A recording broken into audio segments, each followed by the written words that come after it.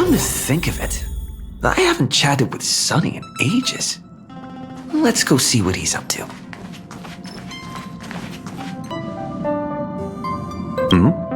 Miss March 7th is looking for you everywhere.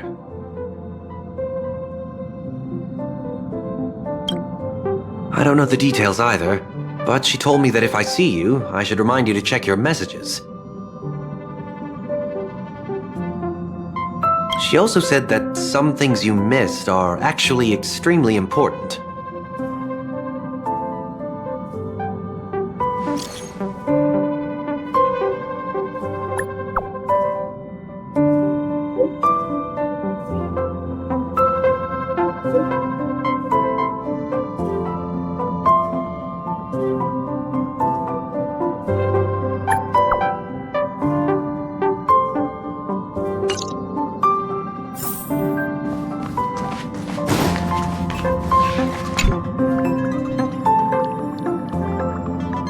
You mean you just waved a probe around in deep space and found our pal in Don Hung?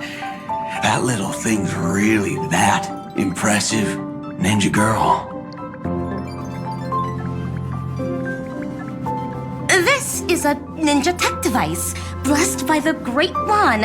It senses the ultra-low frequency electric waves of the human body. Oh, that's a whole lot of pretty wubbaboo. But since we found him, let's drop the act. You played it well, but who do you think you are? Brother Hanu? Thinking you could pass as a Galaxy Ranger? Lord Cowboy Ninja, you have turned on me for no reason. Don't tell me the traitorous monkey ninja bewitched you. Are you walking the path of heretics now? Enough. My name is Silver Gun Shura. Ugh. This is why I hate putting over-the-top characters into the script. You and this mysterious ninja girl, both of you are impossible to play. Director Sparkle doesn't care for mad men. Cut the chatter. What's your real reason for being here? Come on. What bad intentions could a masked fool possibly have? Just here to watch a show? Shuffle a few cards? My two prized actors were drifting through space for ages, and you all couldn't find them. What choice did I have but to come myself? Otherwise, who's going to share the stage with me? You don't even care about the Iron Tomb disaster threatening the whole universe. It seems the fool's wisdom isn't all that deep. Ranger, don't think waving some righteous flag gives you the right to throw sidelong jabs. And don't act like you've got no motives of your own. You're hoping this war involving the gods might be the key to freeing that broken-legged wolf. Who else knows about that? Just me. Do you believe it? Relax. I'm not interested in disturbing that living legend. I just couldn't resist messing with you when I saw you come back empty-handed. You little... Fine. Since you saved our pal in Don Hong, get out of here. But remember what you said. Leave the boss alone. Or else. You don't have to worry at all. In Director Sparkle's next script, gray hair gets the spotlight.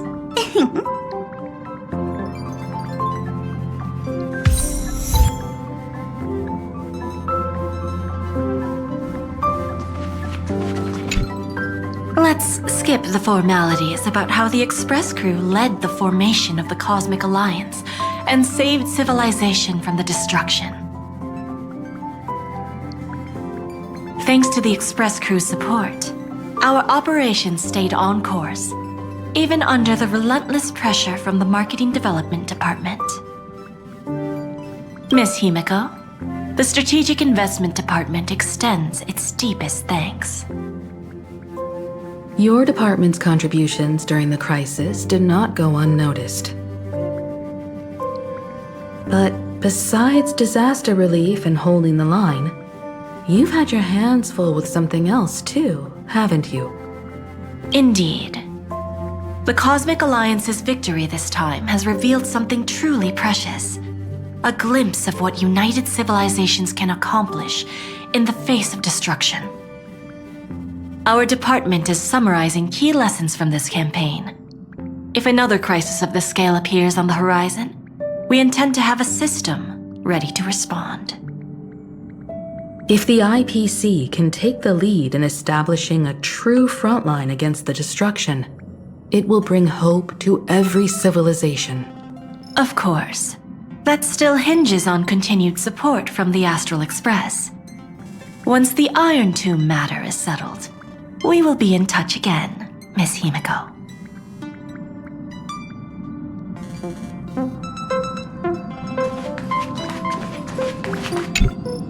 General Jing Yuan, it's been too long.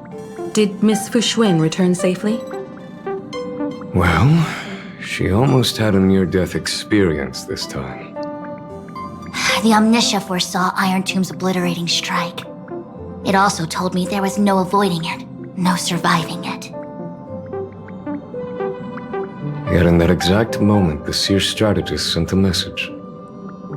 The empty fortune has cracked open, and fate can now be decided. Then we lost contact. Alas, always so cryptic. Your brilliant senior soarer never says anything plainly. Left me pacing all night. Stop lying, General. No need to be upset, Master Diviner. Cryptic talk comes with the territory of being a general. The soldiers of the Xianzhou stood firm in this battle amidst overwhelming odds. Their courage and sacrifice deserve recognition. And it just so happens that the golden blood of ruin the Alliance needs is in the Nameless's hands. It was taken by the hero Kazlana of Amphorius at the cost of his life, directly from Nanook themselves.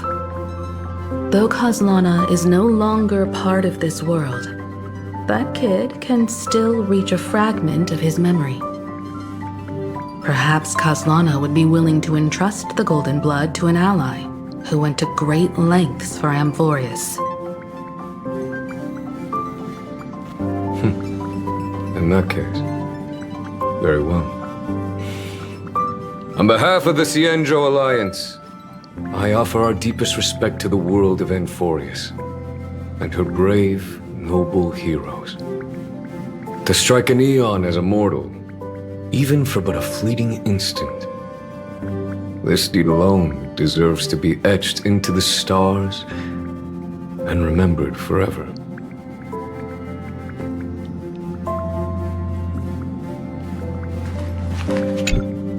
Mr. Boothill, it's a relief to see you alive and well after all that bloodshed. Born tough. Though, I ought to apologize to you, Miss Himiko, for missing the Express's signal earlier. The soldiers of both the IPC and the Xianzhou saw the way you all fought on the front lines. Please accept my sincere thanks for the bravery the Rangers showed. No need for thanks, Miss Himiko. I ain't the leader of the pack, didn't bring many along. Most of those who showed up for this fight have a personal score to settle with the destruction. That's why they fought like they had nothing to lose. The Express crew owes you and Miss Rappa a special thanks for retrieving him and Don Hung after the battle. With the scepter put out of commission, there was a lot of chaos across the Amphorius segmentum. Even with signal tracking, finding them was no simple task. Maybe her ninjutsu really is the real deal. Speaking of which, where is Miss Rappa? Don't worry, she's gone to help the other rangers. I'll pass on the Astral Express's message to her.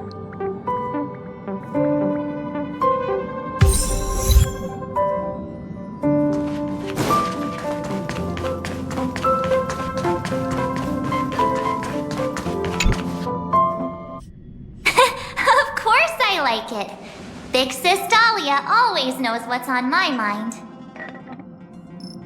So that means we'll be companions again on the next Trailblaze mission? Of course. I deliberately picked up my pace for that. Though, sadly, I still missed out on some things.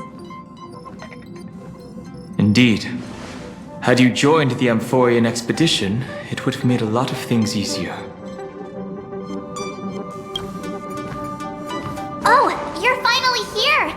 Big Sis Dahlia has been asking about you non-stop!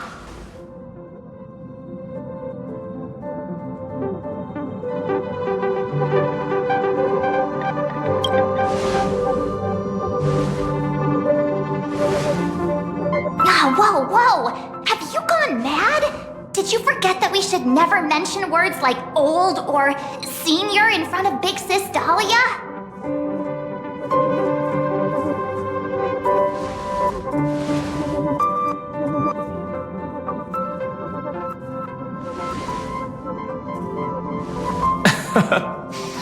He's just been on a roll with these kind of jokes lately.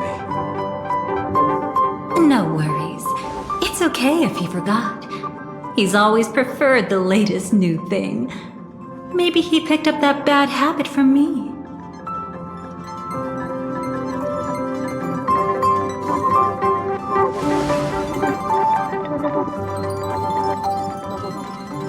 Long time no see. Now, does anything ring a bell?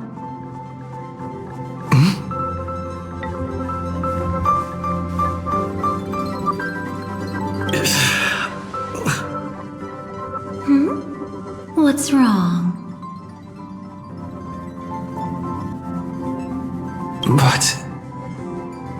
But what? Don't tell me. You forgot something? Who exactly are you? What's gotten into you? Did Amphorius give you amnesia? How could you forget about Big Sis Dahlia? She was the one who helped you suppress the rampaging Stellaron back at the space station.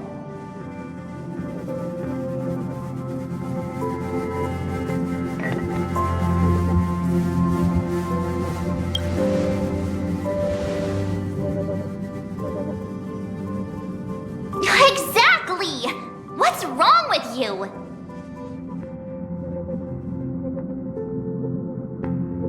Totally! It was Big Sis Dahlia who dealt the final blow to that Lord Ravager the first time we went to the Cienjo. You haven't forgotten something that big, have you? That was why Big Sis Dahlia had to go back to the garden to recover and couldn't join us in Penacony.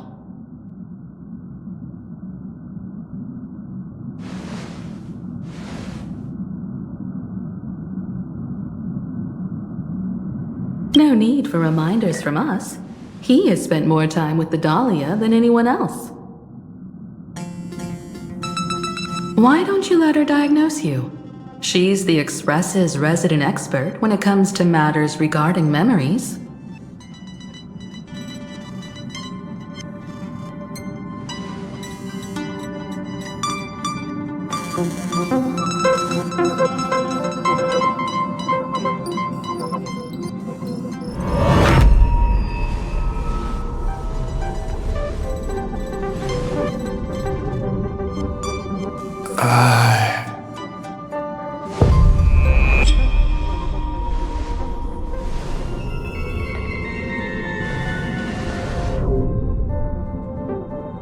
Oh, come on! Don't just stand there! Hurry up and get over here! It's not like this hasn't happened before. Leave it to Big Sis Dahlia. It'll be fine. I concur. If there's an issue with memories, then we'd better not waste any time. Why are you all...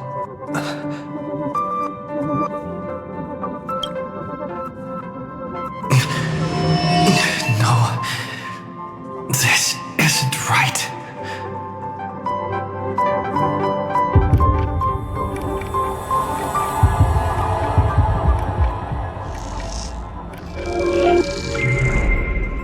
Listen.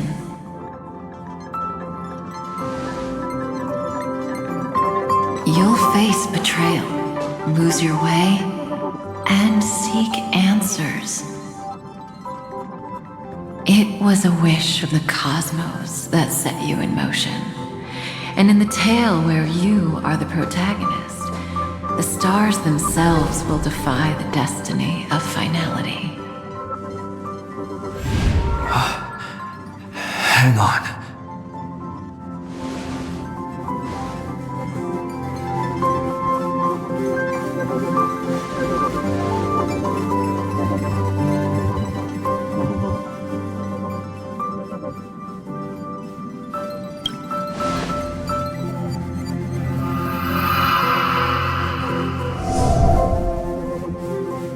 Well, this is quite unusual.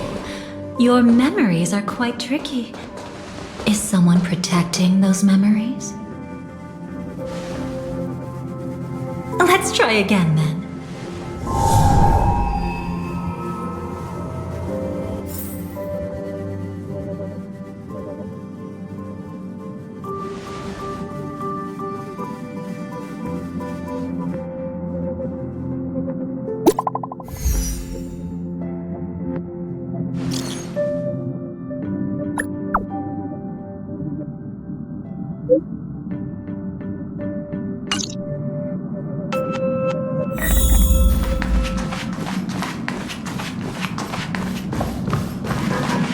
Destiny is much like memory. Since it twists and turns like a maze, even the vastness of the cosmos isn't too great for those fated to meet. Perhaps we'll meet again soon. You're finally here! Lady Black Swan has something urgent, and you almost missed her.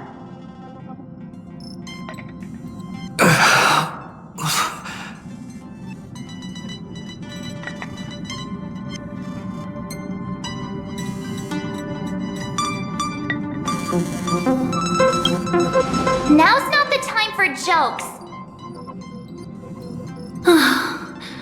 We didn't have to be this direct. Guess there's no point in wasting any more effort, right? Your memories are truly extraordinary. It's as if they exist beyond the bounds of time itself. Why take memories so seriously?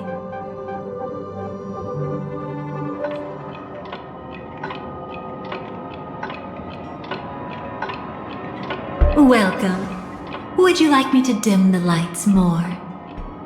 Don't worry, I haven't harmed your companions.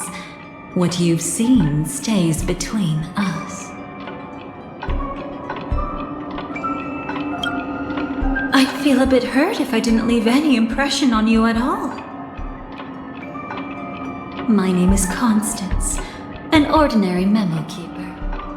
If you'd like, you can do what everyone else does and call me the Dahlia for now.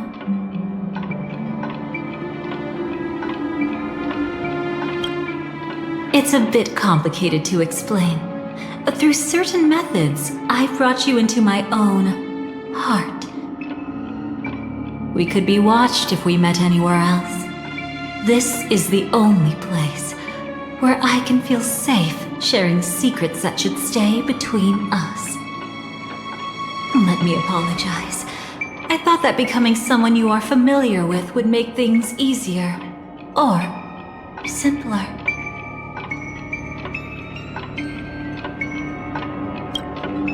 Take it easy. That's exactly why I came to find you. All your questions will be answered. Let's start with the first question. Now, slowly turn around.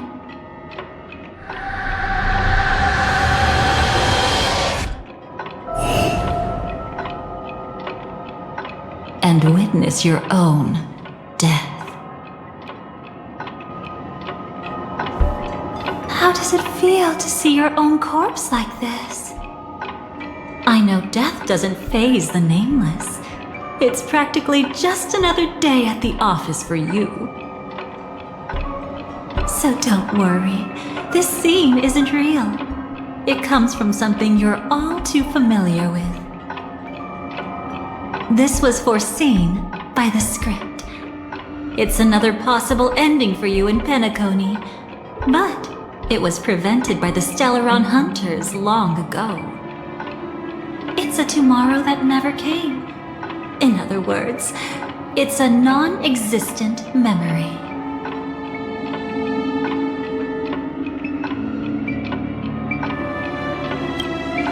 Actually, I'm one of them. That's quite the incredulous look. Like the others, I can't reveal too much. Even if we are hidden in this place, we can't escape from omnipresent destiny. But I trust you won't be surprised by a Stellaron Hunter's sudden visit. After all, that's what our two groups are. The Astral Express travels in pursuit of the light, casting long shadows in its wake. I'm here to tell you only one thing. Your memory of Penacony is incomplete. A part of it has already been stolen.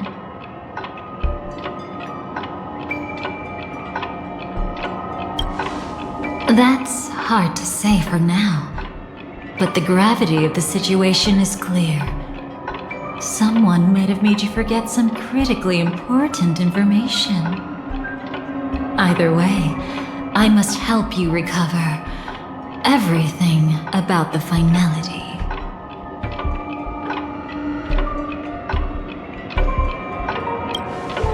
It's not surprising.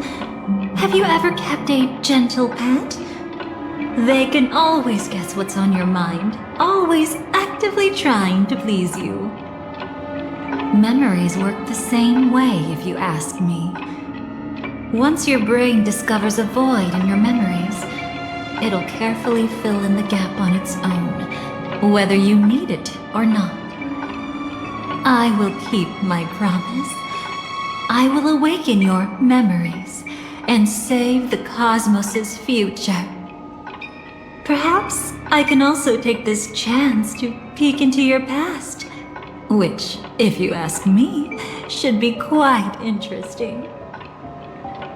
Don't worry, I won't do anything inappropriate. It's just strictly business. Please, let me touch you a little bit. It's the only way I can probe through memories. You'll need some gentle stimulation to recover your forgotten memories, so brace yourself. Let us now go back to where it all began and see what exactly went wrong. Take it slow. Don't let the memories overwhelm you, and don't worry about getting lost. Remember my voice. Remember the touch you feel at this moment. It will guide you back to me. So, what did you see?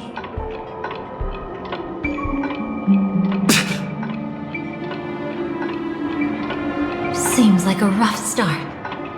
Don't worry. Chaos is pretty normal in the beginning. Can you still remember where this journey began? Penacony, the land of the dreams, located in the Memoria-rich Asdana star system. At that time, a grand celebration of the harmony was about to begin, and as fate would have it, an invitation found its way into your hands.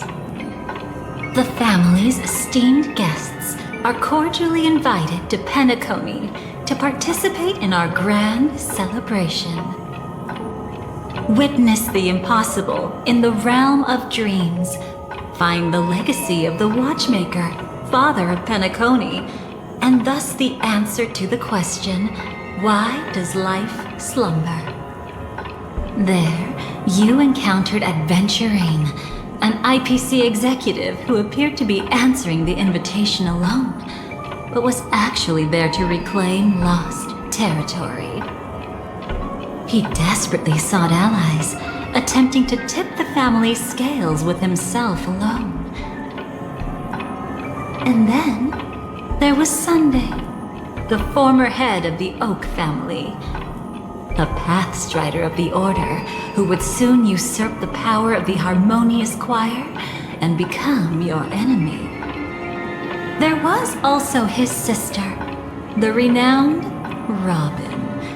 She was meant to perform on stage, but got caught up in a series of unfortunate events, and in the end, found herself as lost as any bystander.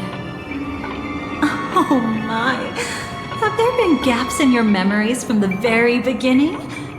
This is quite troublesome. Where should we begin? Right, let's start with her. You must remember. That girl who called herself an artist and was hunted down by the family. Of course, her true identity is no longer a secret. What you see as a first encounter is actually a long-awaited reunion for her. Let's begin our story here. Think of that girl who could neither enter dreams nor wished to wake. Why did she slumber with you? Is this what dreams are? I can't see anything. Can't hear anything. Nothing exists except darkness. I don't understand. Why do people long for this darkness?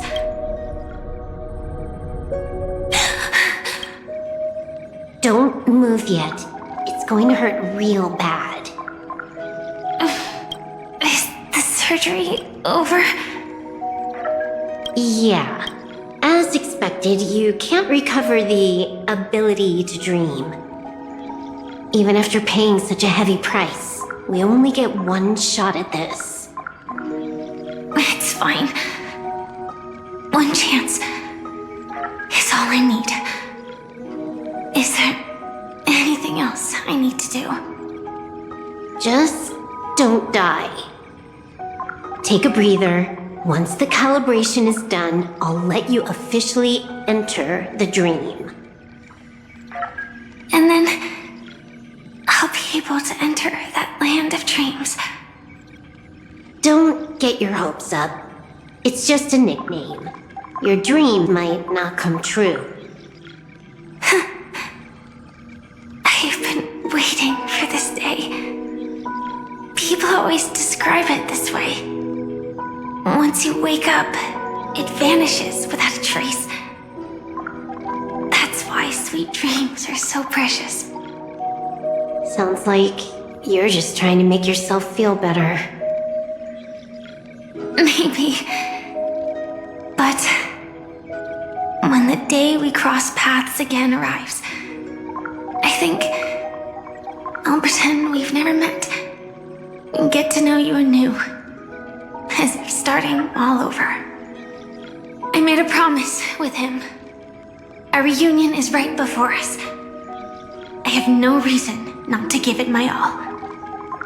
Even if he's already forgotten it? But I won't forget. No matter how this story ends, I want it to begin with a smile. In the future that Elio foresaw, we never had an ending. But I still have the chance to wrestle back from fate the right to have a beginning.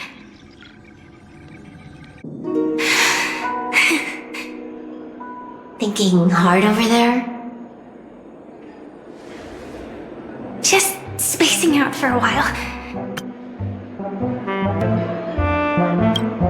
This is my first time dreaming, so it still feels a little odd. Everything here seems just like the real world.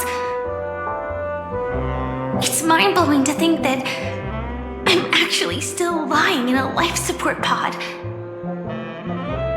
Are you sure? Never mind. Hurry up.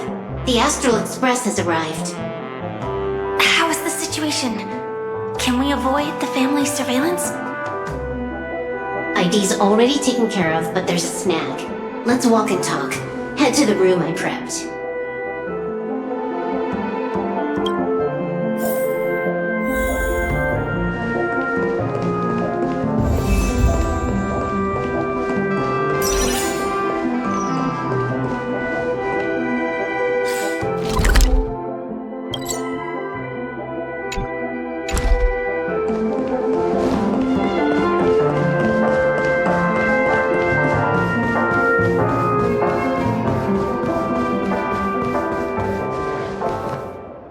This time, I should be on the right path.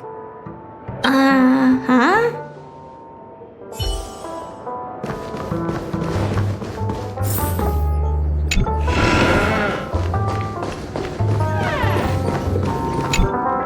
So, what's the problem?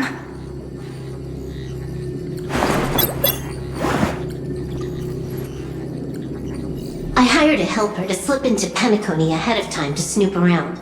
She just sent me some intel. There's bad news. The family is borderline all-knowing and all-powerful in the sweet dream.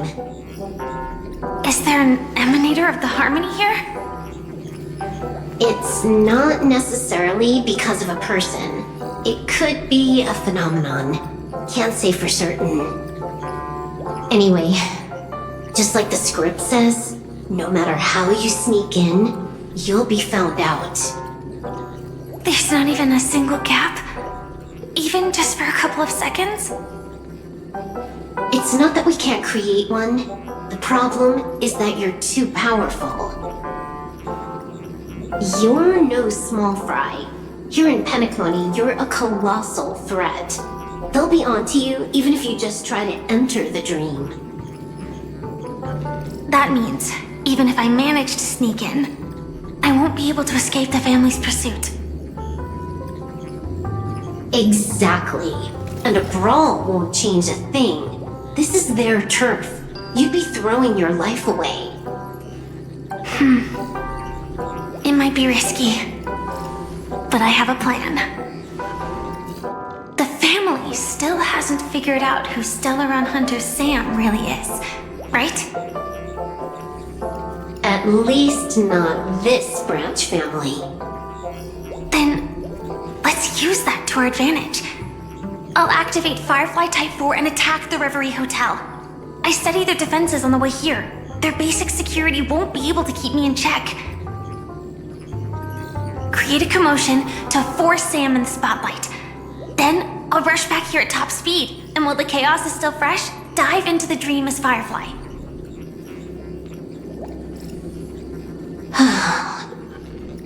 Too risky.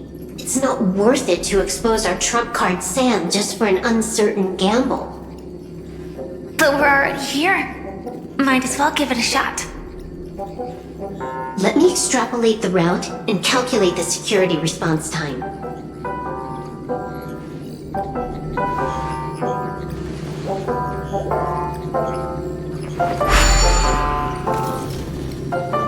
Hold on. What is it? Weird. My readings show security is practically non-existent. That doesn't match what you told me. Describe to me what you see, just to be safe. Describe? It's just your standard hotel setup. Sofa, dream pool, and... Who's there? Relax. There's no one here. I knew it. What you're seeing isn't quite the same as the surveillance I see. That is weird. How does that work? Let me fix it.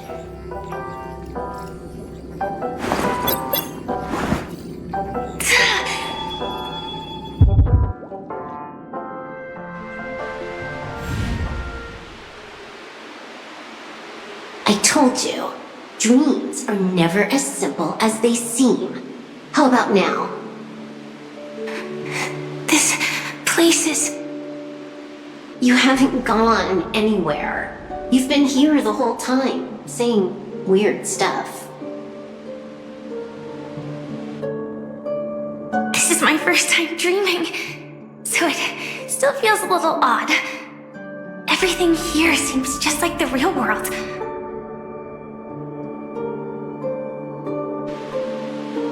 And here I thought you were just being stubborn.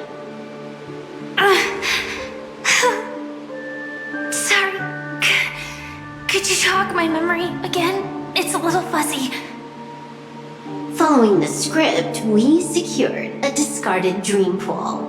Wasn't easy. Some IPC lackey decided to fight us for it. IPC? Forget it. It's not like they won. I converted it into a life support pod. Right now, we're both drifting at the edge of the Astana system. I see. We're using the Synesthesia dreamscape. But it seems I haven't made it into the real Penacony? This scenery doesn't exactly scream sweet dream anyway. It's probably some kind of buffer zone or something. What you saw just now was probably a mirage. Right. Then the plan to attack the hotel won't work either. Exactly. The only thing you can attack right now is me. In other words, I'm still in the clear. And I'm just one step away from the 12 hours. You always manage to find a silver lining in a pile of bad news.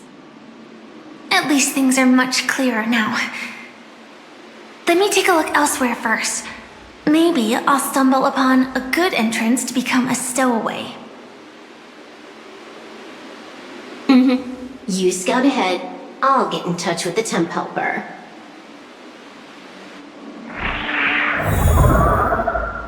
Silverwolf, did you hear something? I didn't notice anything. Strange disturbances in the memory zone are nothing unusual. They say many memories of the past will replay over and over again. No. Wait. I'd recognize that sound anywhere.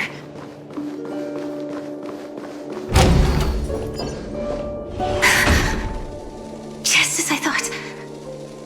But why? Shouldn't you take cover first? No need. I know them too well. It's not necessarily the real propagation. This star system went through the swarm disaster long ago, remember? And it was anything but small. Are you saying this is just an echo from the past? Ideally, yes. But it might also be more like a meme. A fear buried in the Asdanians' hearts like a nightmare. So this dreamscape really isn't under the family's control. Maybe you're right. Let's keep searching down this path. As for what they really are... Let me try it out. Then we'll know.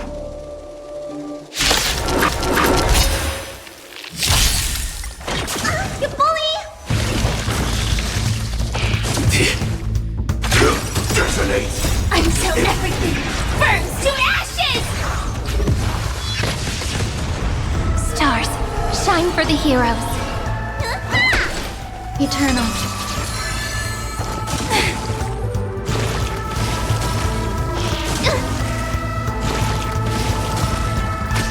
Set the seas ablaze! That kinda hurts.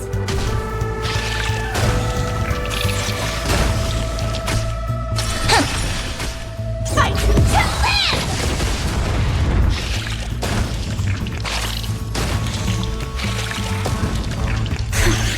Way too weak.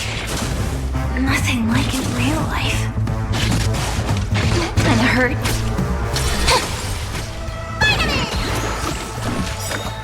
What's in your prescription? Set the seas ablaze!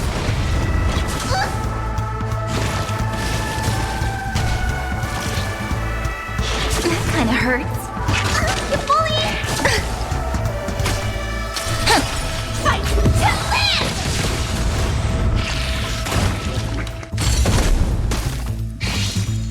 Attack detected.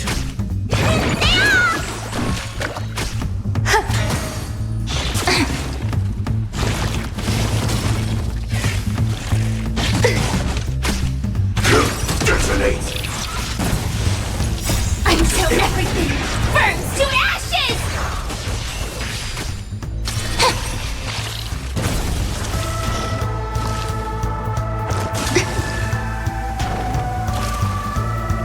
That kinda hurts. Set the seas ablaze!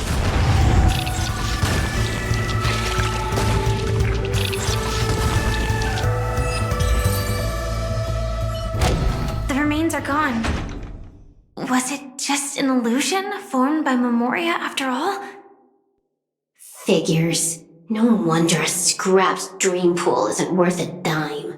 Without the family's protection, any regular visitor here is just begging for trouble. Better stay on guard. Not every illusion has good intentions. Got it. Also, you can actually just go around them. No one said you have to pay attention to the bugs. That's your bad habit. Sorry. I just can't bring myself to look the other way. Never mind. Everyone's the same. They all try to do something for the past, even when they know it's futile. If it makes you feel better, I'll leave it to you. Just be quick about it. Thank you. But reliving old memories isn't always such a bad thing, is it? Looks like this business trip has put you in good spirits.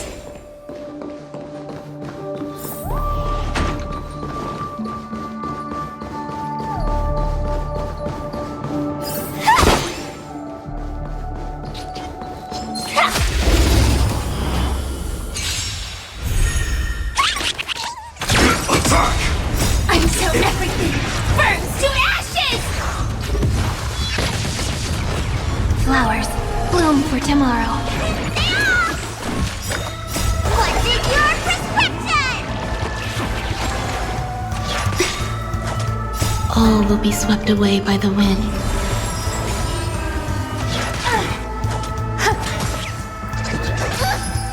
Set the seas ablaze! Fight to live!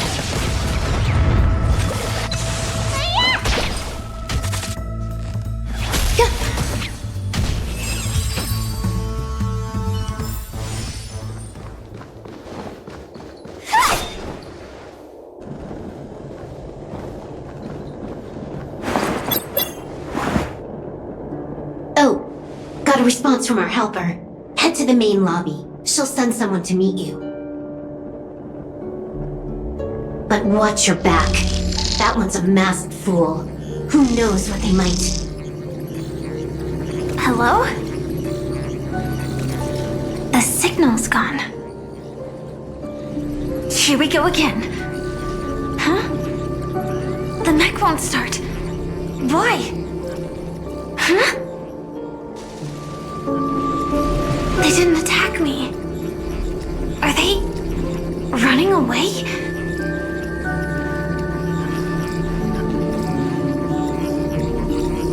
What lies at the end of this corridor?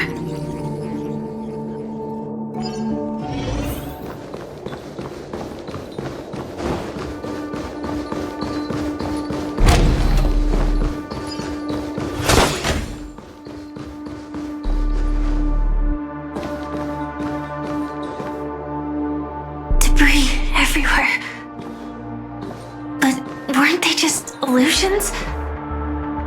Could it be that there's someone else here besides me? The true Sting died from a high heat reaction, and the scar. How can this be? I know it all too well.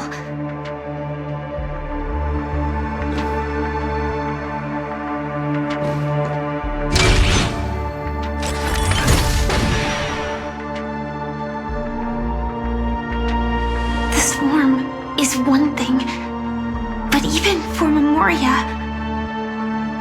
why would Glamoth's Iron Cavalry appear in Penacony?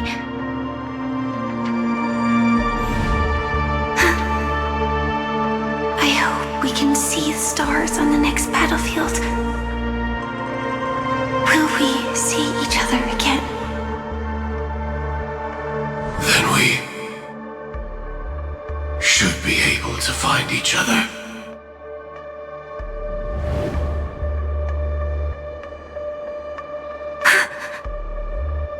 AR-214. Is this what dreams are? Is this nightmare your memory? All right. Not the best timing, but that's as far as this first try goes. So, how are you feeling? Any discomfort? Strictly speaking, these are my memories. I can't presume to speak for others. You had just arrived in Penacony at that time, and were checking in at the hotel.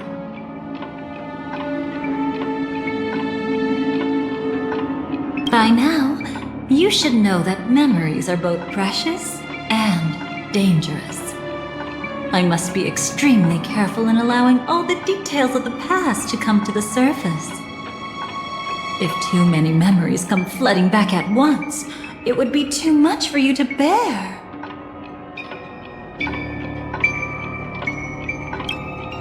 I'm afraid I can't tell you directly.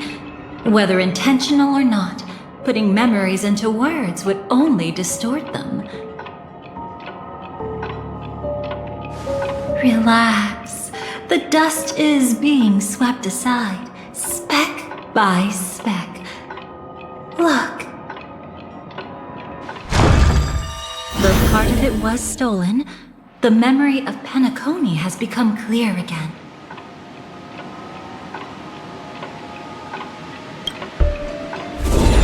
What you just witnessed was her beginning. This dream diverges into two parallel paths. Yours, named the Trailblaze, and hers, named the Finality. These two paths will eventually intersect, and to reach that moment, we must find more contradictions in the memories. You still remember her, don't you? Robin, known by all. You encountered her early on at the hotel in reality. After you entered the dream, she was using the Harmony's power to help you adjust to the sweet dream. Oh, it's just that. After your farewell, she had already become a victim of a sinister plot when you saw her again. What did she discover during that time that would make her suffer such a terrible fate?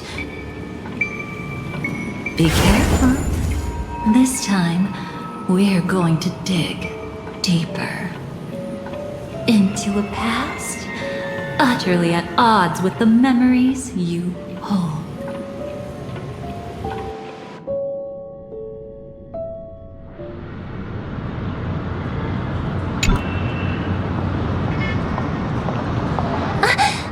Are you all right? Surprisingly, I don't feel anything. Well, you are in the dreamscape after all. Seems like our guest here hasn't gotten used to the transition. Fret not. Feeling a sense of weightlessness is normal for new visitors. Robin, please guide our friend in getting more comfortable with the new environment.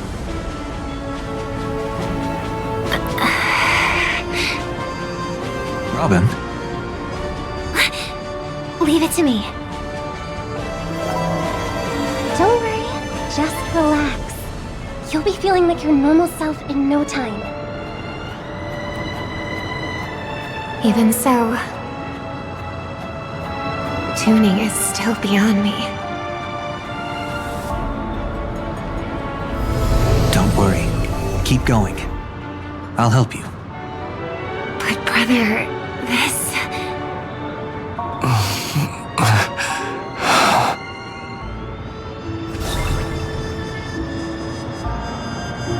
What did you do to me?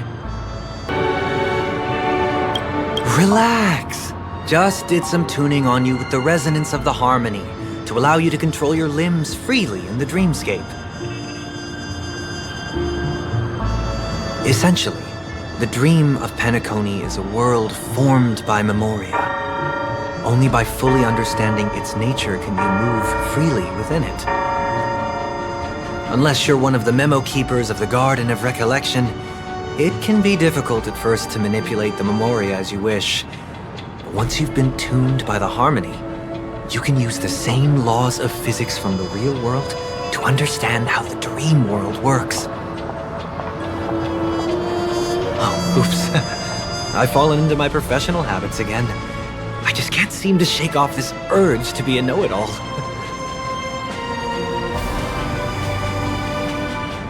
Don't mind him. He's always like that. Please, enjoy the beautiful dreamscape the family has built for everyone. We shall take our leave. Have a blast!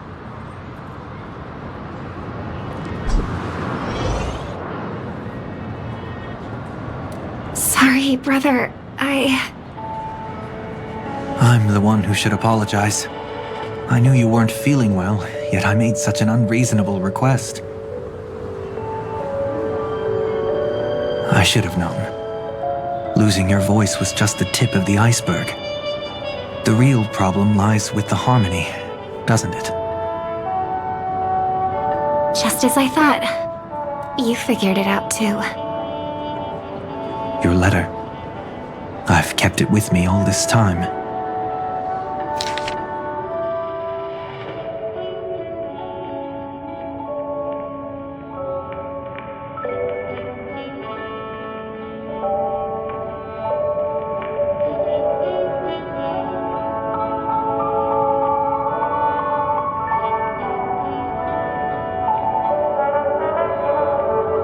Don't worry. This is crucial. I'll uncover the truth before the festival begins. Let me help you shoulder some of the burden.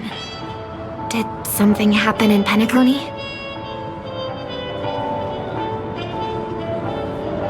The Charmony Festival is approaching, and with all sorts of guests mingling, Mr. Gopherwood must focus entirely on the preparations, leaving no attention for other matters.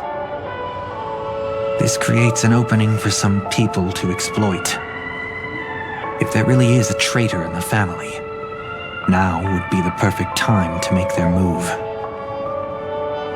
I heard the Dream Master has fallen ill. Since I came back, I haven't seen him even once. There was an accident not long ago.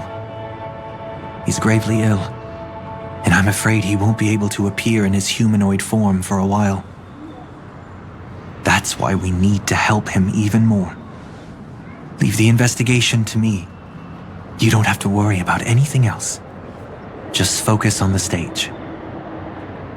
But... No buts. Listen, Robin.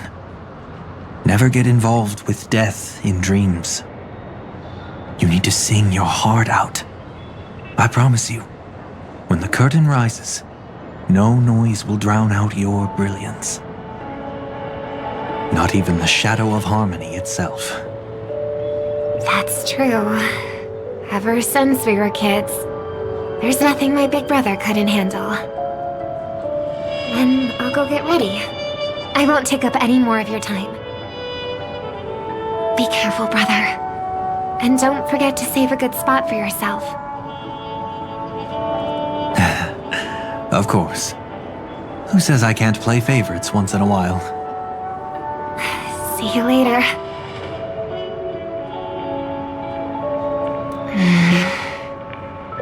Big brother, you're always hiding your true feelings like this. You're acting like everything's fine. But I saw you at Daylight Pavilion. You were clearly at your wit's end. When I wrote that letter, I could still barely manage to tune. Later, things just kept getting worse. My intuition tells me that something must be wrong with the dreamscape. In my current state, I'm wondering if I can even sense any anomalies. I'll do my best. Let's hope this is just a false alarm.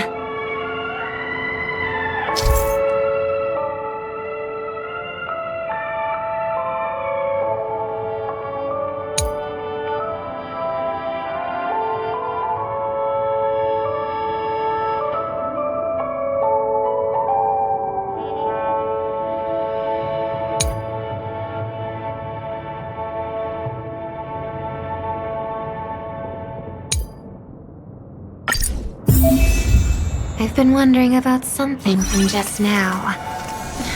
There seems to be a faint dissonance nearby.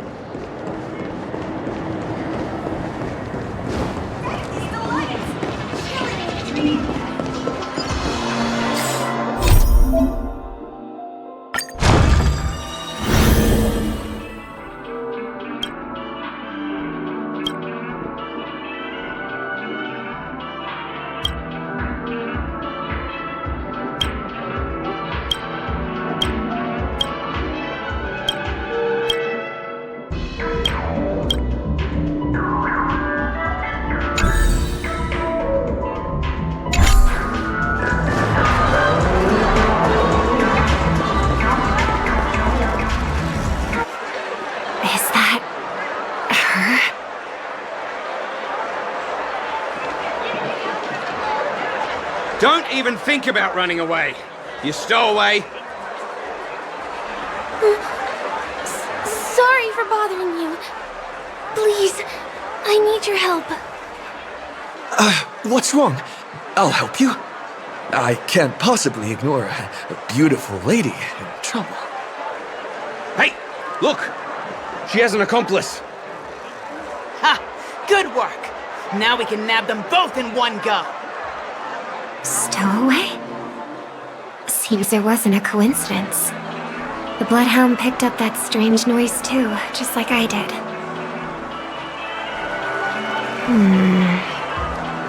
Better to stay out of sight for now.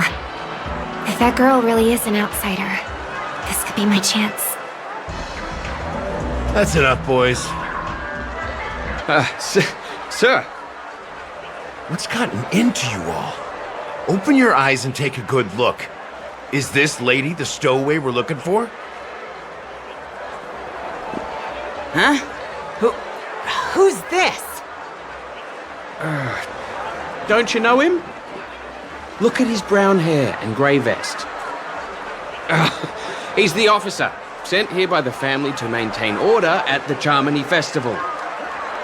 I see. Sir, the thing is, we're trying to apprehend a stowaway. And that young lady there looks very suspicious. We're sure she's the one.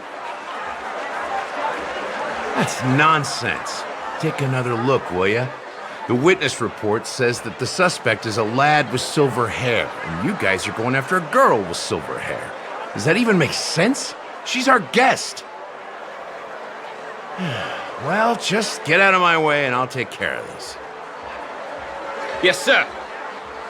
Something's off.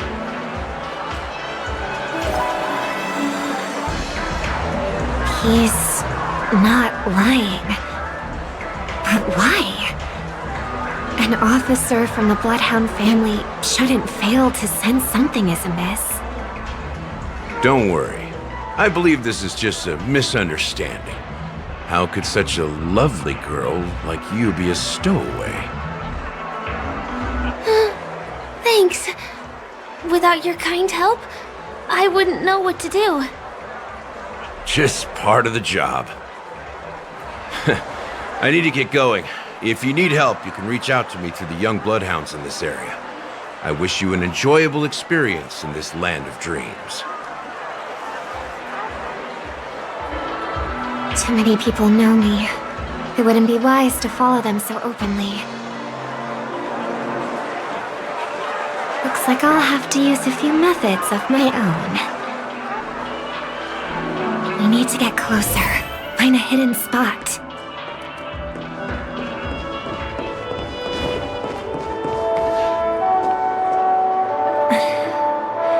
I hope I still have the strength to do this.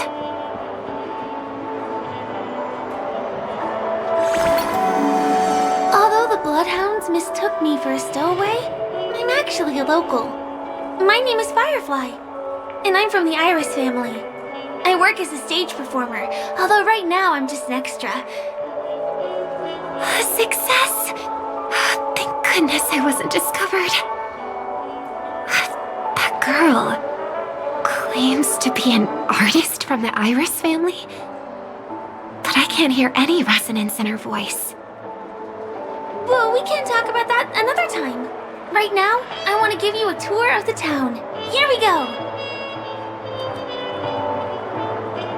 If I'm wrong about this, I'll make it up to you properly afterward.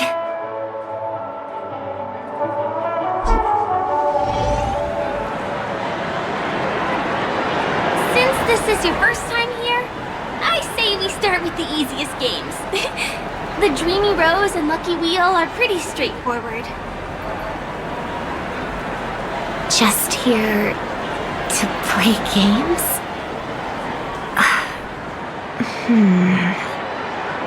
I guess I was worried for nothing. Sorry, Trailblazer and Miss Firefly.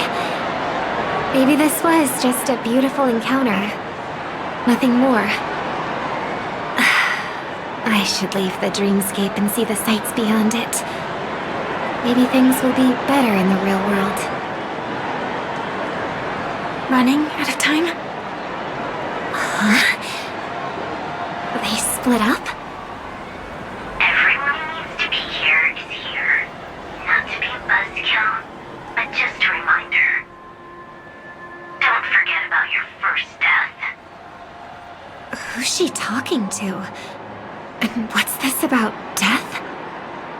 Shh. Let's not talk about this right now. I think someone's following me. Did you have fun? No. My intuition was right. That girl is definitely not what she seems. Now I need to be extra careful.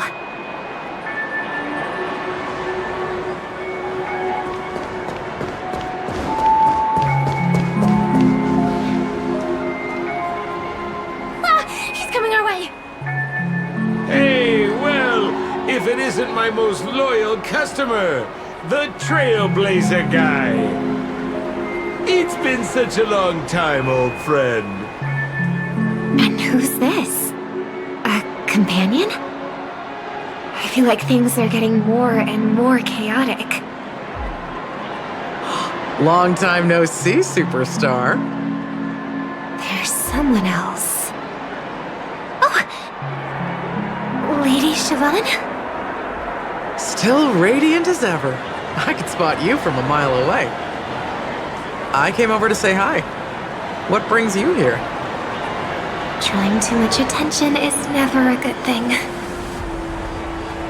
Oh, reminds me of that old saying, from afar, anyone under the spotlight seems endlessly charming. But only when you get close do you realize how restless that heart truly is. Sorry you had to see that. I just came out to clear my head. The Charmony Festival is coming up soon, and I'm a bit nervous. I heard about your voice issue. Drop by the Dream Jolt hostelry when you're free, and I'll take a look at what's going on.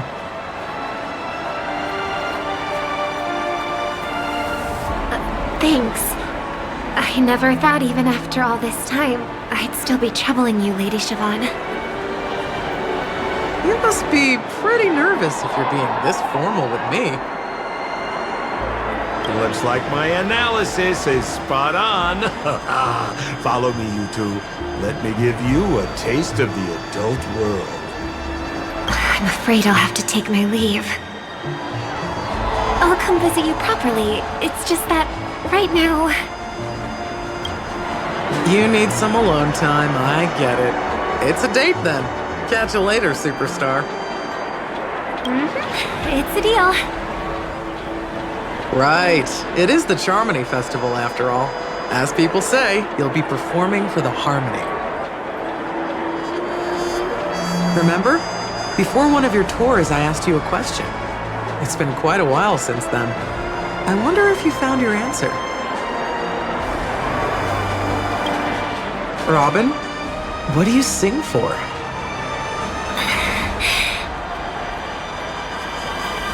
I think I've got my answer now. But instead of words, I'd rather answer with a song. That would be more convincing, no? That's actually more convincing than a straight answer. Looking forward to your performance.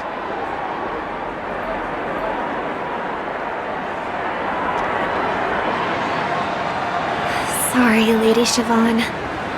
If there was more time, we could have had a proper chat. Now, let's get down to business.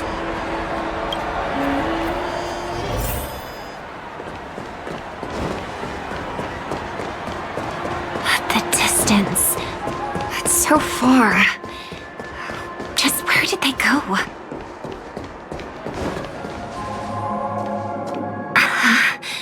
The static's gone.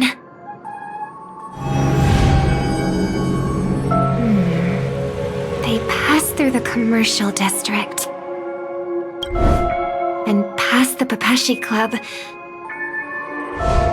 And then the voice just vanished. Did she return to reality? That can't be right. There's no entrance or exit there.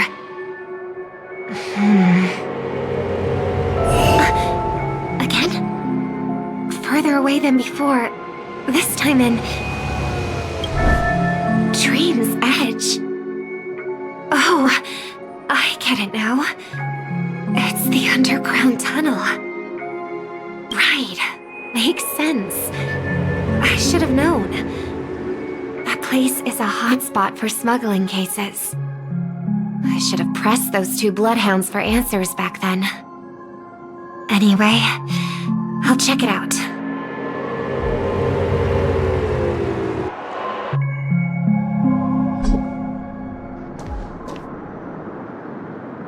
I can't navigate any further from here. Is it because the dreamscape construction isn't complete yet? The family never stops weaving their sweet dreams. And Penacony has always maintained good relationships with the outside world. Why would someone choose this moment, of all times, to plot something sinister?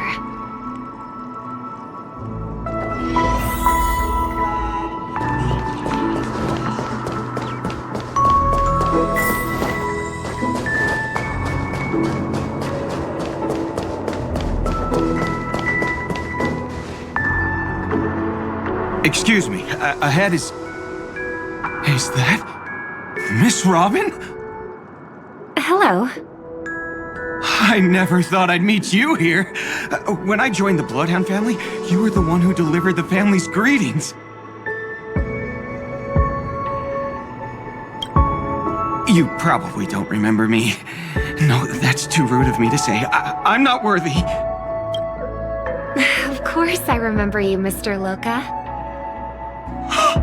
This is unbelievable! I don't spend a lot of time in Penacony, and have even fewer chances to help out the Harmony. If I'm willing to go, I always make sure to get to know everyone beforehand. After all, family greetings can't be mere pleasantries.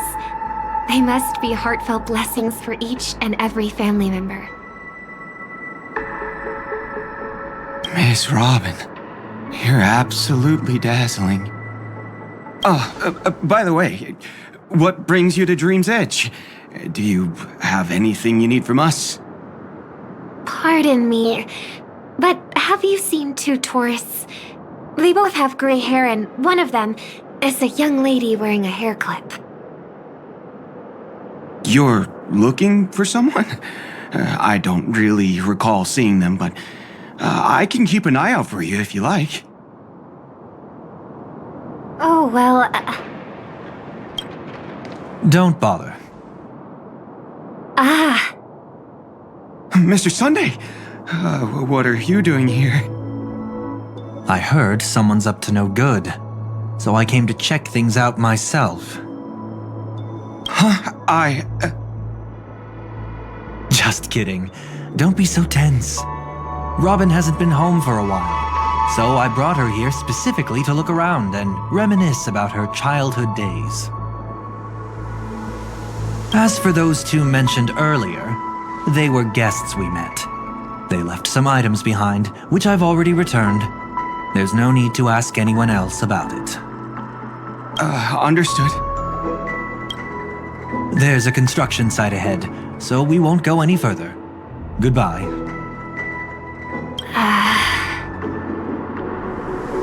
Thanks a lot, Mr. Loka.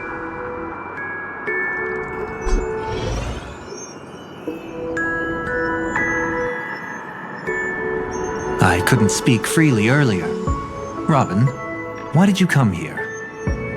Like you said, I'm here to reminisce about old times. What about you?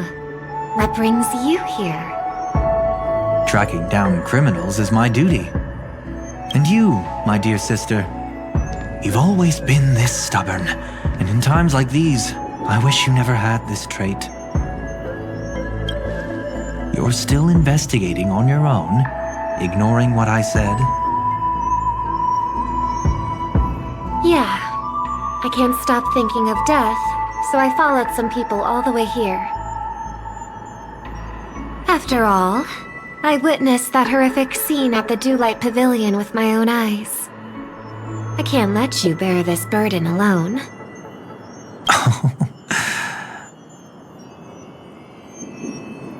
Oh, so you saw them.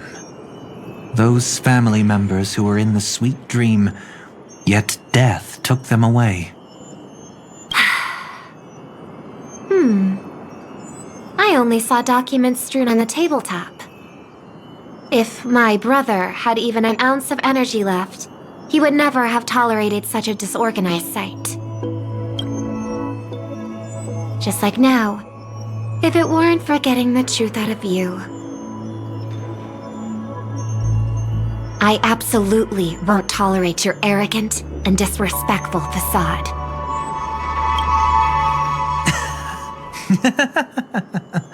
What are you talking about, dear sister?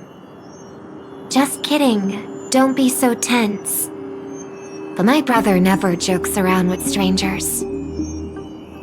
I watched as he smoothed away the sharp corners of himself, bit by bit, hiding them in the deepest corners of his heart. Stop insulting my elder brother. Otherwise, you won't just be dealing with the family. You'll be dealing with me too.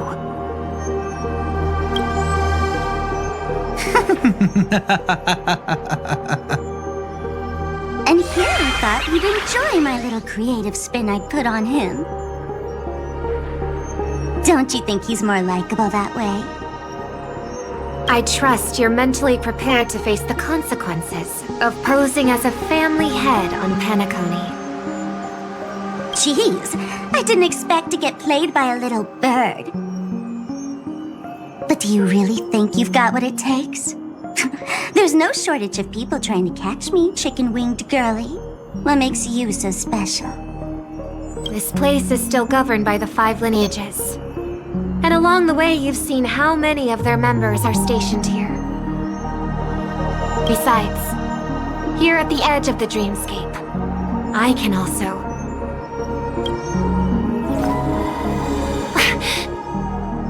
What do you mean, can? You think you can get your lost power back?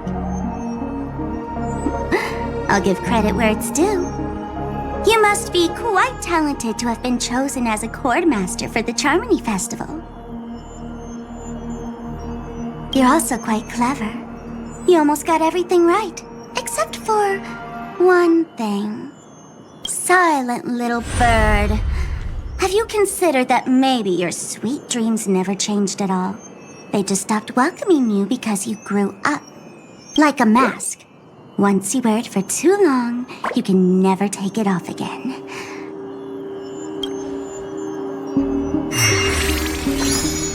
As for that mask of yours, is it really called the Harmony? The twin of the Order?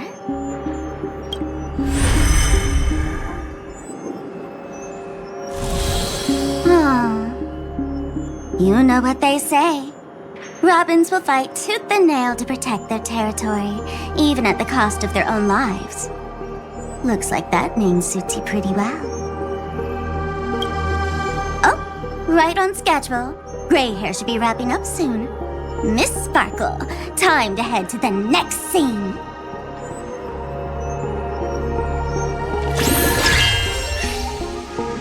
Let's roll! Oh my! I thought I could fool your eyes at the edge of the dreamscape. But I guess there's no hiding from you on your home turf. What? You want to settle the score with me for messing with your people? Why don't we sit down and have a chat? You seem like a patient one to me. So tell me, what exactly do you want to take from me? How are you feeling? Need to take a break?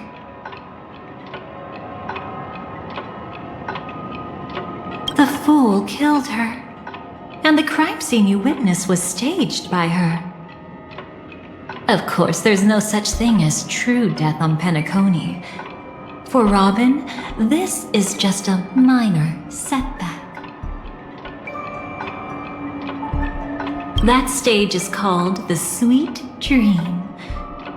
Everyone upon it carries their own desires, striving to see them fulfilled. Yet when those desires intertwine and collide, the sparks that fly are dazzling, and clarity itself becomes obscured. Before we continue, I have one more question. We've spent some time together, so at this moment, how do you feel about me?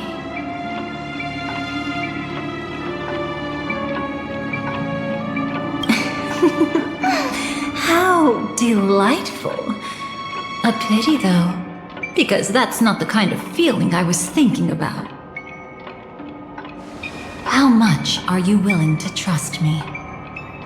As a matter of fact, I've appeared in your memories before. And similarly, it was related to Penacony. That's exactly what I like to hear. Let's continue then. Let's follow that train of thought and delve deeper. Even I don't know about your experiences in Dream's Edge. When I asked Firefly about it, she declined to give an answer. But judging from her expression, I believe it must have been a beautiful and unforgettable time that belonged to just the two of you. And Sparkle wasn't just here for fun. She's in cahoots with the Stellaron Hunters.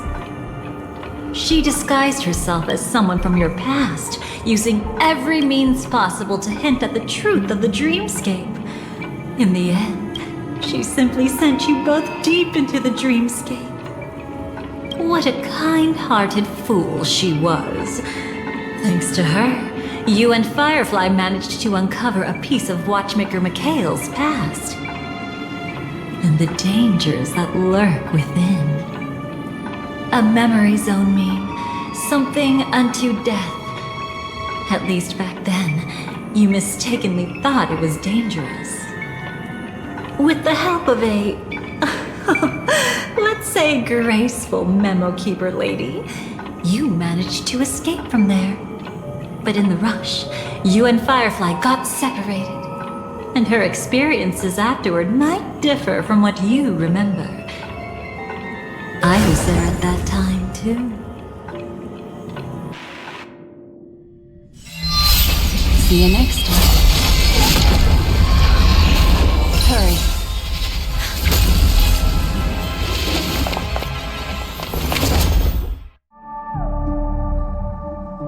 Don't worry, I've got you. How are you feeling? Passing through Memoria so suddenly always leaves you in a daze. That memo keeper had ulterior motives. She could have sent all of you away, but deliberately kept you behind. What happened just now? It's a memory zone meme. Some Penaconian legends mentioned it and called it death. I caught something unusual, but couldn't get a clear look at it. But I saw it. In that instant, before it was about to strike, a reflection of another dreamscape appeared in its pupils. It was somewhat similar to the 12 hours, yet the atmosphere was completely different. What if death doesn't exist in sweet dreams? Or so they say. But what if that's not a lie? Perhaps death is just sinking into a deeper dreamscape. Too bad. A nosy memo keeper had to show up. Next time we meet, leave it to me. Forget it. Every time you say that, it's always you who seems to be having fun. This time, try not to go overboard. It's not necessarily a bad thing. If I really do meet my end, I won't have a chance to tell them the truth anyway. Are they still around? I can't sense them anymore. I'm afraid they must have gone back to reality. Hold on. Still no good. I can't get in touch with Silverwolf in the primordial dreamscape.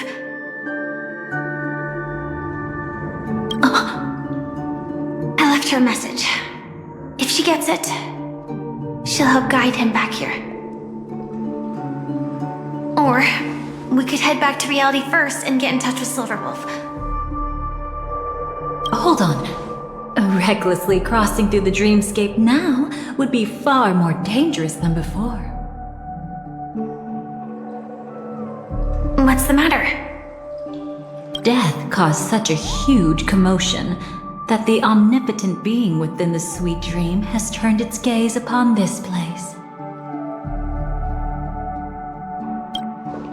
Then aren't we? We should be fine for now. Death has his attention. As long as we are careful, we won't be exposed.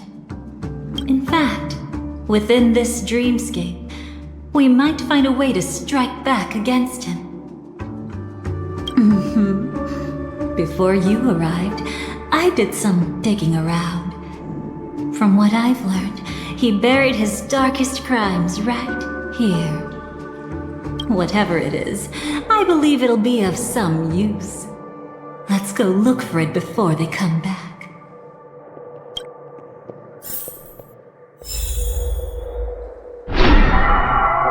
Careful.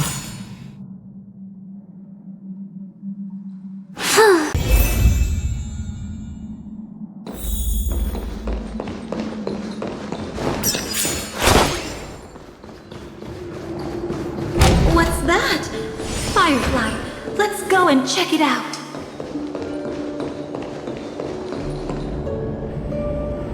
traces nearby it was Death's doing. But did they really die? No, your conjecture is right. It's just that these birds weren't welcome in another dreamscape. You've seen them before? Yes, but that's what makes this so intriguing. The outcome of the battle was the complete opposite of what I expected. That reminds me, there's something important I still haven't asked you yet. Would you like to die together with me? Today? Not really. I just love catching you off guard like that. It's adorable. Then, take a few steps back. I have a few conjectures. There might be some risk. If anything happens, don't worry about me.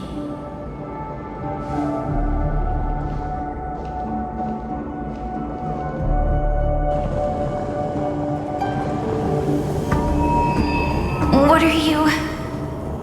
Just as I thought.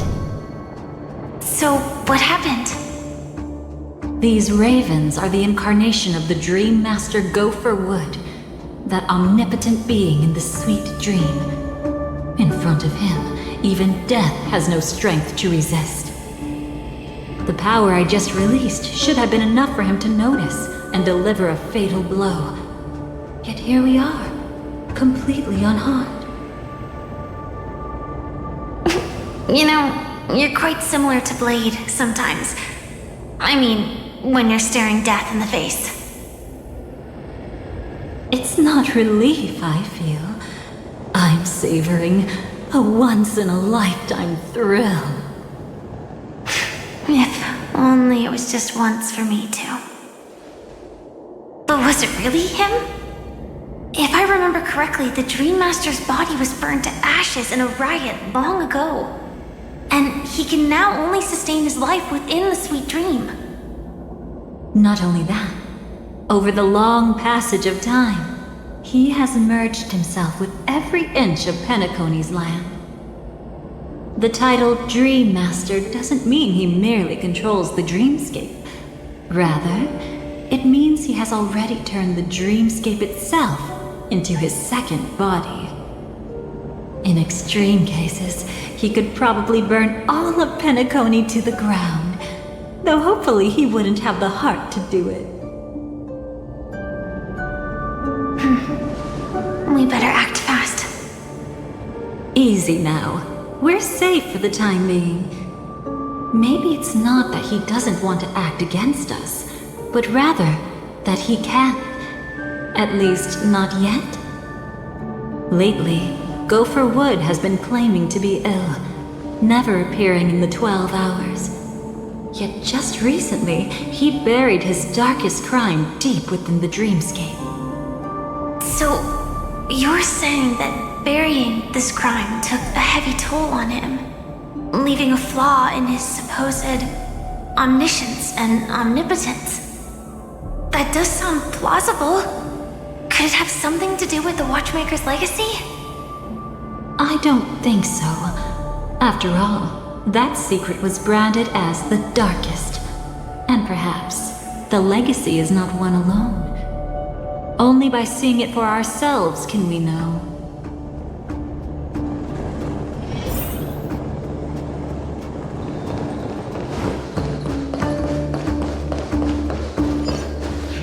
A mistake anyone could make. Setting up layer upon layer of security around a secret only ends up exposing its flaws. Why don't we give it a shot and build up some experience dealing with memes? There won't be any new experiences. I'll activate Firefly Type 4 and end this quickly. What a pity. I would have much preferred to see you in a pinch, so you'd have to rely on me all the more.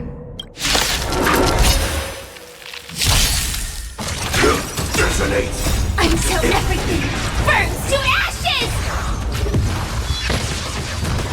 Flowers bloom for tomorrow. That kinda hurts. Existence is unity.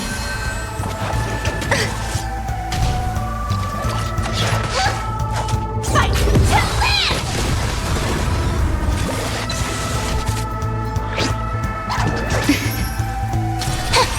Set to the seas of flame!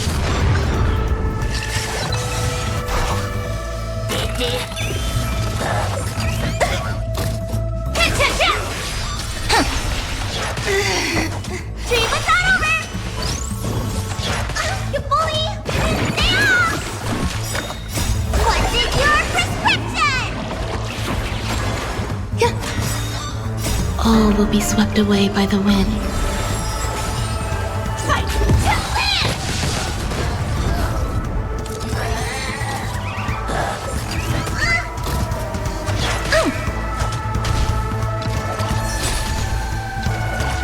That kinda hurts.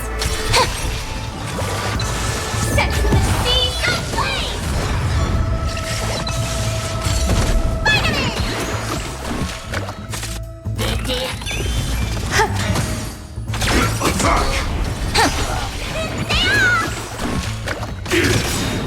Until everything burns to ashes!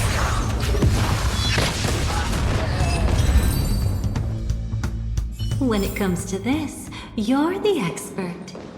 Yet I'd always imagined that calling upon that power would make you profoundly melancholic. I'm not now. Is this it? An entrance? It only looks like an entrance. That crack doesn't lead anywhere. It's a lock of memories. And the key is a light cone carrying specific memories. Clearly, Gopher Wood had help from a memo keeper. And since that light cone isn't in our hands, I fear we'll be returning empty-handed. Is there really no other way? We could try our luck. Perhaps the memo keeper helping Gopher Wood shares the same habits as me.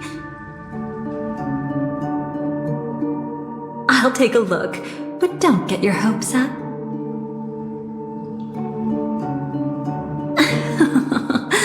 Pretty careless indeed. Just like an old friend of mine. Looks like we're in luck. We found one of their contingencies. Do you have memories like that? A moment in time you never want to forget. One that you find yourself reliving over and over again. Of course. More than just one. What a shame. Huh? Don't take it to heart. I'm just imitating those annoying memo keepers. In their view, the more memories recalled, the more likely it is to become distorted beyond recognition. Each time you recall a memory, you risk distorting its true face. That's how they justify the necessity of light cones. How tragic. They never understood the truth. The more eternal a thing, the more it stirs the desire to destroy it. But they weren't wrong about the present situation. Even if Gopher Wood were to come in person, he'd need to bring a specific light cone. His own memories can no longer be trusted. That's exactly why we have a contingency plan right in front of us. But I haven't seen anything since just now. Oh, sorry.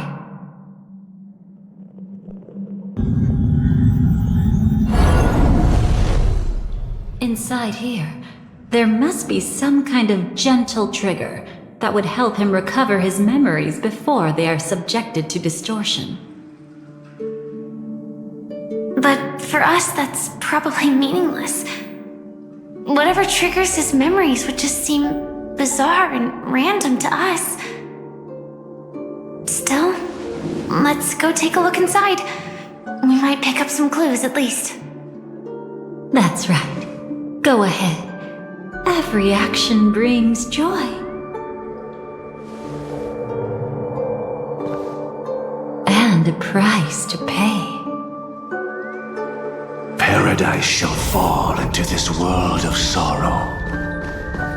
And once dawn breaks, it will shatter in the light of day. How could anything golden abide in glory forever?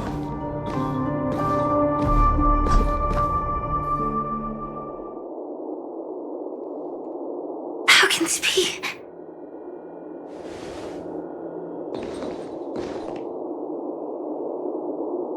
AR 214. Is that really you? You don't have to force yourself. I can take care of it. No, it's okay. Was it her that you saw when infiltrating Penacony? Yes, I saw her fighting off the swarm. But it was just Memoria, and it vanished quickly. Silverwolf mentioned that Penacony had also faced a swarm invasion before. I kept telling myself that she was just passing by and lending a helping hand. And after everything was over, she had already left, safe and sound. So this time, do you still want to know the answer? Would it be any different? I really want you to tell me that this is not real. It's just Memoria. But thinking about it calmly, nothing can change it. A memory is ultimately something that's already happened. You're more composed than I expected. I wish I wasn't like this. She and I, we could be called friends. I wish I could just break down and cry for her, like any normal person would, to mourn her loss. But what surfaced in my mind was that one sentence. This is our predestined fate, and one day, I too shall meet the same end. One day. Not today. Though it's already too late, there are still other things I can do for her. Maybe you should calm down first. Unfortunately, this isn't Memoria, but a real Glamoth Knight. Clearly, Penacony was her final destination. I'm surprised she made it to Penacony at all. Oh, the Glamoth regulations. She broke those prohibitions? Worse than that. She was the first and only deserter of the Glamoth Iron Cavalry.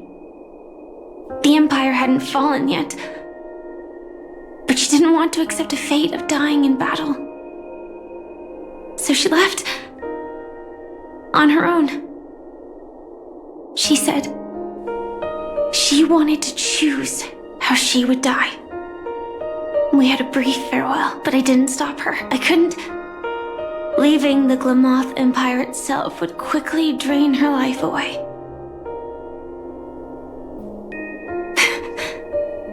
If we can't change the outcome, why should I stop her from making her own choice?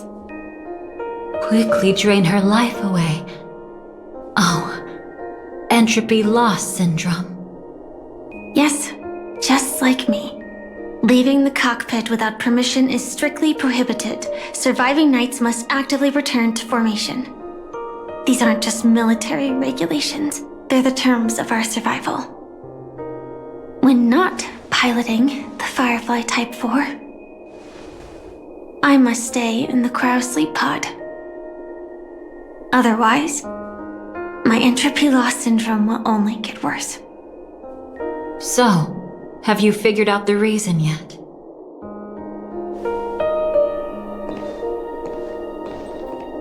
When he and Kafka found me, I had just finished my duties as a Glamoth Knight. My final battle as a Glamoth Knight. The Empire fell, and all restrictions vanished. For the first time, green flames ignited upon my body, And for the first time, I touched the true path power that the Glamoth Knights wield. That's when I realized entropy loss syndrome is a death called living. The propagation? That's the true source of the Glamoth Iron Cavalry's power? Yes, I've seen it happen. When the Swarm King dies, the Swarm completely loses its vitality and falls into silence. Just like Glamoth's Iron Cavalry, they weren't given a sense of self. The moment they stray from the hive, they're already dead. The same goes for entropy loss syndrome.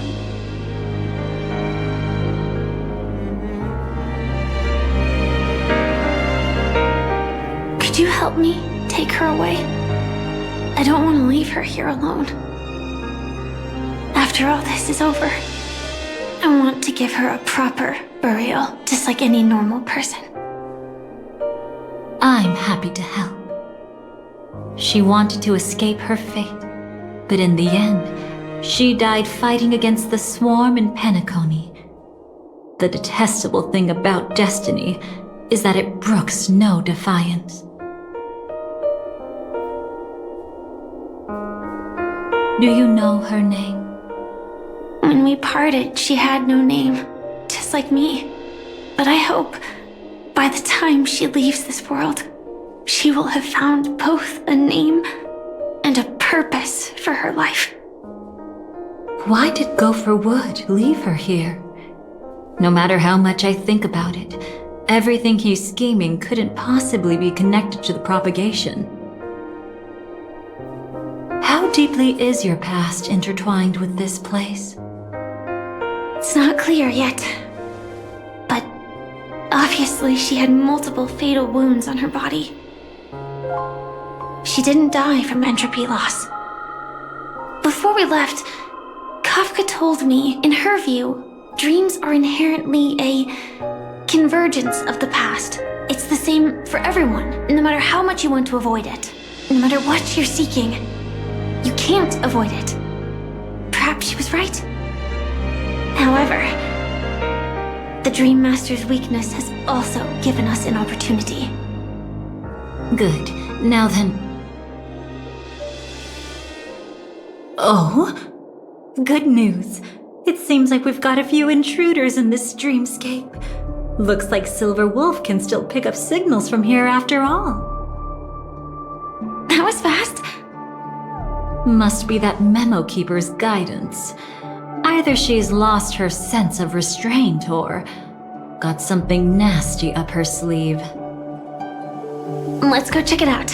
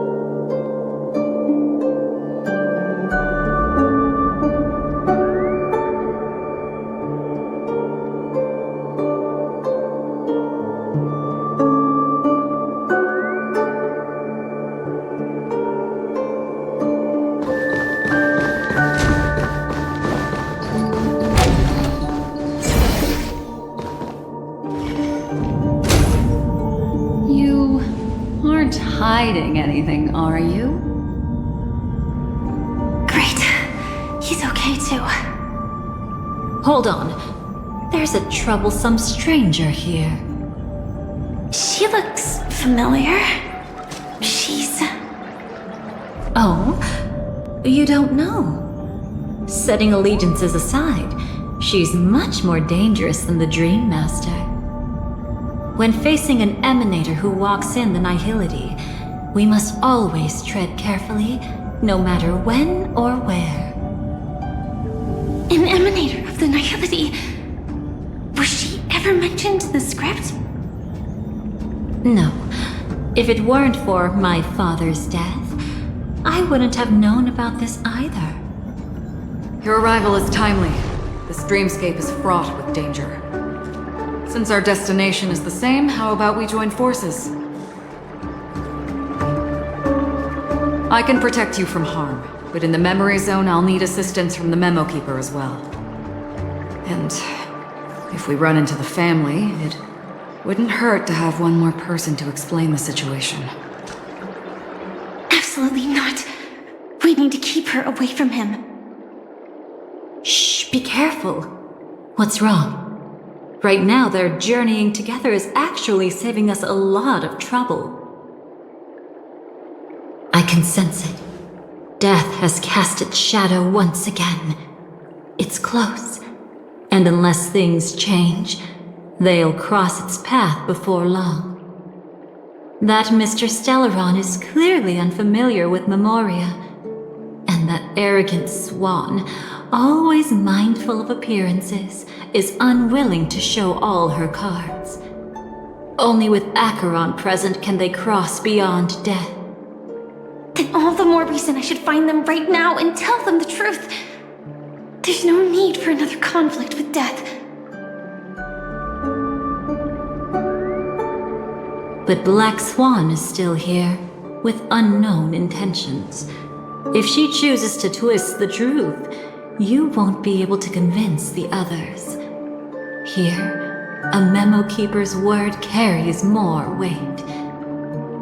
No need to rush things. There's still time to reveal the truth later. Absolutely not. Have you forgotten? As a Stellaron hunter, I have a 0-point mission. One that must be completed at any cost. If there's even the slightest chance that Acheron might draw her blade, I cannot let him be there.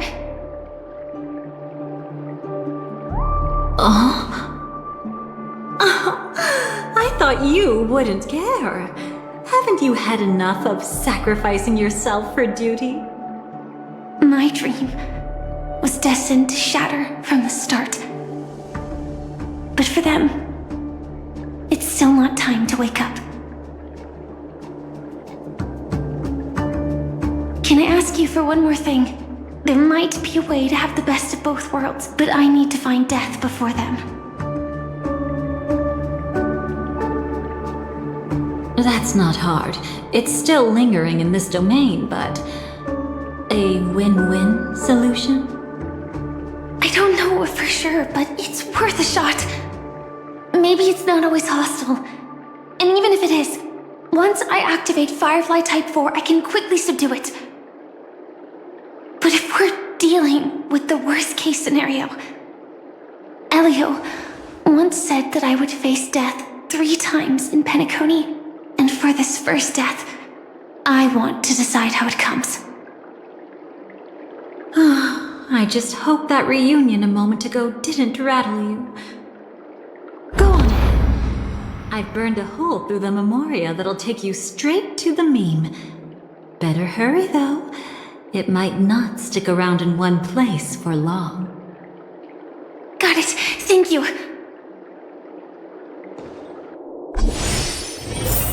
There's no sign of anything. Could it have already left?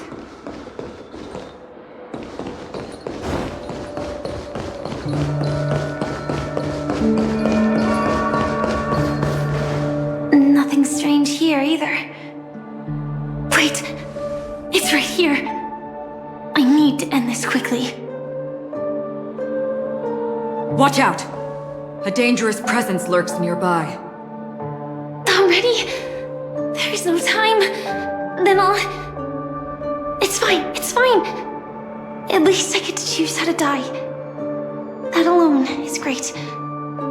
Besides, this is just a dream, so it won't hurt that much. This is just my first death. I still have plenty of time to fulfill the promise we made together.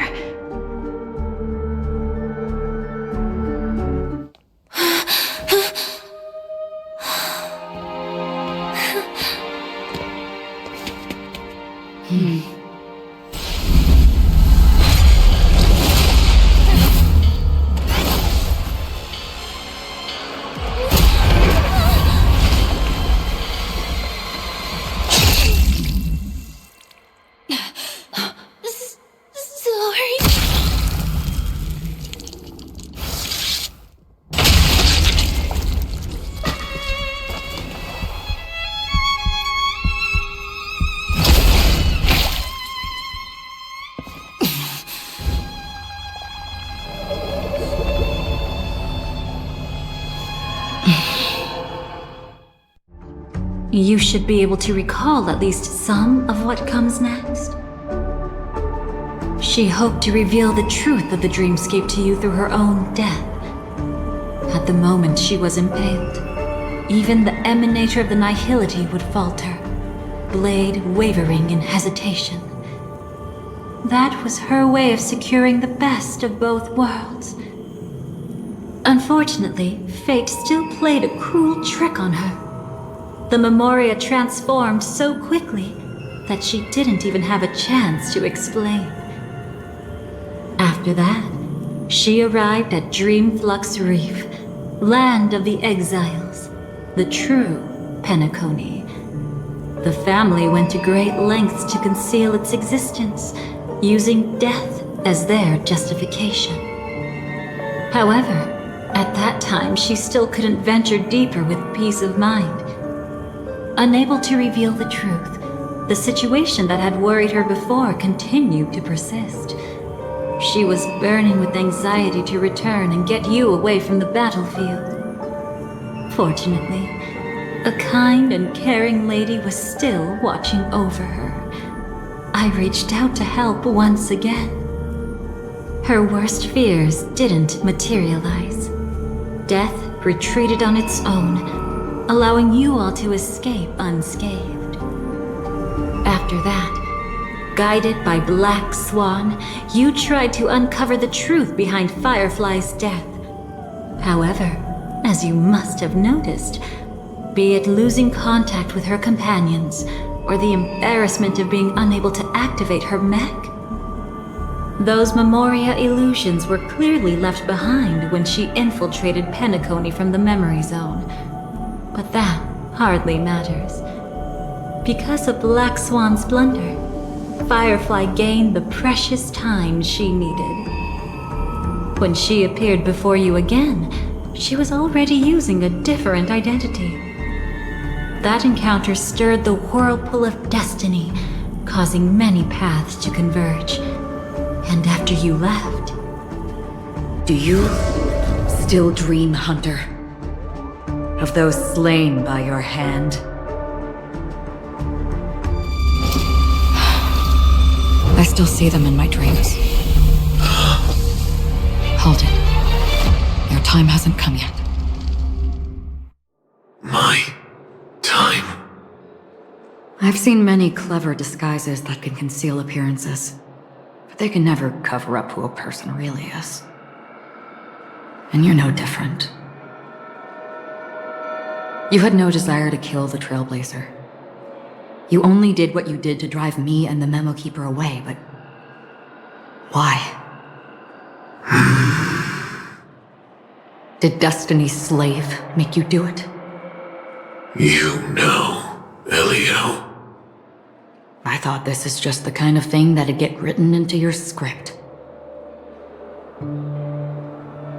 My script has always been brief. Other than that, anything beyond that is unnecessary. Now it's my turn to ask. Who exactly are you? Why ask when you already know the answer? I tend to forget things. Which is why, rather than memories, I'm accustomed to using my emotions to capture what I normally wouldn't otherwise. So, I know who is inside that cold armor. Therefore, I can sense it. You know who I am. You know this blade, and the meaning that lies behind it. How about it? Ready to take off that armor and sit down for a talk? It's not yet time. You shouldn't know so much, Lost Self-Annihilator.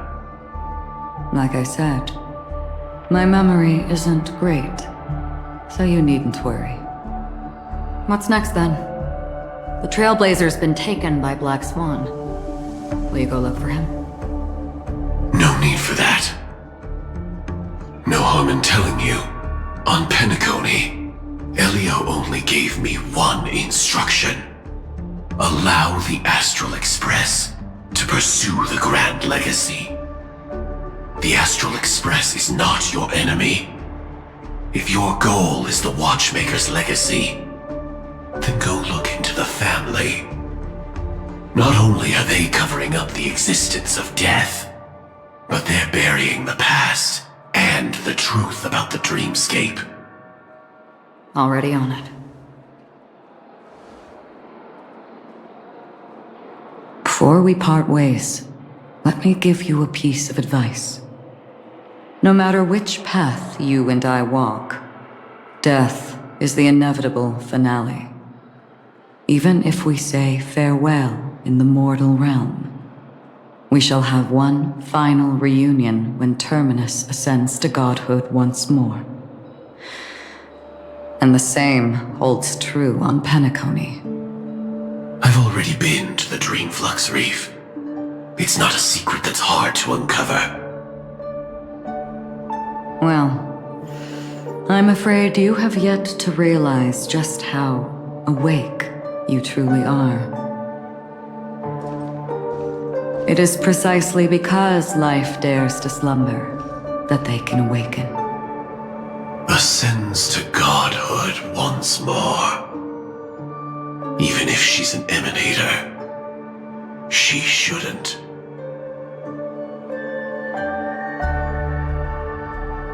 After today, Japella's name will disappear from cosmic history, and the Everflame Mansion will take its place.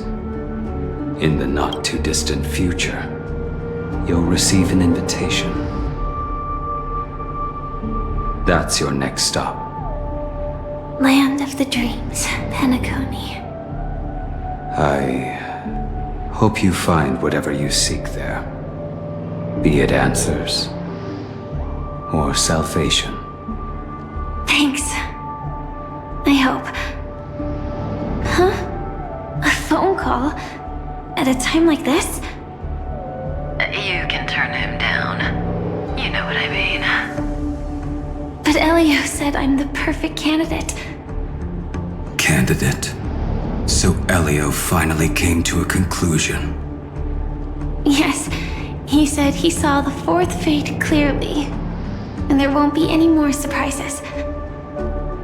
He also chose me as the last survivor.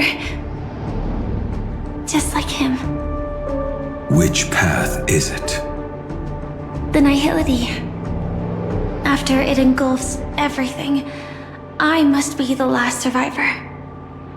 Giving my all to turn the tide. How ruthless. However, it's a bit different from the other three. Before that, I have other matters that need my attention. If possible, I must prevent him from being tainted by the power of Nihility. Even the slightest trace of it. After all, everything he carries is not only heavier, but also more precious. If possible is a bit vague. I suppose, if it comes to that, even if I have to die for it, I cannot run away. In the future that Elio foresaw, we never had an ending. But I still have a chance to wrestle back from fate the right to have a beginning.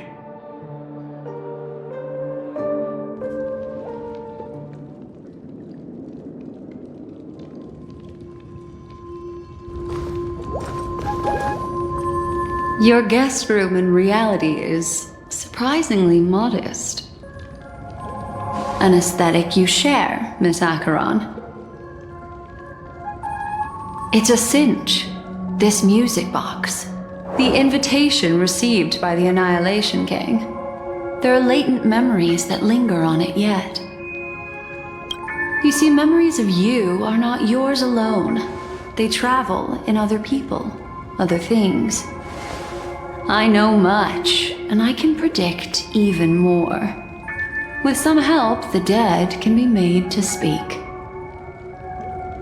The Annihilation Gang, that band of desperados who all disappeared after meeting you. What exactly happened to them? Well, let me reveal all.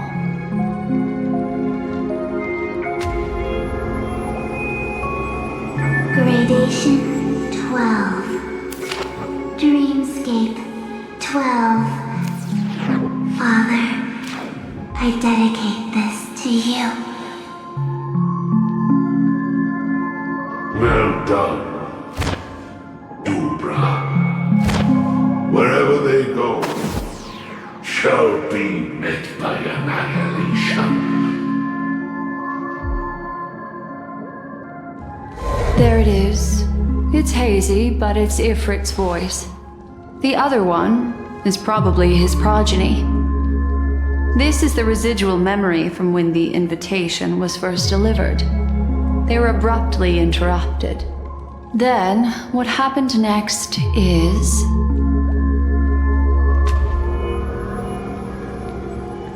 They sought refuge in a land of sleep, merely wishing for undisturbed rest, away from the storms.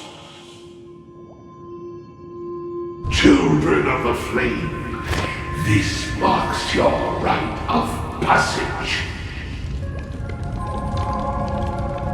She won't be necessary. I alone am enough.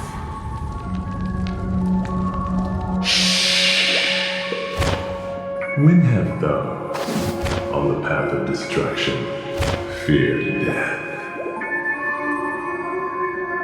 The Everflame Mansion has set out on a journey. Those poor people, they have no idea what lies in wait ahead of them. Memory recovery is going well, but slowly. She'll be here soon, and time is short. There's nobody else here, so there's no need to be delicate. In fact, I think I'd better go all out.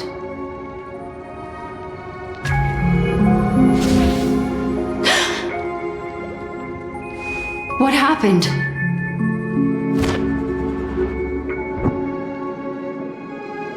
The memory after that is blank. How is that possible? This music box fell into Acheron's hands, and she brought it to Penacony. That's a fact, and that's how it should have gone. But along the way...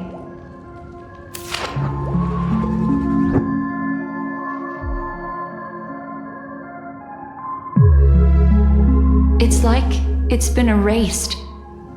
Who's done this?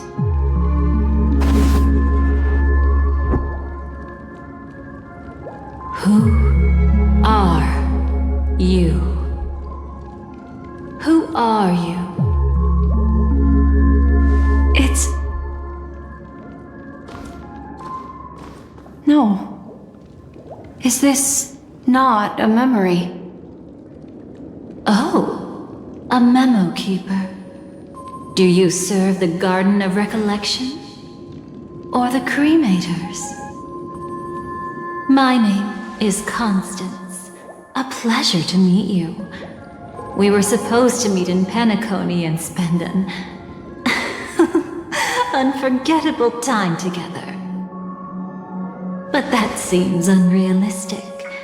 Dahlia is not welcome on the Banquet Star, and I don't need a coming-of-age ceremony. And you, I know what you're looking for. Want her secret? I can give it to you. And then, you can enjoy the banquet for me. I wish you unforgettable memories. Cut the mystical act. I'm absolutely certain you're not thousands of miles away. In that primordial memory zone, my acuity was blocked at every turn. I thought it was because of the family, but it turns out there was a colleague present. What brings you here? My, how aggressive. Are you backed into a corner? Or have you figured something out? What could bring Constance of the Everflame Mansion here? That's your fatal flaw, mysterious cremator. The Annihilation Gang has always operated in plain sight, with no secrets among its members. And Duke Inferno has never had an offspring named Constance. Oh? Are you so sure? What if I'm just too capricious and can't help but betray anyone? That's impossible. The Antimatter Legion has been after her this whole time. Aren't you the same? The Garden of Recollection launched 14 pursuits trying to erase me. And in that final one, I died right in front of you, didn't I? It really is you.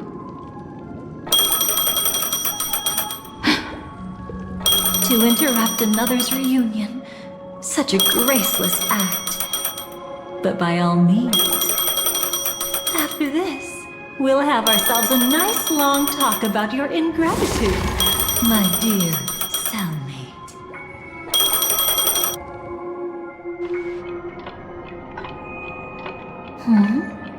That's a peculiar look on your face. Before this, I was always anxious about this moment. Always afraid you might find me frightening.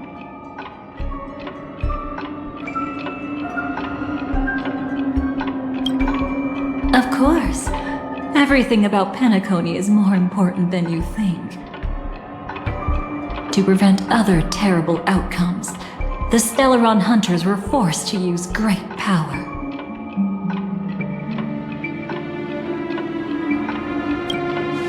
If you're willing, and if you can endure it, I can keep going. Or perhaps... would you prefer to indulge in my double standards? Yeah, we were quite close. Don't get the wrong idea from how I phrased it back then. I've always thought that when two people are locked in a knife fight, with their blades pressed to each other's throats, they become more intimate than any pair of dancers.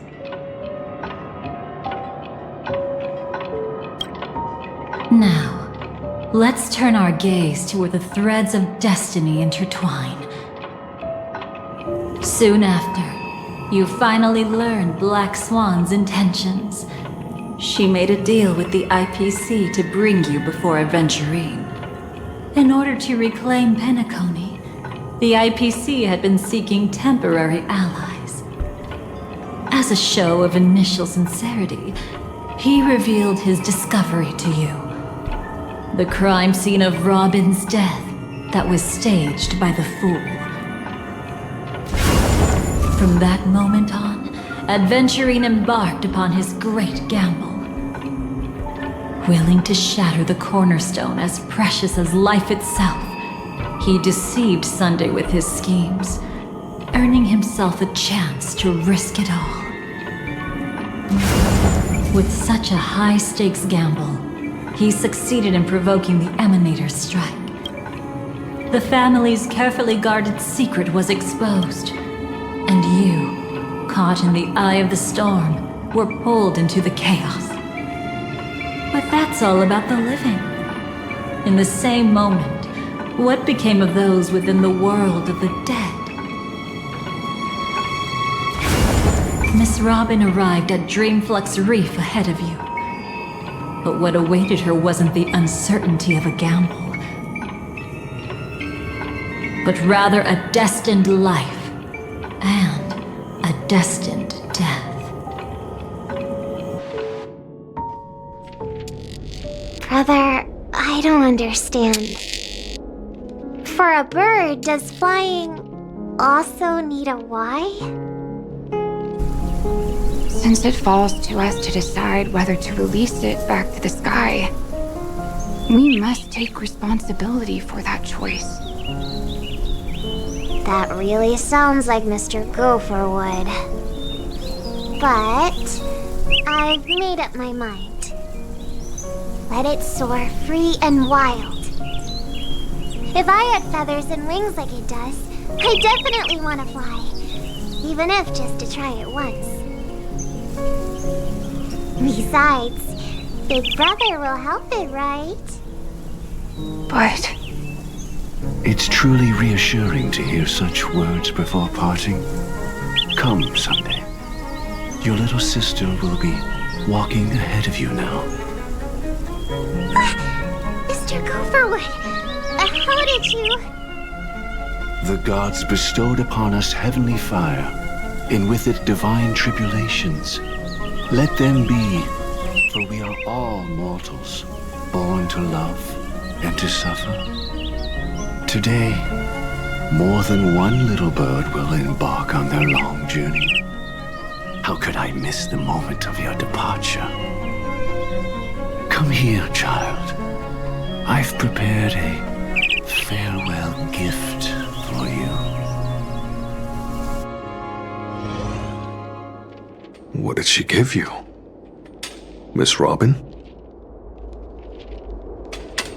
Sorry. Where was I? In Dream's Edge, a masked fool attacked you and left behind a parting gift? Oh, it's hard to call it a gift. When the fool killed me, they put a mask on my face. But when I woke up in Dreamflux Reef, it was gone, and I couldn't feel any effects from it. As for that mask of yours, is it really called the Harmony? The twin of the Order? She might be hinting at something, but I still can't figure out what she means. Speaking of which, how is that anomaly of yours doing now? I'm gradually getting better. There's no denying that Dreamflux Reef also spreads the Harmony, and it hasn't been affected by the family's traitor. As for my loss of voice, I still need to keep investigating. Perhaps I've been wearing a mask all along, without even realizing it. If you need any help, just say the word. Thanks for your help. I'm starting to get familiar with this place. But Dreamflux Reef is so isolated. Is there any way to know what's happening outside? I want to check on my brother's situation. That's easy. Just head to where all the action is. Want me to show you the way? I'll take a walk around by myself. Thanks, Mr. Micah.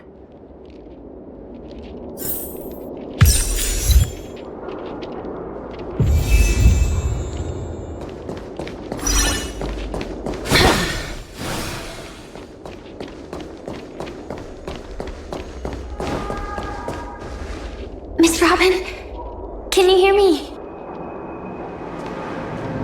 That voice. Over here.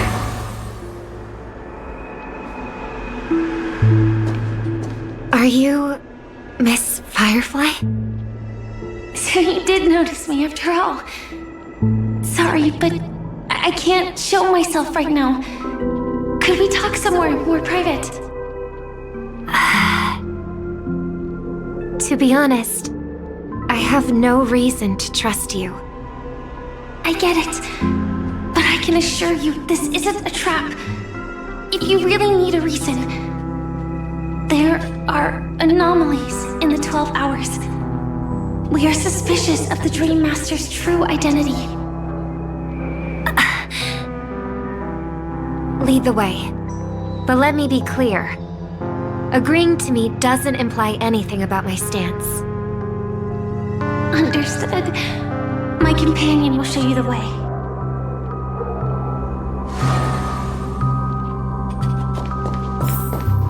Blue flames. Is there a cremator among Miss Firefly's companions?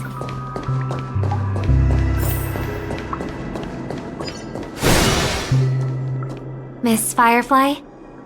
You can show yourself now. Sorry, just a moment. My companion will bring you this way shortly. This way?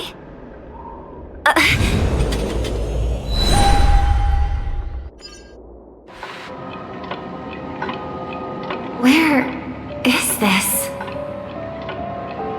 As expected of the Harmony's favorite, passing through such dense memoria without even being affected in the slightest. Hello.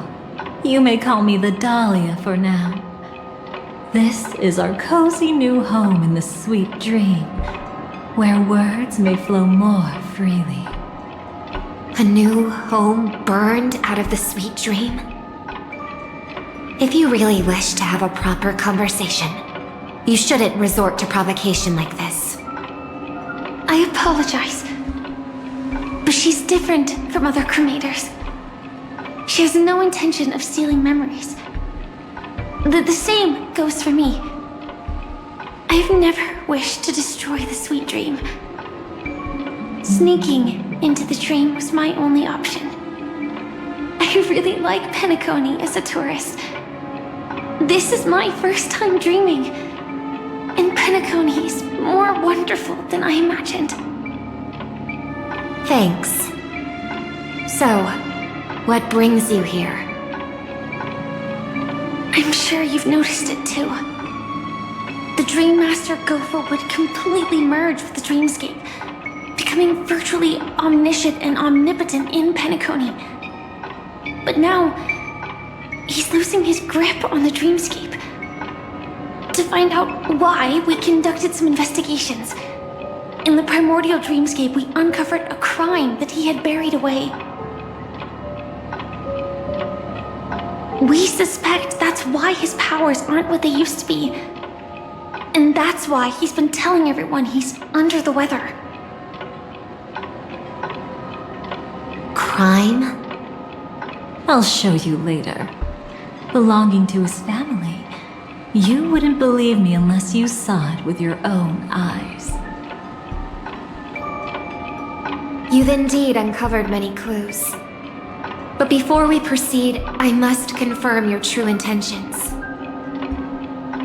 My purpose is about a reunion, a rescue, and a farewell. Will you believe me?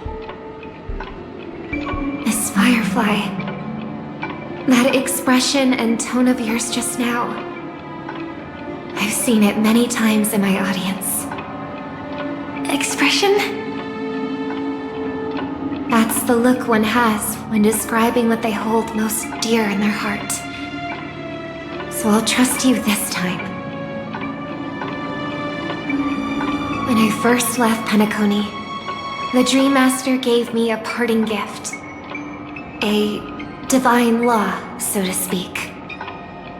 For a leader of the 5 lineages, that's pretty cheap, isn't it? Since then, I've walked the path of harmony as a Pathstrider, wielding its power. Until I returned once again for the Charmony Festival. In the 12 hours converged by the Dream Master, I developed symptoms of losing my voice, and the strength of the harmony began to wane. Yet in Dreamflux Reef, I wasn't affected at all. I believe that the path he once pointed to might not have been named the Harmony. That's why I gradually became incompatible with the sweet dream. In the past, the Dream Master would harmonize for me. But when he was too busy to tend to me, I finally noticed something was wrong. So, which path did he choose to walk? It's not clear yet. There aren't many clues about this, but I suspect it's the Order. Thank you, Miss Robin. You've helped us clear up many of our doubts.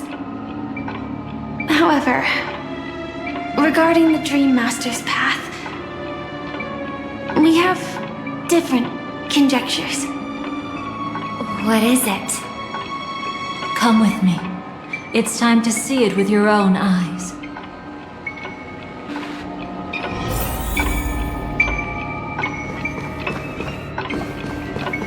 Come with me. It's time. Come with me. Thank you, Miss Robin. You've helped us clear up many of our doubts. However, regarding the Dream Master's path, we have different conjectures.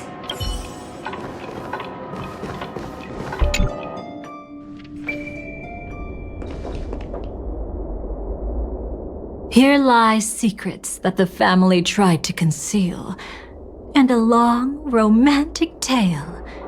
Sadly, most of it has nothing to do with us.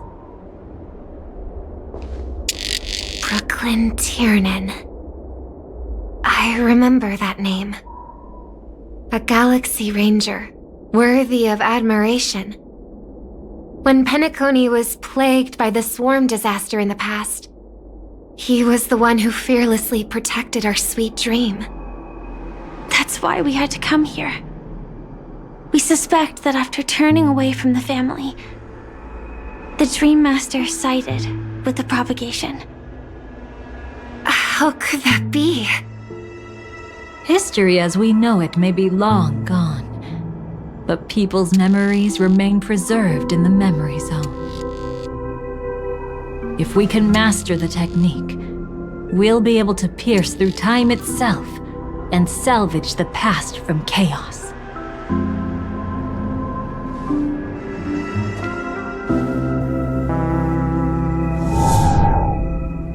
Is this Memoria?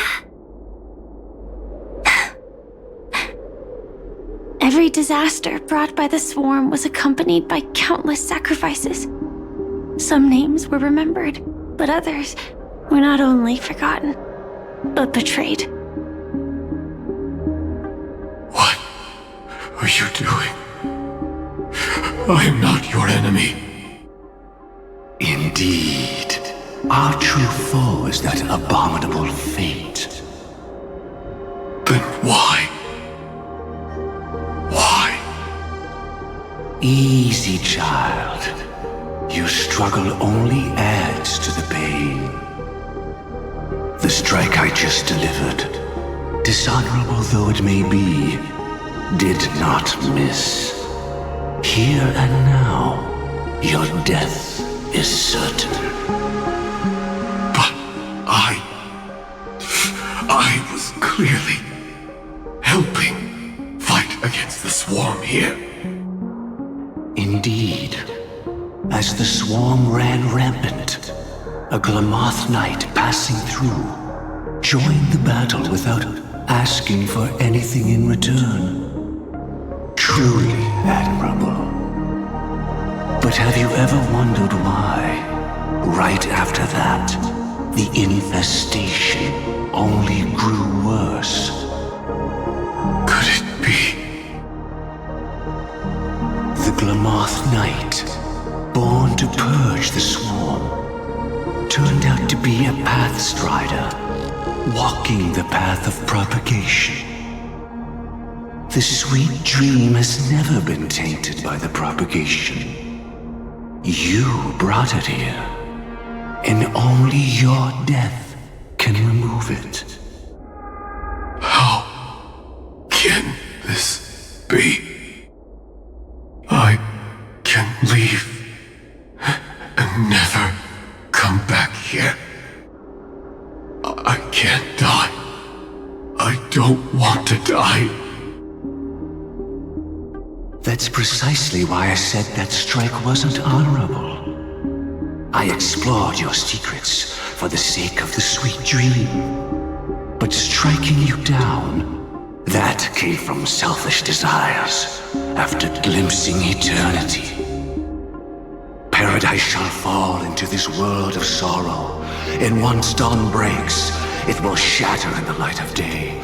How could anything golden abide in glory forever?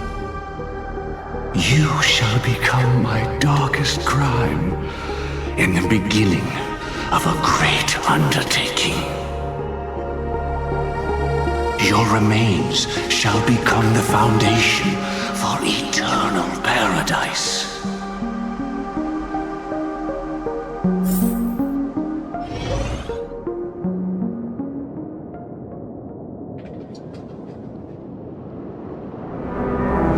You're quite familiar with the Memoria, so you should be able to tell whether this memory is fabricated or not.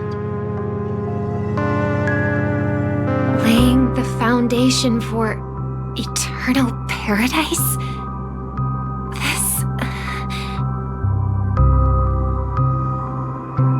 At that time, she was trying to escape her own destiny. But when the swarm was discovered on Penacony, she didn't just stand idly by. Even though she died while fighting against the swarm, it wasn't destiny catching up with her again. It was her own choice. Because, like any ordinary person, she had a conscience and knew compassion. Is she your friend? Yes. And in many moments, looking at her is like seeing myself. I know it won't undo what's been done, but I'm sorry. No matter what purpose the Dream Master has, it doesn't give him the right to sacrifice anyone. I promise you, when all of this is over, regardless of the outcome, I'll tell everyone about her deeds. She deserves to be remembered by the sweet dream. Thank you. But there's one thing I don't understand. Even if the Dream Master is after the power of the propagation, there are plenty of swarms left in the cosmos. Why resort to killing? That's exactly why we came to find you. With the Charmony Festival about to begin, it can't be a mere coincidence that the Dream Master is pushing forward with his various machinations now. And you were chosen to perform for the Harmony. Whether you're aware of it or not, you must be absolutely crucial to his plans. I see.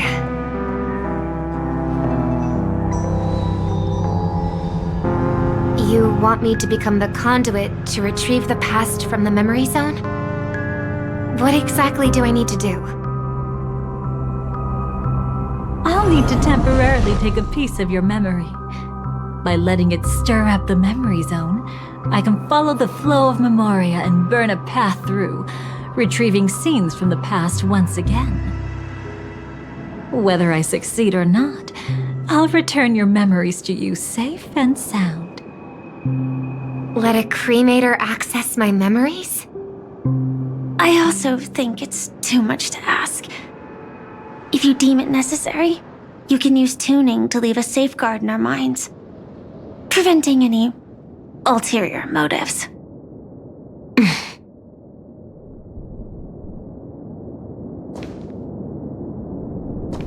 There's no need. Let's get started. May the harm that befalls you never lead to your downfall. This is a blessing that has been passed down through the family for generations. I don't want all trust to be built upon mutual threats. So this is what star power looks like. You've even made me a little starstruck.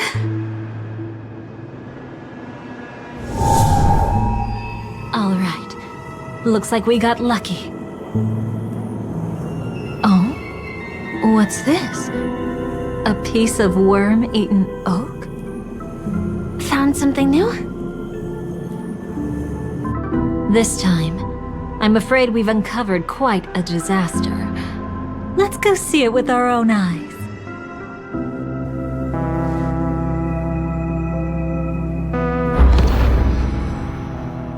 Nothing but lies, my dear. Hiding behind the title of a memo keeper? Tell me, how long have you been lying to them? You really seem determined to savor those unforgettable moments, don't you? Be smart and take a hint. I don't have time to entertain you right now. Oh, because you're busy, pretending to be a Stellaron hunter? Who are you talking about? Quite the clever move there. Miss Firefly, if you're willing to take my advice, why not make a trip back to reality? Ask that silver wolf lady carefully who your true companions really are. How did you... All right, you.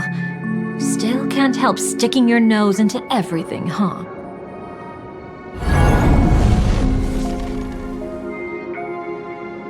Who exactly are you people? She's just a cremator who manipulated memories and pretended to be a Stellaron hunter's companion. She fooled all of you. What about Miss Firefly? Is she alright? She might get lost in the memory zone's turbulence, but don't worry. She's quite something. She'll only be stuck there temporarily. I'm here to bring you back to the Oak family. Mr. Sunday is worried about your safety. He tasked me with finding you in the dreamscape. As for this Dahlia, she cannot be trusted. To extract specific history from the memory zone through just one memory? While there might be memo keepers capable of such feats, they certainly wouldn't be mere pathstriders. Seems you've been watching for quite a while. Yet you only show up fashionably late when we're about to make progress. Who's the untrustworthy one here, I wonder? Save your excuses. I bring a message from Mr. Sunday that will prove my identity. Just a message? Don't you find that a bit ridiculous? Let's give it a try. It's only 2 words. Charmony, Dove. I don't know the details, but Mr. Sunday said you would understand. Indeed. Unless it's an extreme situation, this is enough to earn my trust. The IPC, Astral Express, and now you're even taking assignments from the family? My, aren't you popular? But you just had to choose the path of your own demise? Back then, I not only kept Lady Acheron's secret, but also left you with your life intact. What? You're that eager to rekindle our past? Well, you are the Dahlia, after all. I have to keep an eye on what kind of trouble you're going to stir up next. I've been questioning this for a long time. How could Destiny's slave possibly accept someone like you, whose very nature is betrayal? What's the deal with the Stellaron Hunter? Let's get somewhere safe first. Then we can talk. She's too dangerous for us to let our guard down. Many thanks.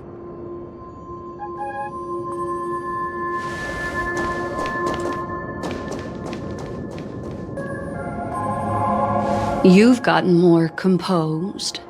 Or have you just gotten slower? She's already left this area. There's no way you can catch up to her now. Catch? Why would I chase after her? Arrogant swan. If I didn't take her memories just now, then what exactly did I do to her? I might as well tell you. I planted a spark of the cremator's fire in her memories. It will spread silently, and in an instant, it will burn away all her memories of seeing me. She'll believe she was never here. The suspicions that have already taken root in her mind will also gradually fade away. No matter what she has discovered, the moment she attends the Charmony Festival, she'll revert back to that good child who was born to walk on the Order. You're the one who's run out of time. I see. Not a member of the Everflame Mansion, and definitely not a Stellaron Hunter. Your true ally is the Dream Master? Oh, aren't you clever? How about a little reward for that? Cut the act. Even with your usual reckless methods, you can't handle me alone. You're right. I can't do it alone. But I rarely feel lonely anyway. Repent and return to righteousness. Though you soar like an eagle and make your nest among the stars, I will bring you down from there. Now, can you still keep your cool? He actually gave you strength through the divine law. The Dream Master would go this far for an ally? What can I say? I'm just that trustworthy.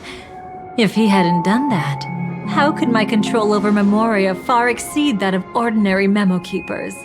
Let alone allow me to tamper with the Stellaron Hunter's memories. Unfortunately, you lost your composure in your euphoria. In the dreamscape, I might not be your match. But if I want to leave, you can't keep me here. Harsh words. Want to test that theory? It's easy to throw away a flower, but the fragrance lingering on your hands won't fade so easily. I can be quite persistent, you know. Even if we rekindle what once was, I remain unchanged.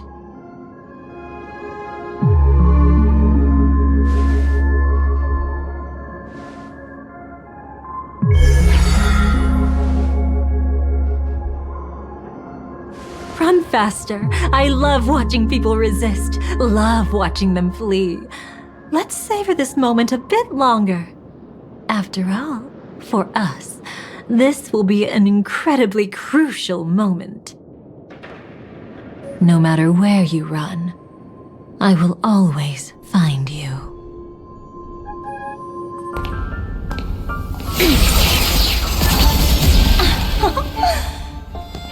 I have the numbers advantage. You have no chance of winning. I don't want to use the cremator's tricks. Not that I can't. I knew it. Your ever-shifting morals. Never changed.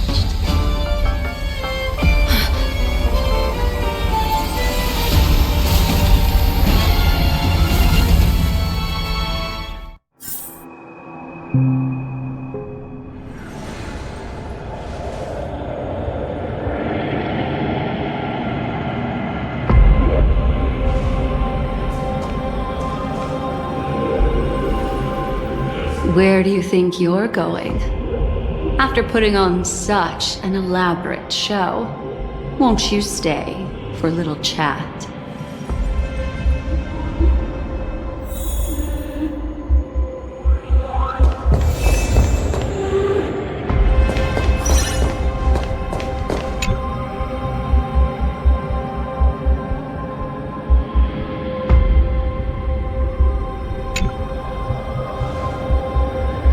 The most trustworthy thing about you is that you're never to be trusted, darling. And that's one thing that's never changed about you. When did you figure it out? That the divine law used to share power with me was also the shackles he placed upon me. The moment you admitted to being the Dream Master's ally, I began to suspect your true intentions. Until now, you've betrayed every single faction you've joined, without exception. Besides, after not seeing each other for so long, and now having such an overwhelming advantage over me, you'd do everything in your power to stop me, even if I had the slightest chance to escape. The openings you deliberately left during our clash weren't exactly subtle. Rather than toying with me, you were leaving gaps everywhere for me to cremate Memoria. Oh, really? I'd love to drop the act and give you a proper taste of torment. But alas, as long as the constraints on me remain, I'm not my own master. I can't do anything that would harm Gopher Wood, nor can I reveal his secrets. Good thing we've always had this kind of tacit understanding, always trusting in each other's capriciousness. I wish that wasn't the case. I'd rather not draw the Garden's attention because of my association with you. Aw, back to your old tricks again? It's an epiphany, dear. Something you'll never understand. Let's talk about what's really important here. What are you hoping to get from the Dream Master that made you willing to submit to his control? After putting on such an elaborate show, using me to regain your freedom, which kind of memories are you trying to steal from the sweet dream? Why, of course, the destructions. Stop joking around. You abandoned that path long ago. You're still as charming as ever. So, let me show you a glimpse of the past. Just this once, Weren't you really interested in the Everflame Mansion? So you were the one who erased the memories from that music box after all. That's right. I kept only this scene as a memento. I wanted to remember how I felt at that moment. And look closer. It's not just the memories. The Everflame Mansion itself has ceased to exist. Those claw marks. You've long since strayed from that path, yet you can still wield the power of the destruction. Isn't it the same right now? I've betrayed the Garden of Recollection, yet I can still show you the memories. If you have time, I can help you savor the memory of our first encounter. Go ahead and savor it on your own. I want to put it behind me. The sooner, the better. But can't you tell me something I don't already know? You betrayed the Everflame Mansion. Is that really supposed to be surprising? Destruction is a glorious moment. As Duke Inferno's daughter, I will see his last wishes carried out to perfection, even if my role as such is only temporary. And besides, who said I betrayed them back then? I came here to fulfill Duke Inferno's last wishes. This was his command to me. Make the Knights of Penacony crumble and wither. Leave naught but a tomb of remembrance. In other words, everything on Penacony related to the Remembrance was my target for destruction. But this was already a world of Memoria. How could I possibly accomplish this without any help? Working with the Dream Master may be like dancing with the devil, but I have no better choice. Oh yes, everything tied to the Remembrance includes you, of course. Grateful? You should be. My whim is the only reason you're still alive. I won't be grateful for that. You couldn't have done it anyway. Filial piety has never been one of your strong suits, so drop the act. That's exactly why I'm saying, you only think you understand me. Think about it carefully. As a Stellaron hunter, didn't I work my hardest to help Firefly get closer to the truth? As an ally of the Dream Master, I also helped monitor the dreamscape. And when a hunter infiltrated Penacony, I seized the chance to pose as her companion and trapped her in the memory zone. As for Robin, whom he chose as his songstress, I burned away her doubts too, leaving nothing to chance. Like the destruction, betrayal is but a fleeting moment. And before it came, whether with Duke Inferno, Gopher Wood, or Firefly, I wasn't pretending. I truly, wholeheartedly became their companion. What about Robin? Those sparks that burn through memories. Don't you think that was a bit too much? Oh my! I thought I could fool your eyes at the edge of the dreamscape. But I guess there's no hiding from you on your home turf. What? You want to settle the score with me for messing with your people? Why don't we sit down and have a chat? You seem like a patient one to me. So tell me, what exactly do you want to take from me? Don't worry, I only went with the flow, suppressing her power a little to make it easier for you. I trust. You're someone who knows how to return a favor, right? There's this thing called the script. Now that, I find quite intriguing. Stellaron Hunter collaborator. Soon, Robin will understand the true purpose of those sparks, and thank me for it. I can hardly wait. Even though I'm not a Stellaron Hunter, this time, I might have a chance to betray destiny too.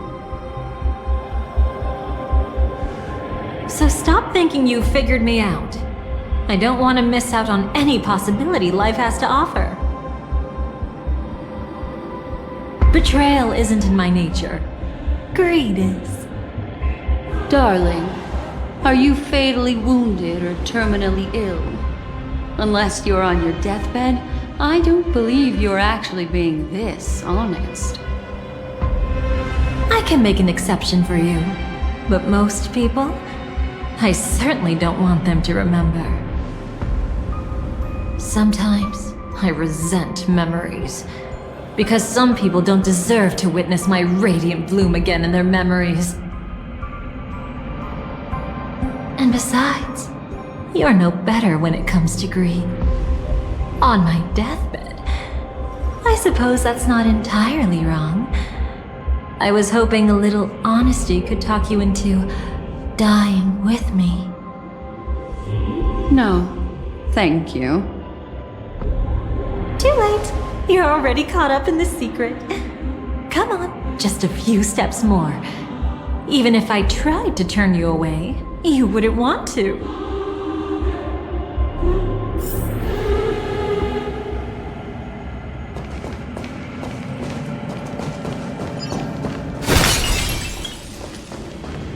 I see now. A piece of worm-eaten oak. You weren't just making that up. I want to make something with it. Oakwood is prone to insect infestations. Nothing surprising about that.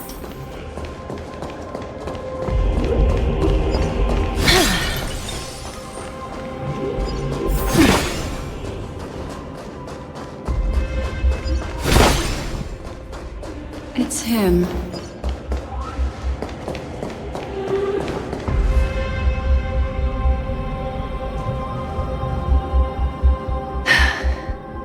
Just look at this place. Shouldn't be this lively here. Ladies, which one of us would you say is the uninvited guest? Mr. Aventurine, what are you doing here? Well, the game's over. And I scored a big win.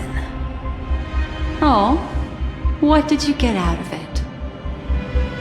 The Nihility Emanator cut me, and I died in the most spectacular fashion. Oh, speaking of which, you must know exactly how that feels. My dear lady who loves to dance. Still better than having no invites at all, my dear helpful lady. You two are really something special. You're quite interesting, Mr. Aventurine. However, you weren't supposed to find your way here. Unless you can give me a reason, I'll indulge you by letting you die once more. That confident, huh? You haven't hidden your weakness well, even though you're one of the 10 stone hearts. Right now, you'll be easy enough to handle. I wouldn't be so sure.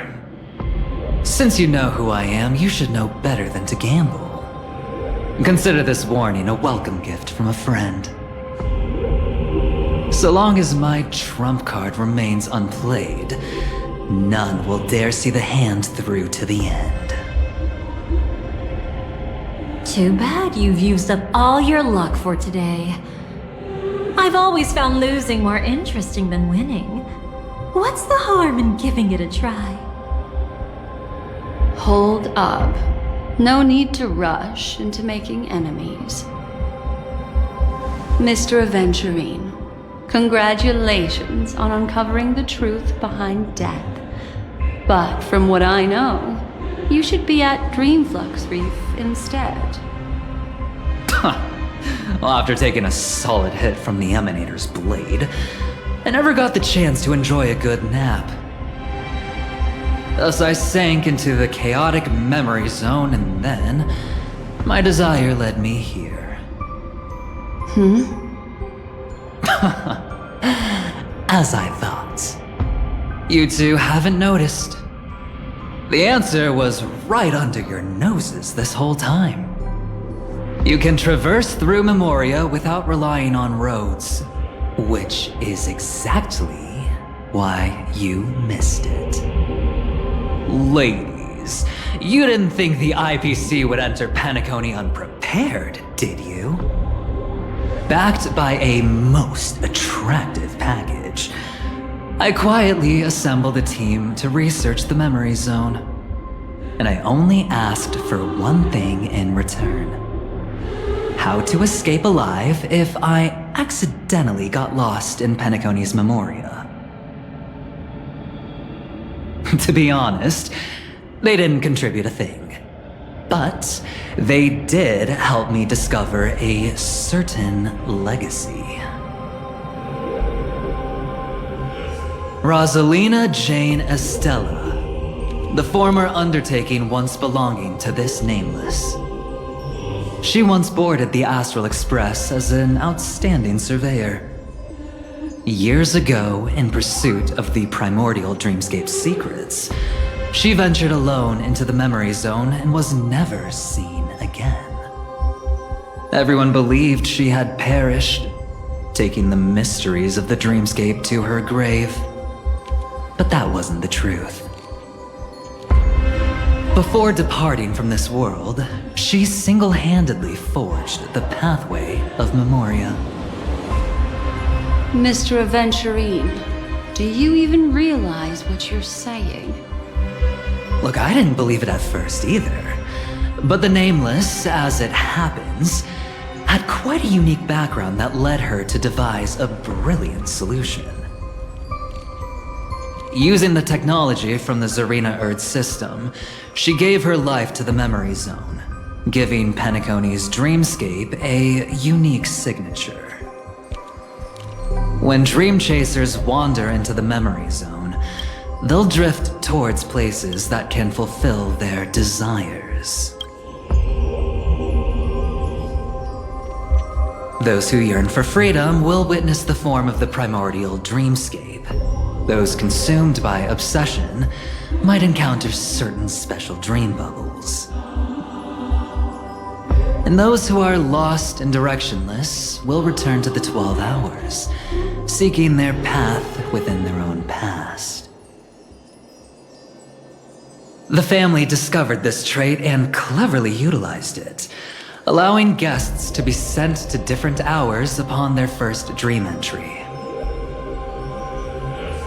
In other words, this Nameless is the true founder of the planet of festivities. As for me, maybe I ran into a good doctor. From the look of this place, he's the one who let me blunder my way in.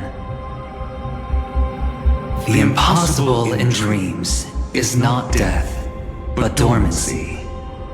Do stay alive. I wish you the best of luck. Looks like I'm pretty lucky. I can't wait to see what I'll discover here.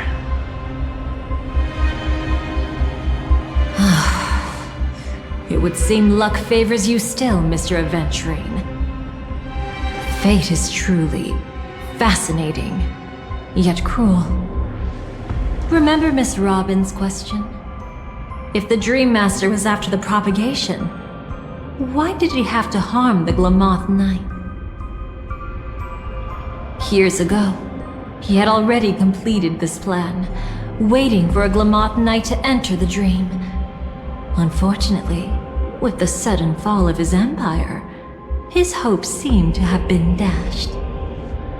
Yet just as the Charmony Festival was about to begin, a descendant of the Glamoth Knights appeared uninvited, and everything began to turn once again. The Dream Master was never afraid of Firefly investigating the propagation. That was exactly the truth he wanted her to see.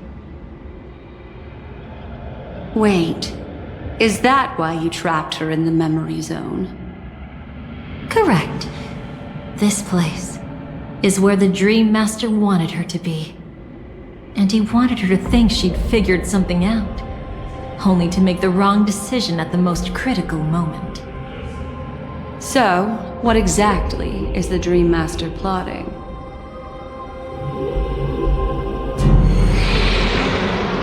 It doesn't matter anymore. We've missed our chance to stop him. Even if we catch him in person? From the very beginning, he never existed anywhere at all. When he attempted to merge with the dreamscape, he transformed himself into 4 primordial divine laws.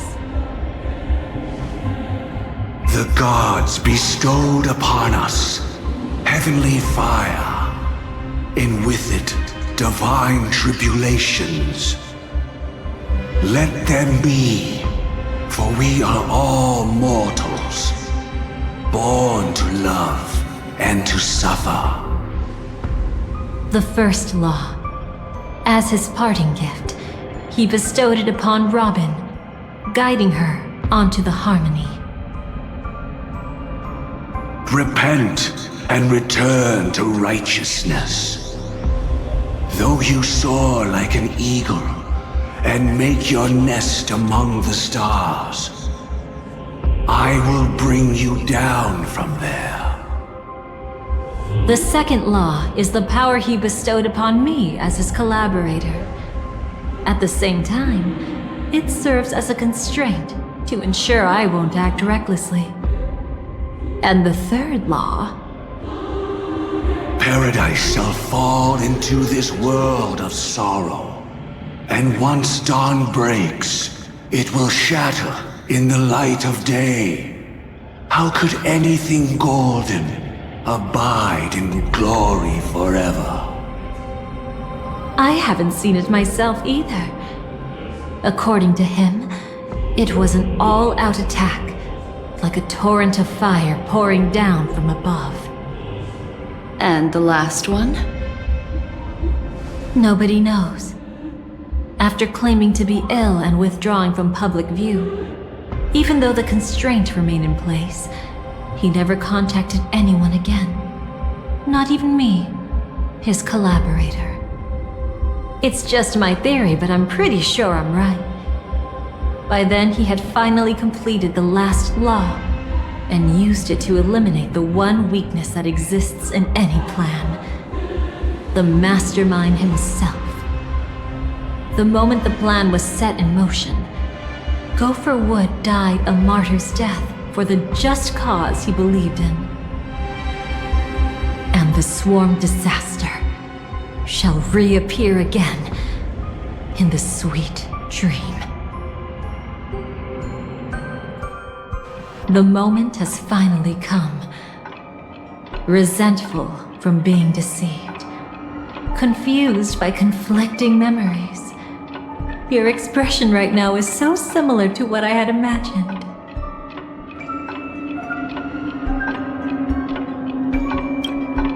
Every sigh.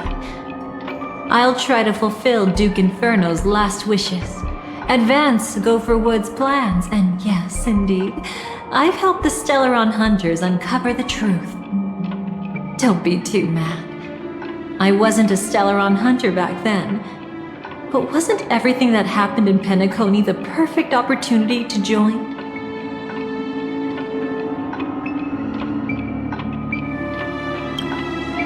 Though it wasn't my original intention, I wanted to help her, to keep her from getting caught up in Gopher Wood's schemes and facing such a detestable fate. Alas, I couldn't make it happen. The path your predecessor Rosalina left in the Memoria pushed Firefly towards a new lease on life. Indeed, how could a nameless who walks the path of the Trailblaze leave behind a legacy built on evading destiny?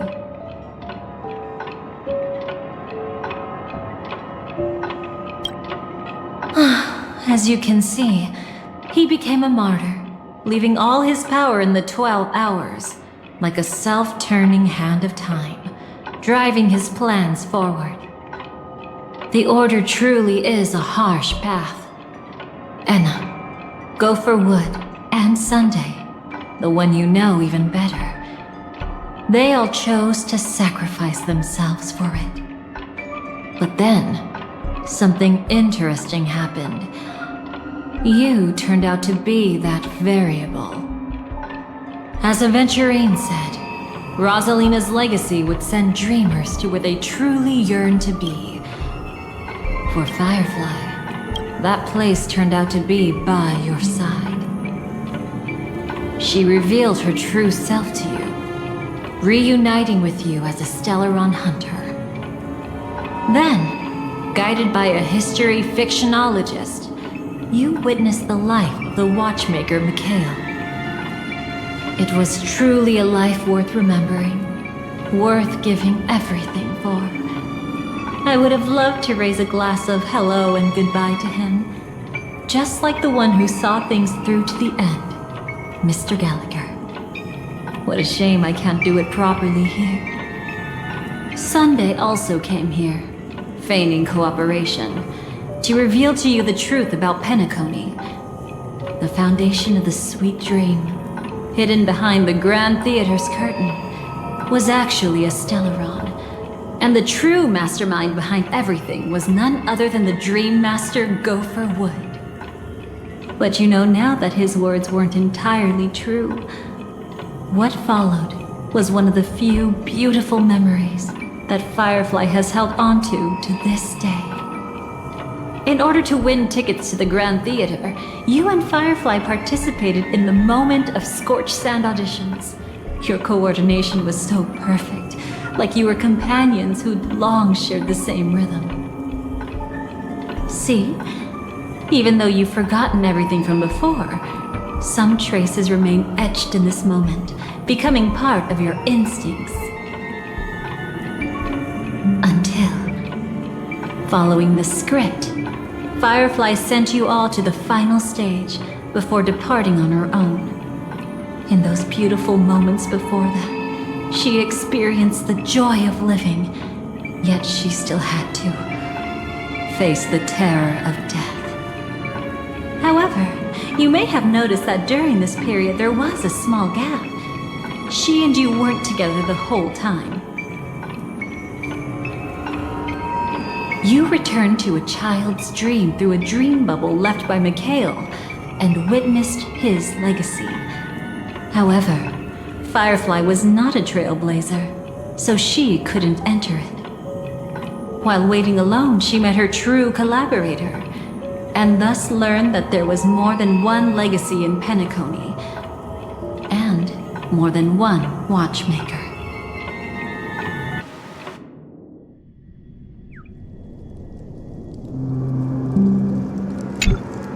Did they enter that dream bubble?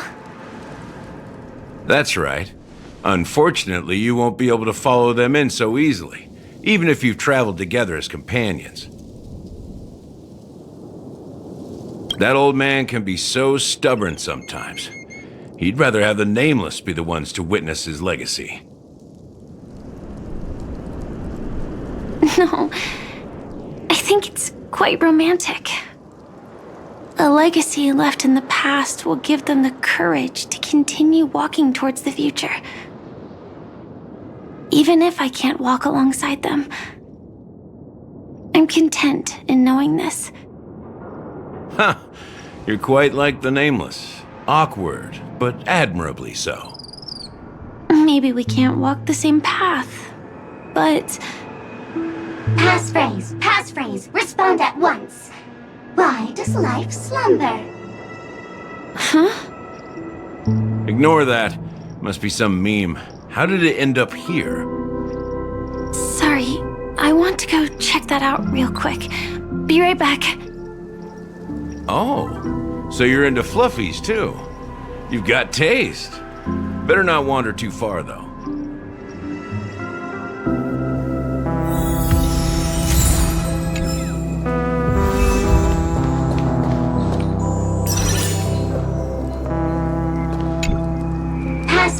Passphrase, respond at once. Why does life slumber? Because people are afraid to wake up from the dream. Perfect! Identity confirmed. Welcome, Agent Mech Tycoon. Please proceed to the next rendezvous point. Our people will be waiting for you there. Is this really necessary? Gotta stay in character. Follow the instructions, Mech Tycoon.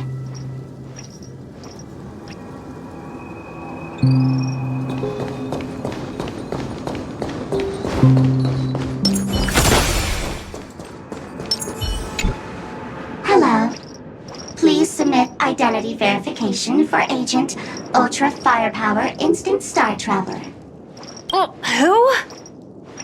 Mech Tycoon wasn't cool enough, so... So, Miss Sparkle went ahead and changed it. Masked fool! You shouldn't be here. Well, someone's been kept in the dark this whole time, completely oblivious to their real buddy standing right in front of them. Buddy? Don't tell me you still haven't noticed. That memo keeper has already stabbed you in the back once. No way.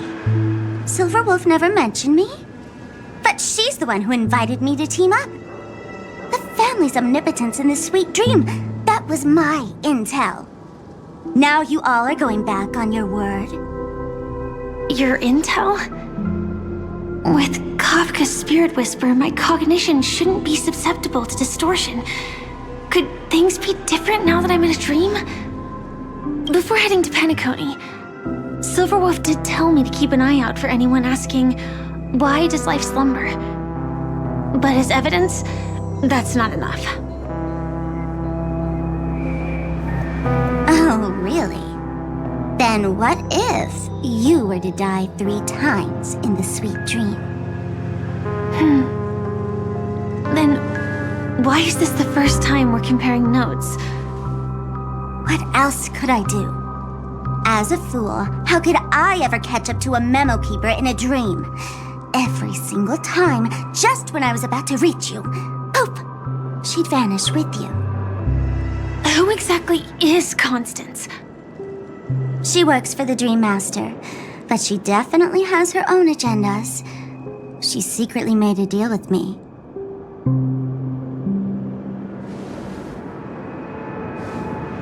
She pointed to a nightmare in which all the Dream Master's schemes would be carried out.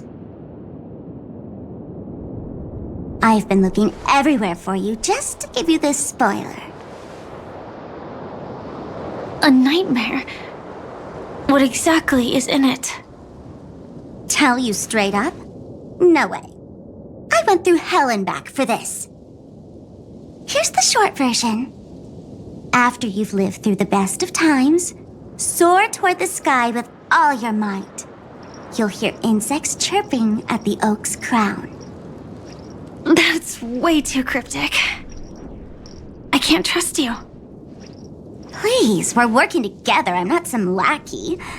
Just because someone else fooled you doesn't mean you get to pin it on me. You're back sooner than I thought. Any results? Yes. And now, it's up to us to forge ahead. Sorry, I'll catch you later. But thanks. At least you brought good news. Which part was good news? The best of times. And now, the Dream Master's plan begins to turn like clockwork. And so too does destiny. What does the Dream Master gain from recreating the swarm disaster? Oh, reminds me of the good old days during the War of Gods. Oh, silly me. I almost forgot. I need to retrieve a certain lost item. Otherwise, there's a lady who won't be too pleased. Sorry, but I need to get going. Sorry, but you're not going anywhere. This is the land chosen by Gopher Wood to meet disaster. But he doesn't want the swarm to truly surge forth and devour the world. The swarm disaster will be trapped here, and so will you in your weakened state. Unless a kind memo keeper lends a helping hand, right? But I can't find a reason. So far, there hasn't been a single case of one of the 10 Stonehearts being killed. It's driving me crazy with curiosity.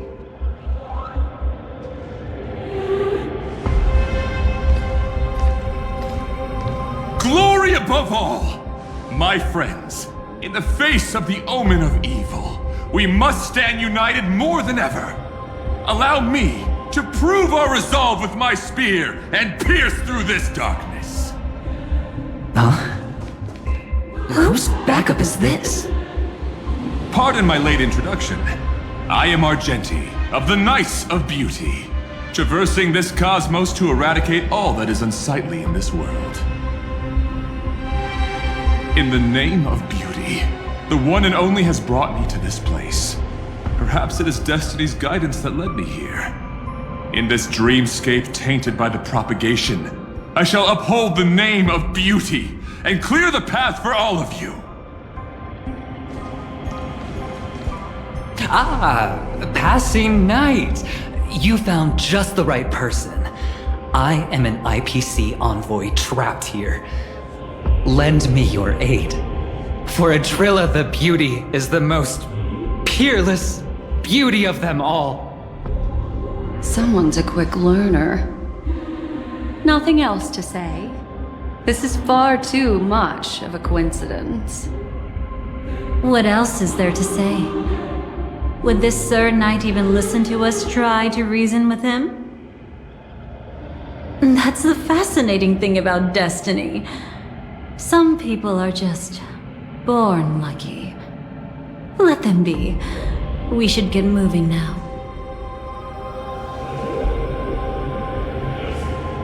Where are we going? To find your dance partner, darling. By an unexpected turn of events, the Dream Master's plan is about to come to fruition. And to deal with him, we'll need an emanator to step in.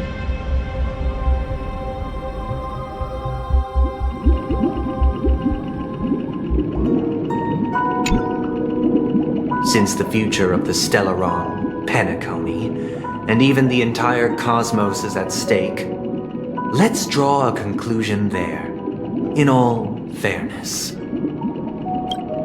Does that mean he wants to fight us during the Charmony Festival? I'm afraid so. Anyway, we can't leave the Stellaron unchecked. This is about trailblazing a bright future for Penacony, and fulfilling the long-cherished wishes of Mikhail and our other predecessors. After you've lived through the best of times, soar toward the sky with all your might. You'll hear insects chirping at the oak's crown. It's all over now. So that's how it is. Well then, it's time for me to depart.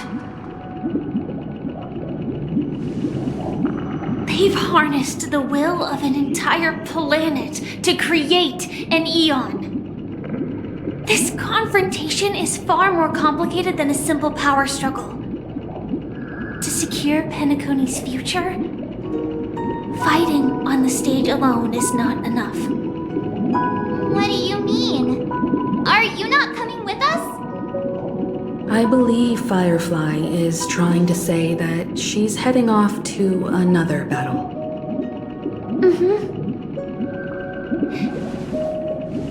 Before I left, the Destiny Slave told me that this journey would bring unforgettable rewards. Even though the script he gave me only had a few lines, I couldn't ignore them. Because one of the lines said, "I'll experience death 3 times in the land of the dreams." 3 times? This can't be serious, right? The first time was a painful death when I was stabbed by the Blade of Dormancy, which led to all subsequent events. The script will always come true, but in a way that will only be revealed when that page is turned. But the death granted to me by the planet of festivities was merciful enough. For my first death, I chose how it would come and what it would change. For the next 2, I want to try my best to achieve the same outcome. Have you made up your mind, Firefly? Yes. Otherwise, I wouldn't be here. Thank you again for your assistance for the Astral Express. May we meet again, in reality. Yeah, Farewell, everyone. May your trailblazing expedition never end.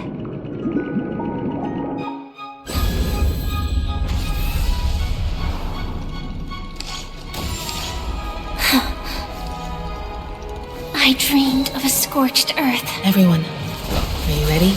A new shoot sprouted from the earth. It bloomed in the morning sun and whispered to me. Like fireflies to a flame, life begets death. May we meet again in reality.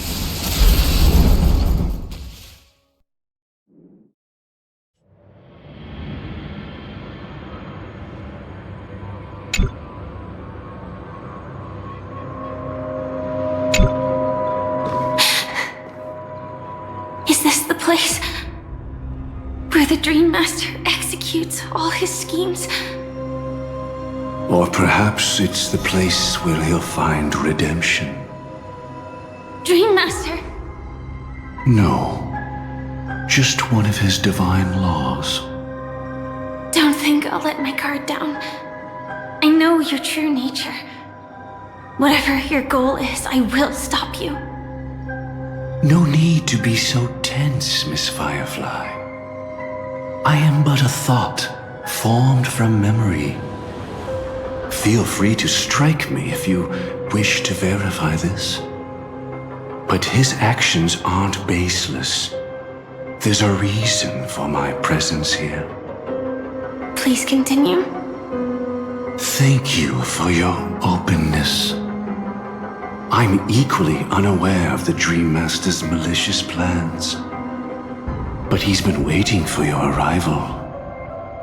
That Glamoth Knight he killed with his own hands, through me.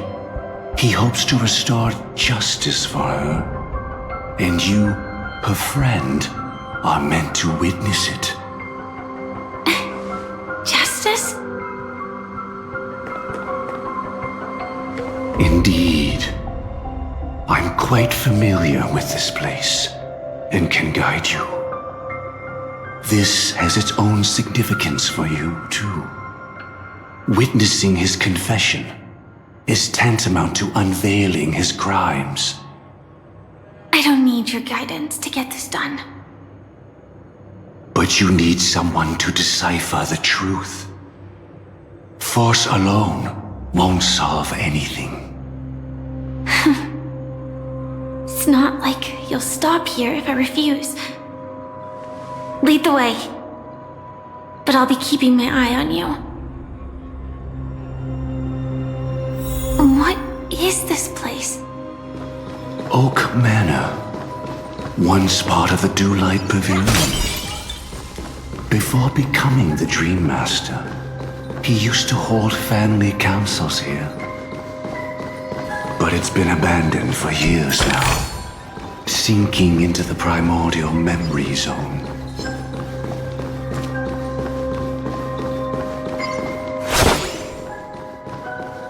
Is that...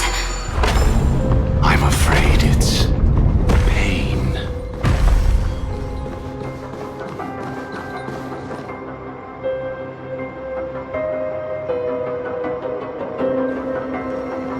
Did Oak Manor always have decor like this?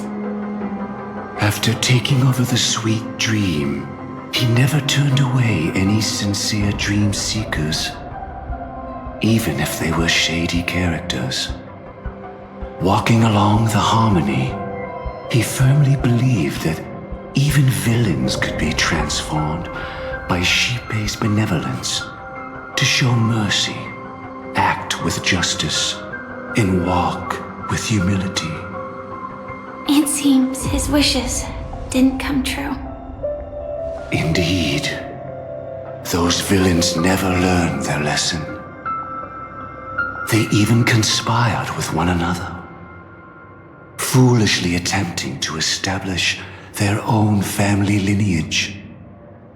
Such arrogance.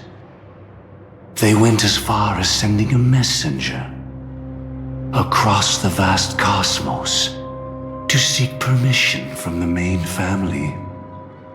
In the end, they only brought shame upon themselves. And then there was a revolt. Fortunately, his heart was already aligned with the Oak family, allowing him to survive by sheer luck. Though he could never leave the sweet dream again. Soon after, the manor was decorated this way. Was he trying to warn himself? If your beliefs lead you down a path of plight, why stubbornly cling to them? That's exactly what I'm getting at. At least now, I can understand those feelings. And I think I've come to understand why I exist here. At that moment, Gopher Wood stood at a crossroads, pondering whether the harmony was still the right path. But my fragmented memories have not yet revealed where this would ultimately lead. Since he was about to commit a great evil, perhaps the Dream Master who left behind these laws was hoping I would choose a different path. But it's too late to change anything now. Not necessarily. We might as well keep moving forward. Good intentions are always the final creation of evil deeds, for they know they must be stopped. And his past choices will reveal his schemes to us. In your opinion, which path would the Dream Master choose? Probably the path of force. But Miss Firefly, feel free to do as you please. I have no other thoughts today.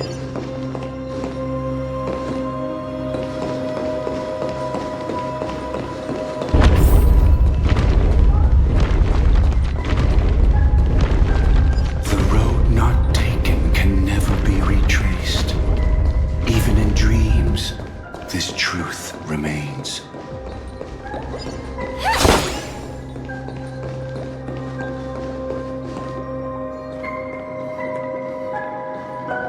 In the end, all paths lead to the same destination. Human will, it seems, truly has very little impact. Is this...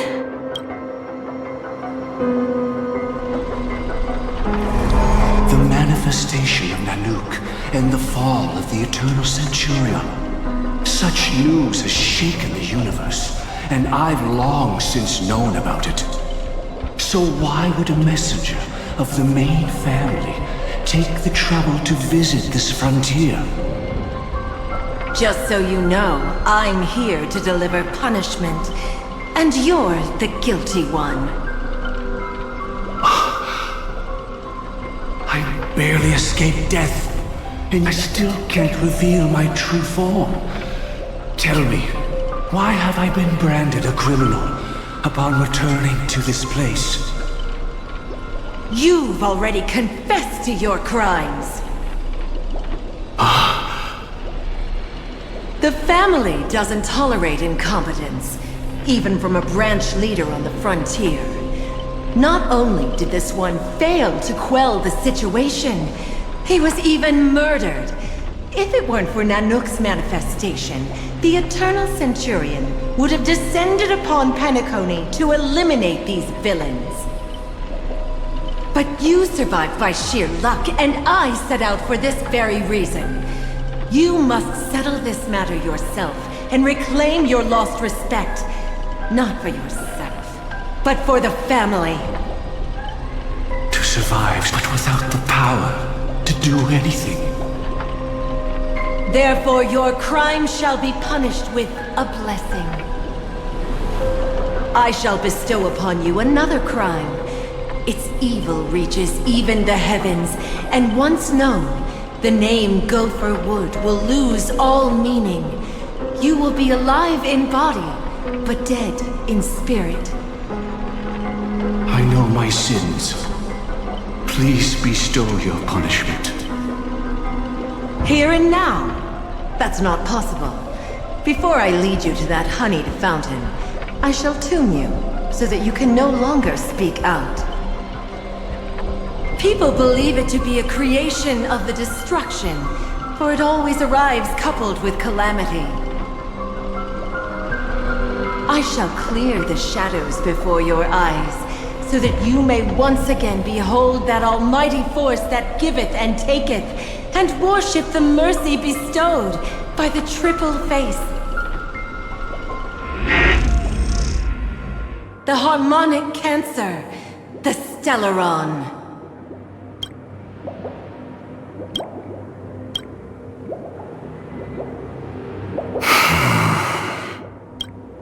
Did the Dream Master already know back then that the Stellaron was actually a creation of the Path of Harmony? Was he forced to manipulate the Stellaron under the family's orders?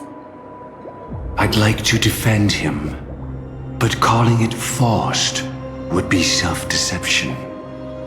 He claimed he was powerless, not that Shipe taught us we shouldn't do this.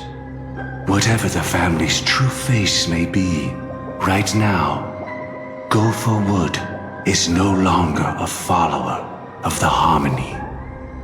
What if you were the one standing there? Perhaps I too would betray the Harmony. But in any case, that would only mean I found the family unworthy of obedience. It doesn't justify the Dream Master's heinous acts. Miss Firefly, have you ever pondered over destiny? I often wonder if we could face our past decisions again, would we really make different choices?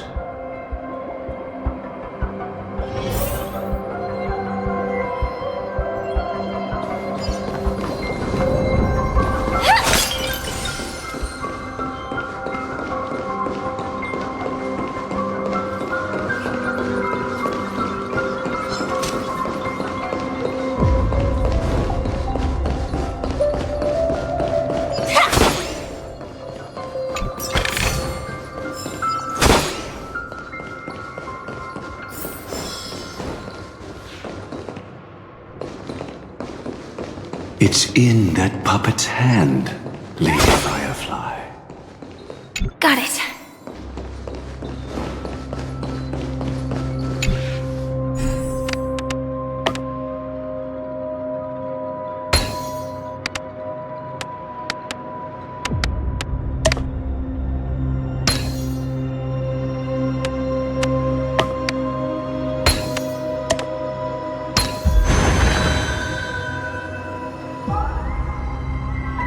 Rest in peace now, old friend. Mikhail, was it you who killed him? Is that what you think of the Dream Master? Someone so unforgivably evil. He was once the Dream Master's closest friend, but they ultimately parted ways due to their differences over the sweet dream. Mikhail once gave the Dream Master a wristwatch, and even though it's broken now, he still treasures it to this day. I came for a confession, old friend. I wonder, what did death feel like to you? I died once, yet returned to the mortal realm. If you were as fortunate as I was, would we still walk different paths?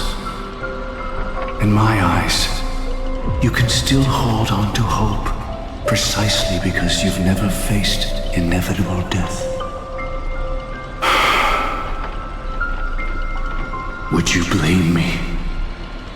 Would you, Mikhail? I tried to unveil Shipe's third face, but I was wrong. It wasn't the propagation.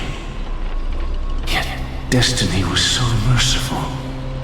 making me realize the propagation was able to continuously evoke people's prayers for the Order through the fear brought by the Swarm.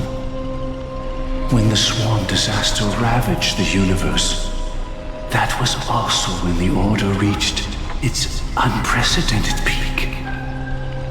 But after that, the Great One deliberately ignited a war among gods, leading to their own downfall. They would rather fall than let the Order ascend upon a staircase of falsehoods. They were wrong too. The Great One wished to restore justice to the mortal world. But what people prayed for wasn't justice. It was freedom from fear. Will you forgive me? Will you, Mikhail? I shall commit an act of transgression, mending the errors of the gods. I will restore the missing hand to the celestial clock and show mankind death. I know my sins. They are ever before me. But I shall never repent. Using the propagation to lay the foundation for an eternal paradise.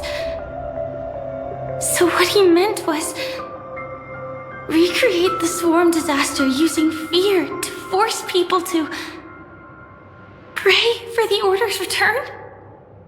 Perhaps that's why your friend was killed. The Dream Master wanted to find out how the Glamoth Iron Cavalry obtained the propagation's power. That's not a power that can be easily controlled. We need to pick up the pace.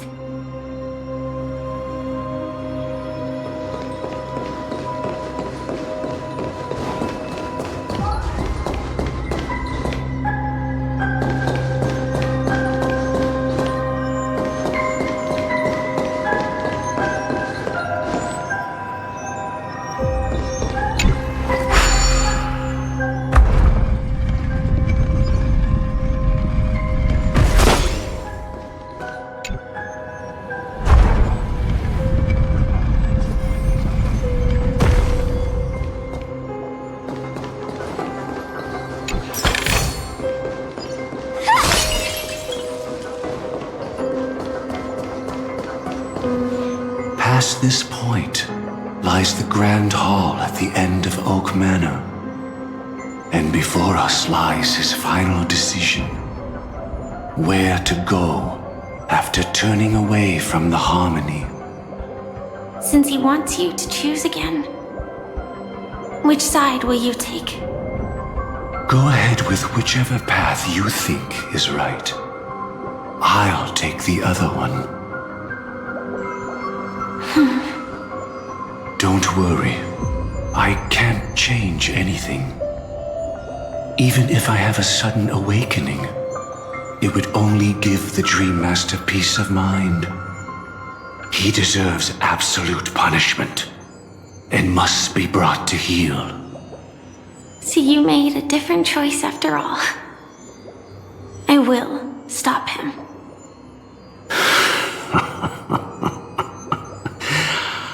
I hope everything goes well. This is goodbye, then.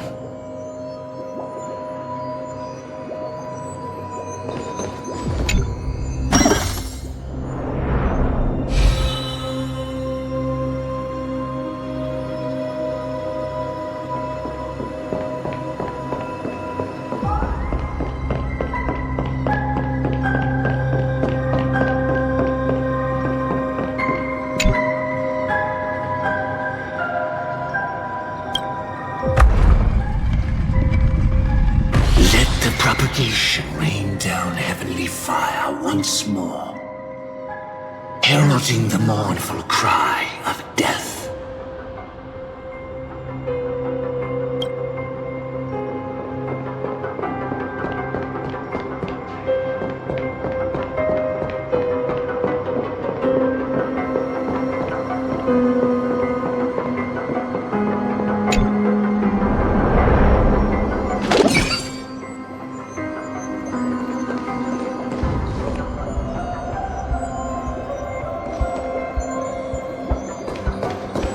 then, our paths diverge here.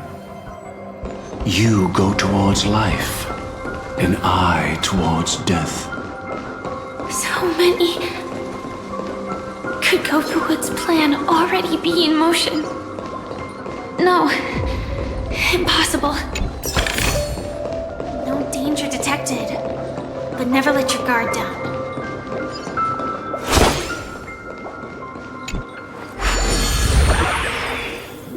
This place already looks...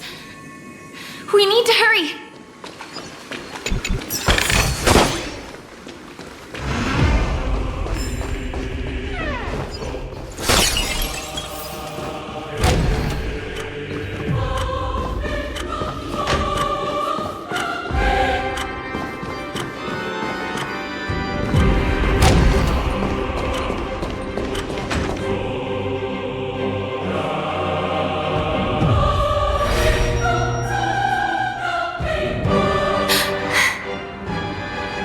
No doubt about it. This is the place. My apologies for keeping you waiting, Lady Firefly.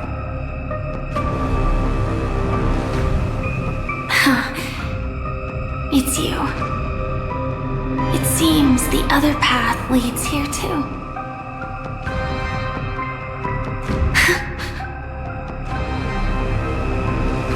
What is this? It's the terror that humanity dares not recall. The swarm disaster's chrysalis of extinction. The Dream Master's devastating strike, like a torrent of fire, lies hidden behind the stained glass, waiting to shatter it and unleash the swarm disaster once again.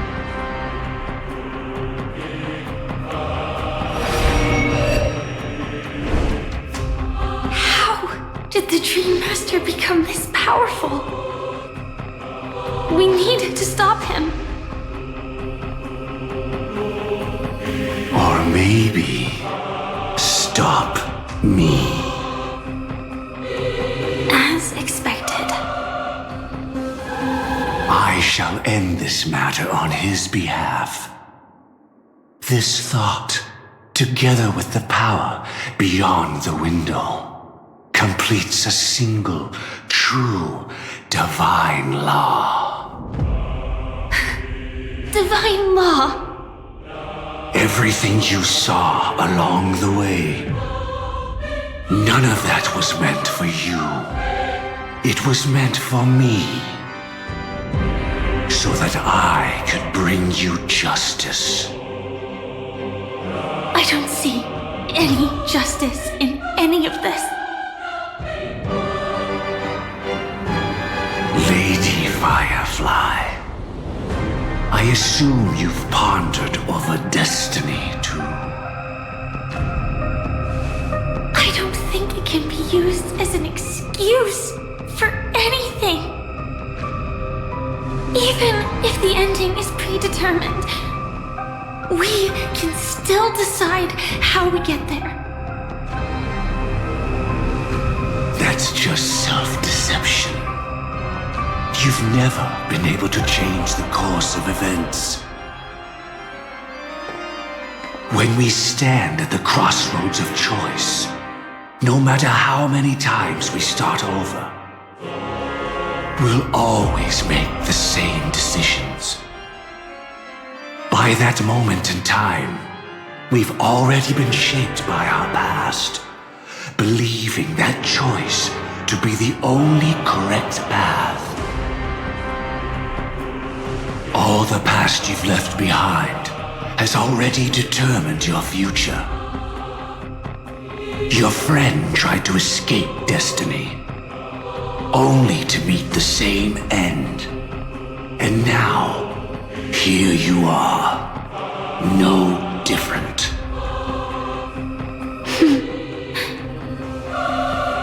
But the person you met today is someone who has rewritten their destiny. Well then, I'll offer you my sympathy. the Hunter. As far as I know, there's only one way to rewrite destiny. Give up your true desires and stop walking your own path. In doing so, your destiny will indeed change, and you may even sway the course of the world. But from that moment on, you will have killed yourself, alive in body, but dead in spirit. This is the price we're willing to pay to defy destiny. Not everyone chooses to surrender with their hands up. Everyone has the power to see the world as it is, and to bear that weight. This is the true meaning of sacrifice. I admire your resolve. Since you don't mind sacrifice, that's enough talk. Stand down, Hunter. You can't stop that strike. I won't let you get away with this. Oh, really? How did the Harmony succeed in spreading its cancer across the universe then?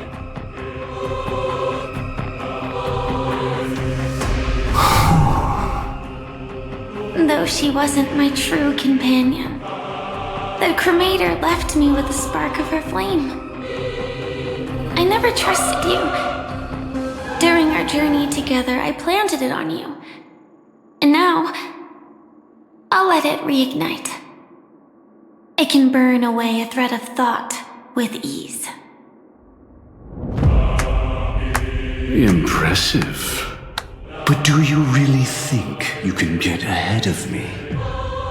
If I can't, I still won't run away.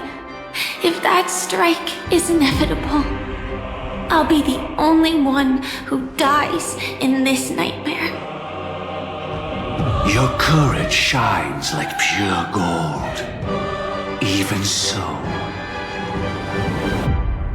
paradise shall fall into this world of sorrow, and once dawn breaks, it will shatter in the light of day. How could anything golden abide in glory forever? Come forth and present yourself, last heir of the Empire. I permit you to unveil the true face of order. I permit you, with mortal hands, to bring forth the Great One. The swarm will again devour all things, and fill the hearts of the lost with terror. Someone must cast down rage in their stead. All that lives will one day die. Even so, I will still do as I've always done, and pray that I can stay alive. I can do it. Right? But death will come because you, out of all people, are the foremost in seeking life.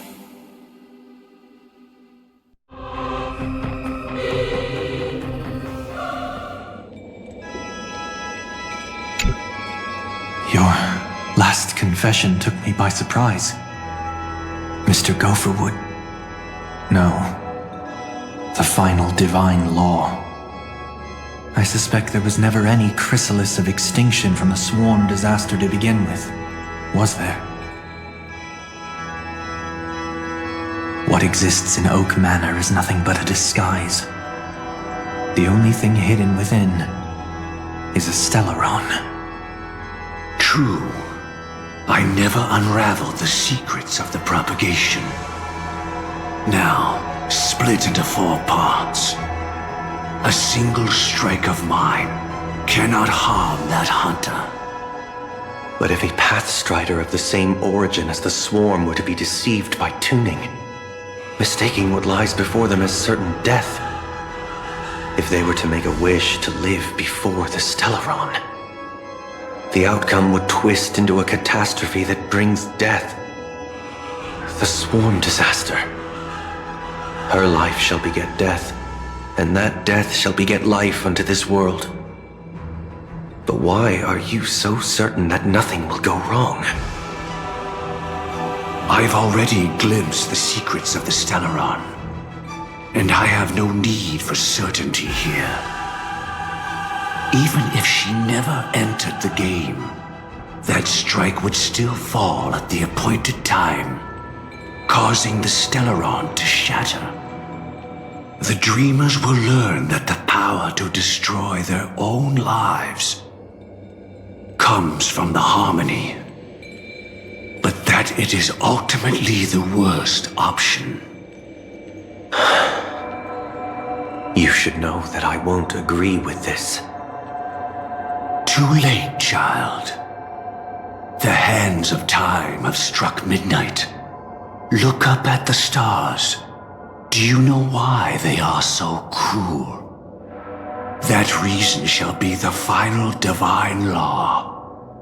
And with this, we entrust everything into your hands. Because the stars belong to everyone, they have never belonged to anyone. If you love everyone, then you love no one. Well, that's where our conversation ends. Go ahead. The 107,336 souls of the Oak family have dreamed of this moment too many times. The opening is near. Go, my child. Seize the power of the harmony and reveal your karma. I shall walk the path of the Order to its end, as you wish. But I can no longer accept your divine laws. If I become the only star in the sky, even if I belong to no one, there would still be no cruelty. The stars are cruel, only because they have never shared their heat with the masses, burning fiercely only for themselves. Well, there can't be two suns in the sky. I'll step up and take down the other sun if necessary. Moreover, how could I allow other stars to shine during the day? Paradise shall soon be created, not at midnight, but at noon. I shall initiate the first and only divine law of the great Septimus. I shall ascend to the heavens, becoming the scorching sun. Bathed in my light, my people shall flourish, while all evil shall be eradicated.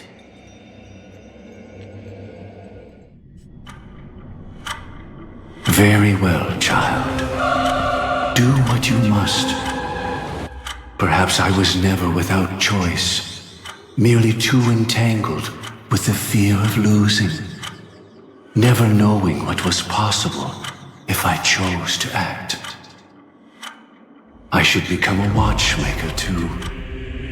The harmony I seek has but one note, repeating endlessly, never falling out of tune. Life too has its time. We did it. He faded first, causing their power to lose control.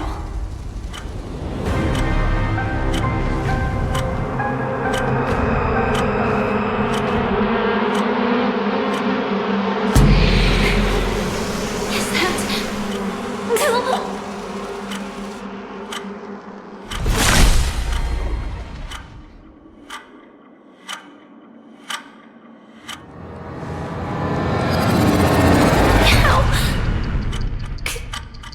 Did you...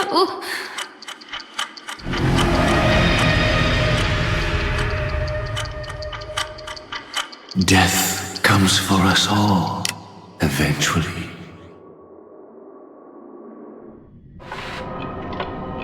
I'm starting to hate how powerless I am. How I wish that I had some way to comfort you right at this moment. Oh, don't worry, that was all in the past.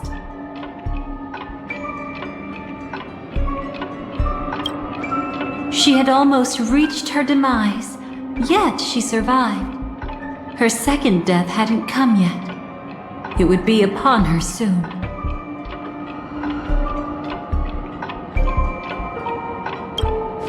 He lured a Glamoth Iron Cavalry to face a Stellaron after years of plotting. Though everything Firefly had learned since entering the dream was true, they were only truths that the Dream Master wanted her to see. And that is often regarded as the highest form of deception. The Stellaron answered Firefly's desire to keep living.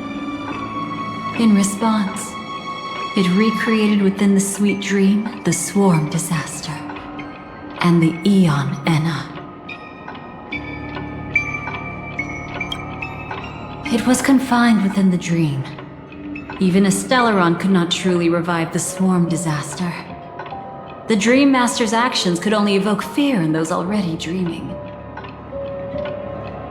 Yet this swarm was frighteningly real when you consider the next steps of his plan.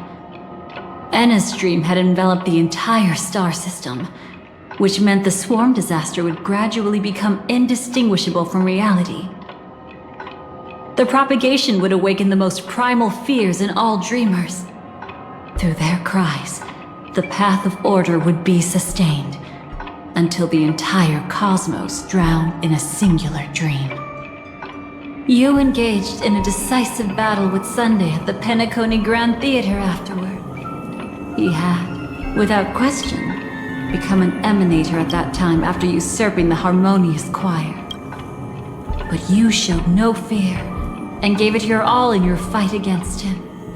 And you emerged victorious with the help of your allies.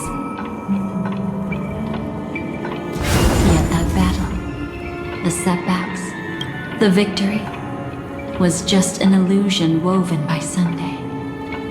Enna's dream had already enveloped the entire Asdana system. It was impossible for you to beat Sunday at that time. Enna's dream was so terrifying that even Memo Keepers could not act freely in it. Fortunately, we sought out Acheron first, and she lent us a helping hand. That allowed us to take action and try waking people one by one.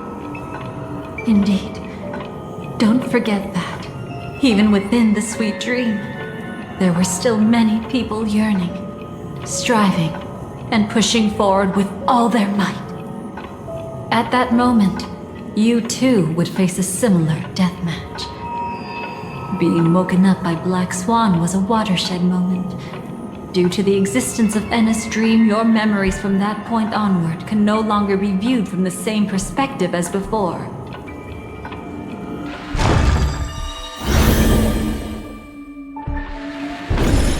It's not that they're not real enough. Things always look different when viewed from different angles. Ever thought about whether we've truly seen our authentic selves in a mirror?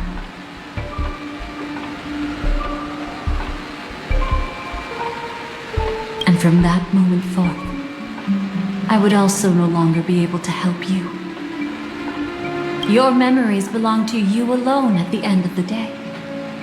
Destiny only allows me to intervene this far.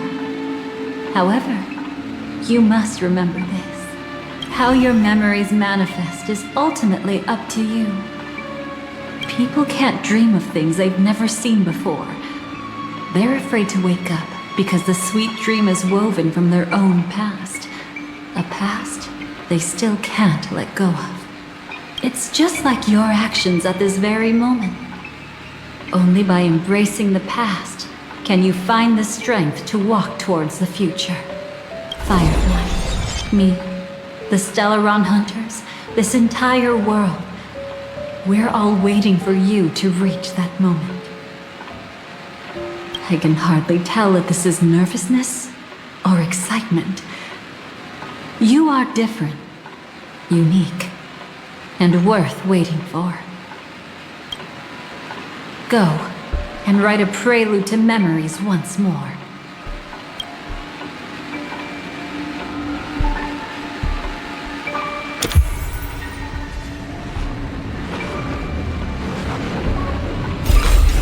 From within the ashes of time, you must reignite destiny.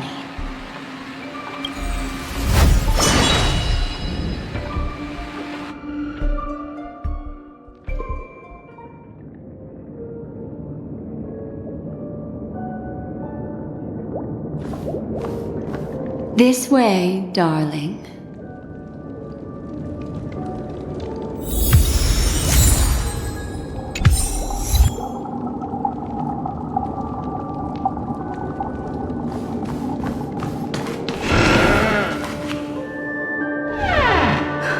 Not another one. Thank you so much, Black Swan. Finally, I can breathe a sigh of relief.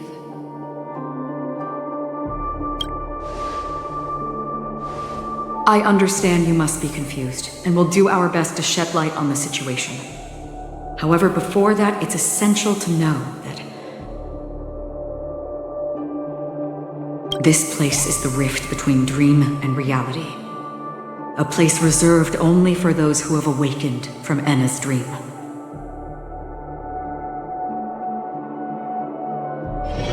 Do you remember Sunday's ambitious plan?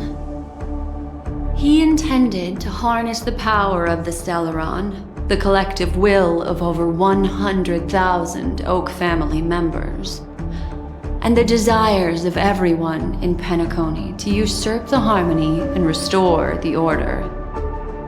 Unfortunately, it didn't stop there. From the early days of our journey into Asdana, we were already affected by the Stellaron. That strange dreamscape where we met. Maybe it was a sign that your thoughts were beginning to drift away.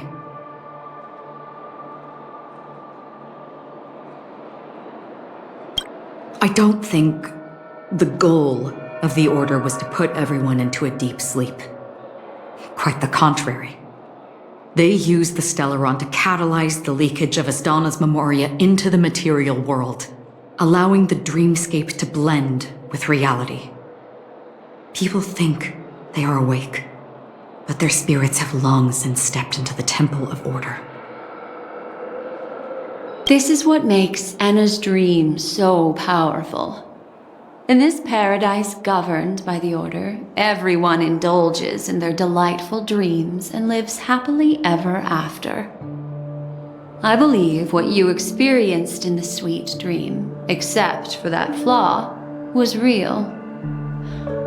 Only in this way could you reach the destination, lifting the crisis in Penacony and embarking on your next trailblazing expedition. If it wasn't for Acheron's plan, we might have been trapped in this dream forever. Well, I'm not as fortunate as she is. Even if I'm a memo keeper, I was still influenced by the power of the Order and fell into hallucinations.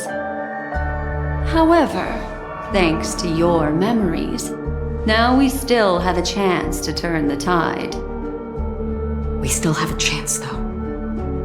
To make it happen, please, Black Swan, guide us to those with a strong will. The truth of the dreamscape runs deeper. We must notify anyone willing to wake up, so we can end the long night together. All right, please come with me.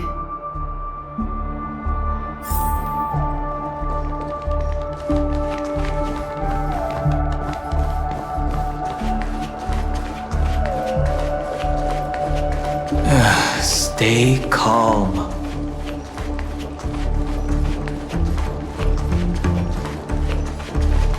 I bet that even if I don't resist, you'd still...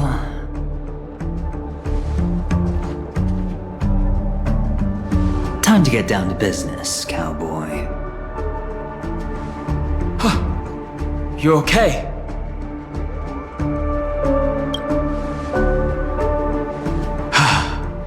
Me too.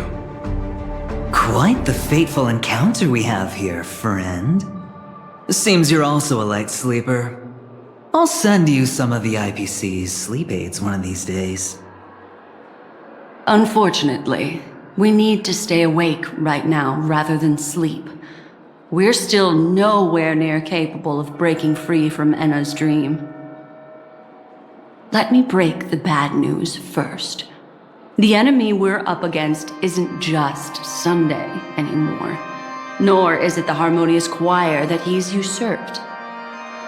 The Dream Master has awakened the swarm disaster within the sweet dream, and cast shadows into the hearts of all dreamers through Enna's dream.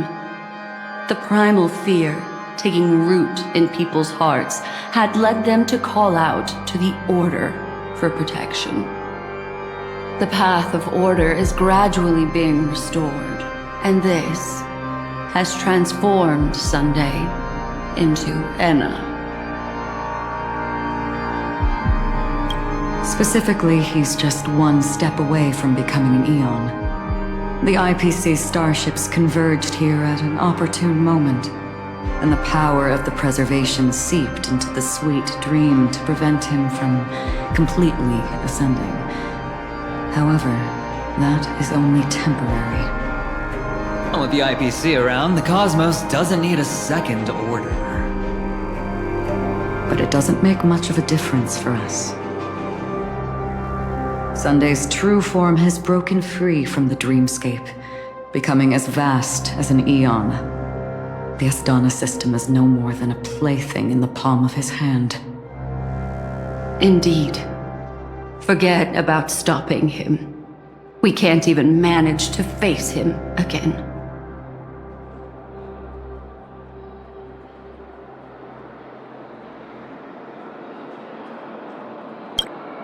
The key still lies in Enna's dream. Fear and sweet dreams. He relies on these two lies to gather the dreamer's shared wishes. He's still just a false god who barely managed to ascend. If we can wake people up and break Enna's dream, Sunday's divinity will fall with it. But the current sweet dream is extremely complex. Miss Black Swan, could you please explain the rest of it? My memory isn't the best, after all. Time is of the essence, so I'll cut to the chase. There are 3 layers to the dreamscape trapping us. First, there's Enna's dream controlled by Sunday. It wove a beautiful illusion for every dreamer, making them flounder in it. Second, there's the primordial dreamscape, which includes Dreamflux Reef. The swarm disaster is manifesting again in the Oak Dream within this layer, and is continuously empowering the Order through an endless stream of fear. Third, there's the 12 hours established by the family. This layer was the first to merge with reality and is itself an enormous trap. Forget about winning.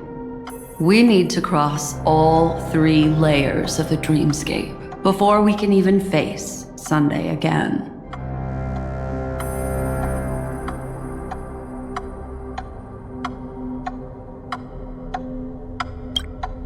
Unfortunately, we're still in the first layer, which is Enna's dream.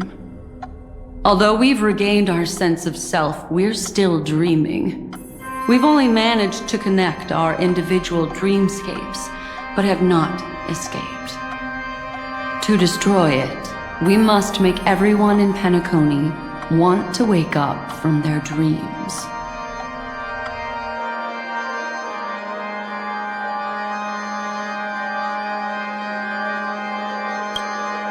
Humans yearning for sweet illusions borders on obsession, leading them to subconsciously resist the harsh reality. Therefore, I carefully selected a moment where he was completely unguarded, guiding him to uncover the truth himself to make him regain his consciousness. However, to wake up everyone in Penacony and get them to share the same determination, that would be nearly impossible. But we can't just stay here and do nothing.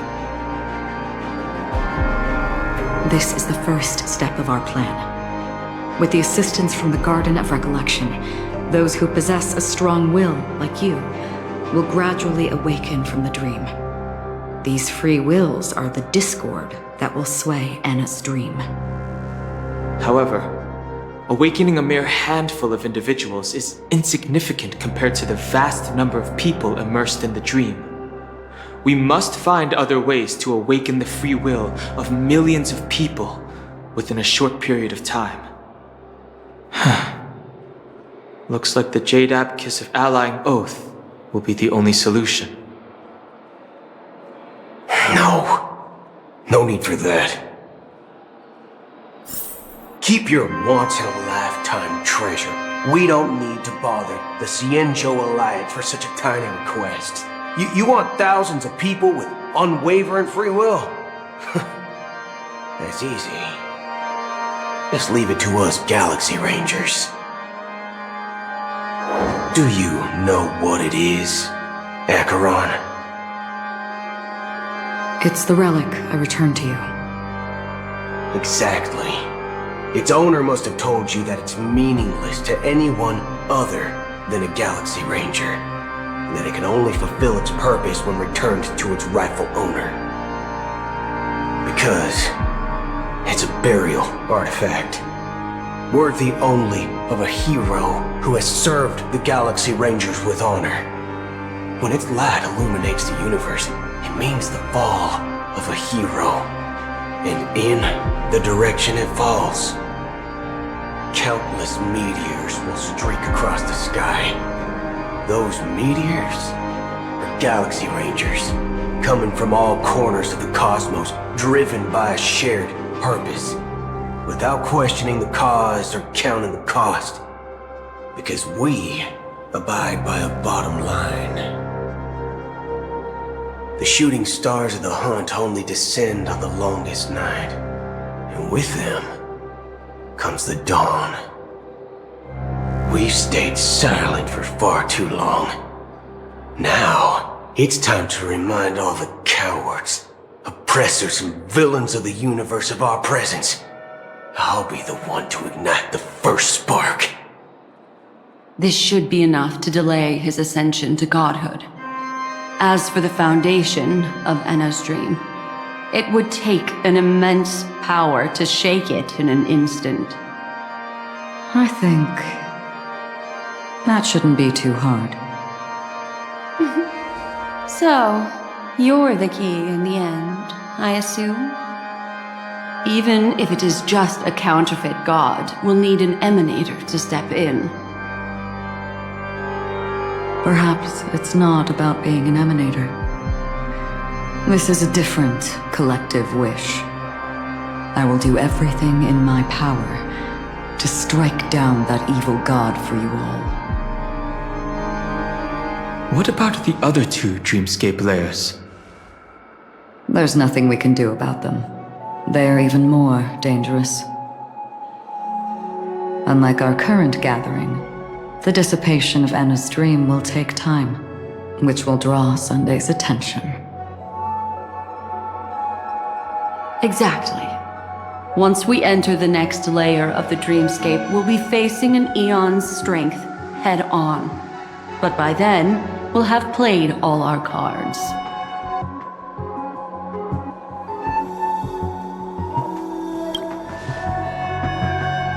Anna's dream is no ordinary matter. Even with Constance and me giving it our all, we can only reach the few of you here. It's impossible to find more help. As for beyond the sweet dream, our only hope lies in intervention from other eons. But that would be tantamount to igniting a cosmic war among gods. The Order is one of Xipe's aspects. Yet the Harmony stands idle at this moment as Anna is being reborn, without any further intervention. There must be some deeper reason behind this. But time is of the essence. We must take our fate into our own hands. In other words, those who only want to survive by playing it safe will die. All those who dare to face death head-on will live. I like that. Just these few people? Oh well, that'll do. Quiet down. You're just a kid yourself. It's not just Penacony. The entire Asdana system is done for. A Stellaron hunter? She was at the edge of the Asdana system, but she still got dragged into this mess. Just finding her nearly wiped me out. Quite a bold investment strategy. Tell me, with such a huge risk, what kind of payoff are we talking about? The other 2 layers of the dreamscape will be handled by the Stellaron hunters. One of our associates is searching in the 12 hours for the other person chosen by the Harmony. Oh? Miss Robin? She broke free from Enna's dream through her own strength, and left behind a song for those in slumber. It's true that some people are born strong, and others are born weak. If the Trailblaze is the target of heroes, then the Harmony will guarantee that the strong help the weak. Only the people of Penacony themselves can be the saviors of their homeland. Their path of happiness should be forged by themselves. While I may not be a nameless, I'm willing to instill courage in all those who need it. This includes my brother as well. Anna's dream is too cruel for him and everyone else. I see. So, we were able to wake up thanks to Miss Robin's help. But the flaws rooted in human nature can't be eradicated overnight. Do you believe that these efforts alone are enough to convince everyone to choose the right path? I agree with you, Black Swan. That's why the most critical aspect of this plan is not to convince everyone to choose the right path, but to inspire them to save themselves. They'll stir up something big to help break you free from the 12 hours. As for the primordial dreamscape, Sam is standing by, just waiting for you to break free from Enna's dream.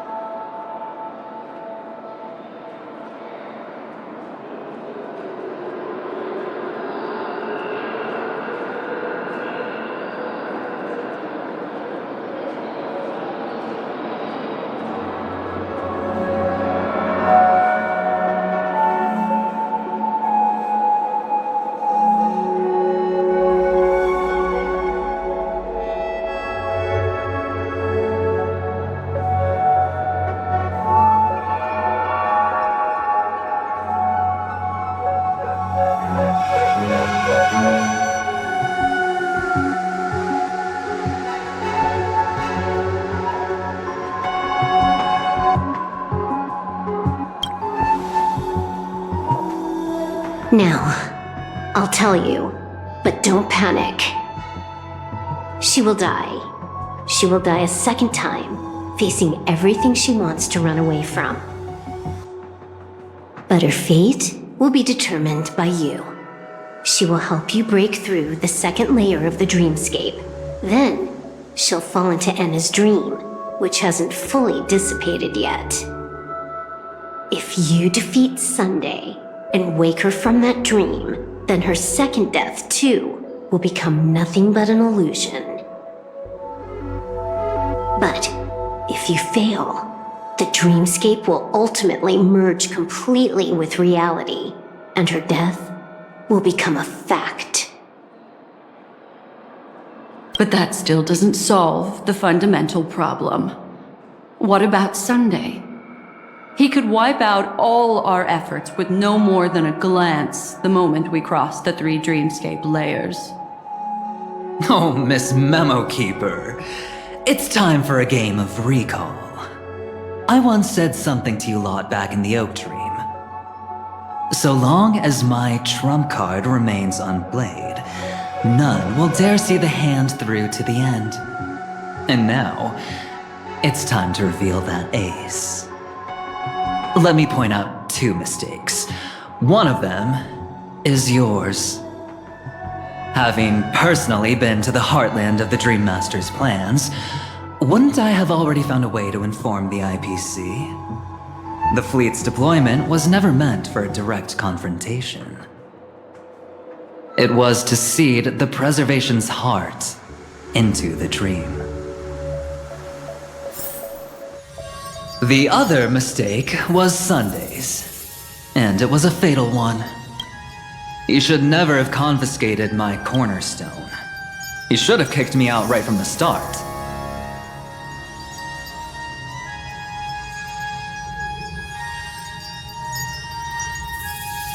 That's how every gamble with me goes. The moment you sat down at my table, you've already lost. A jade-colored light still sleeps deep within the dreamscape, and it does not require the presence of its owner to unleash its powers. So what? Even the power of the 10 stone hearts can't rattle an existence already approaching eonhood. That's why I said the cosmos no longer needs a second order. The Dream Master's plan is indeed flawless. However, when faced with the terror of the swarm disaster, how is calling for the preservation any different from calling for the order? The release of the Cornerstone's powers will absorb the Dreamer's desires and offer them the preservation's promise instead, guiding them to cry out these words. All for the Amber Lord. Is this the IPC's real goal? To completely take back Penacony on a conceptual path level? What, you think I'm also trampling over others' beliefs? Sorry, but that's exactly what the IPC believes in. Don't question your own ruthlessness. All that matters is profit. The new swarm disaster will end the same way as it ended before. The hammer strike will echo throughout Asdana, seizing the Order's powers on the level of paths to launch our counterattack, leaving Sunday powerless to interfere with your actions. But a new Amber Era will not arrive because of that. Today's hammer strike is not the wrath of an eon, but humanity's battle cry of defiance. I'll hold my breath and listen for that moment. Once our plan succeeds, we can strip Sunday of his godhood, but we'll be too drained to join the battle afterward. So...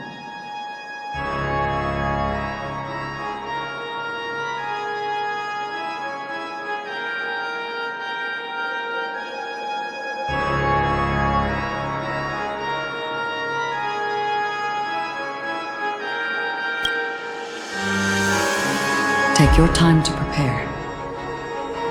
Before you head out, may I have a moment alone with you? There's one more thing I need to explain to you.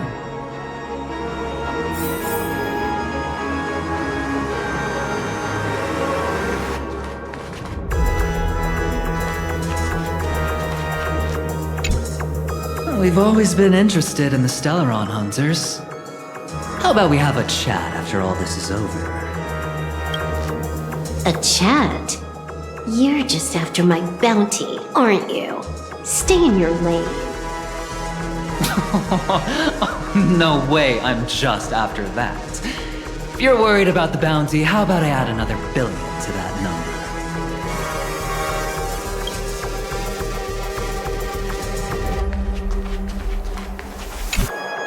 It's you.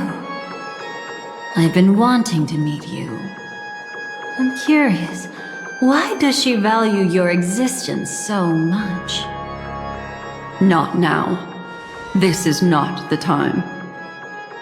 I used to wonder about destiny, about where it's heading. But you can decide its destination, at least for today. The bigger the stage, the more you need to be composed when stepping onto it.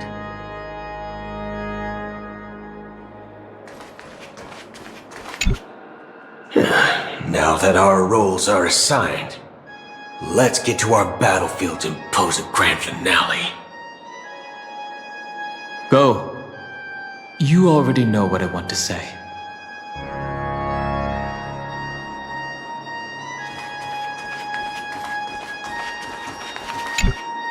This grand festival is drawing to its close. This is the starting point for the ultimate stage of our journey. Just as it marked the beginning of all the stories in Penacony. Are you ready?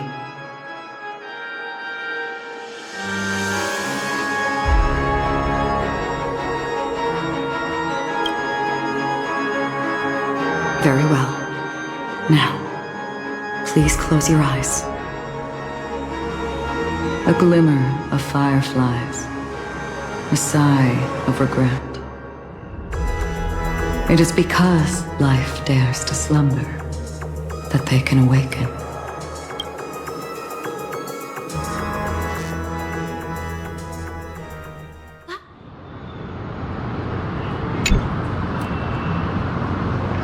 Am I awake? Sorry, Robin. It's just you. I did not wish for you to know this. It's a pity that things have turned out this way. Within the foundation of law, humanity establishes civilization, and through harmony, we obtain order.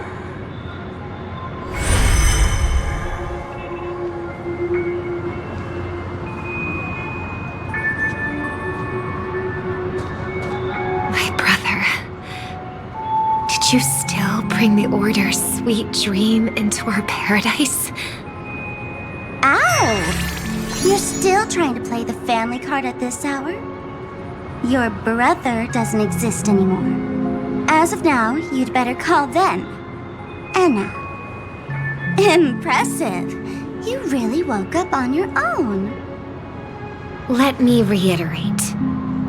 If you've had your fill, it'd be wise to leave before it's too late. The music of the harmony doesn't tolerate discord. Ow! Then I'll reiterate as well.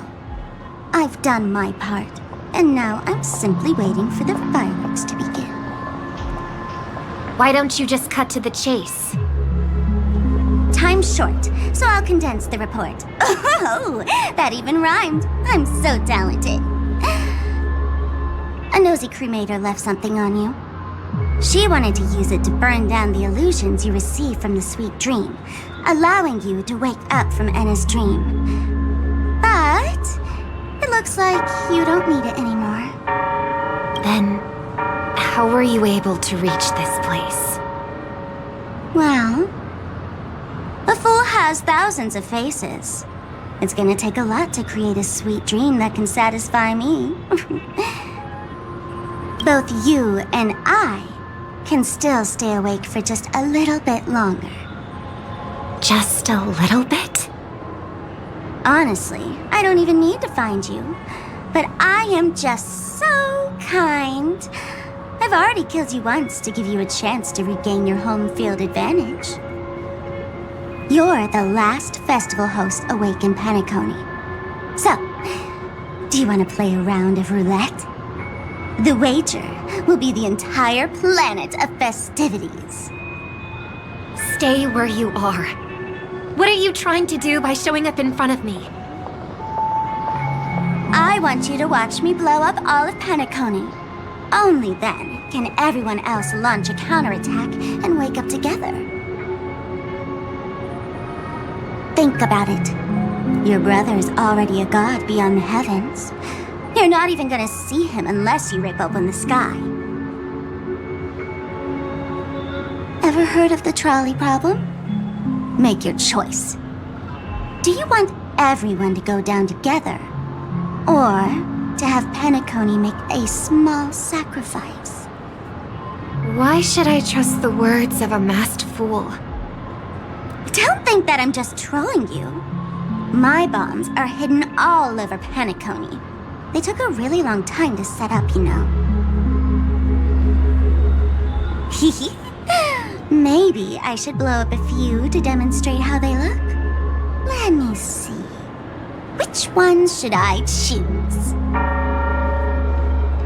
Stop. What's gonna happen to the dreamers once the bombs go off? They will all die. Then you know I'd never agree to it. When it's time to make a sacrifice, reality won't be giving you any choices. Or do you want to replay the old joke about the Harmony treating everyone the same? Life is never a joke, fool.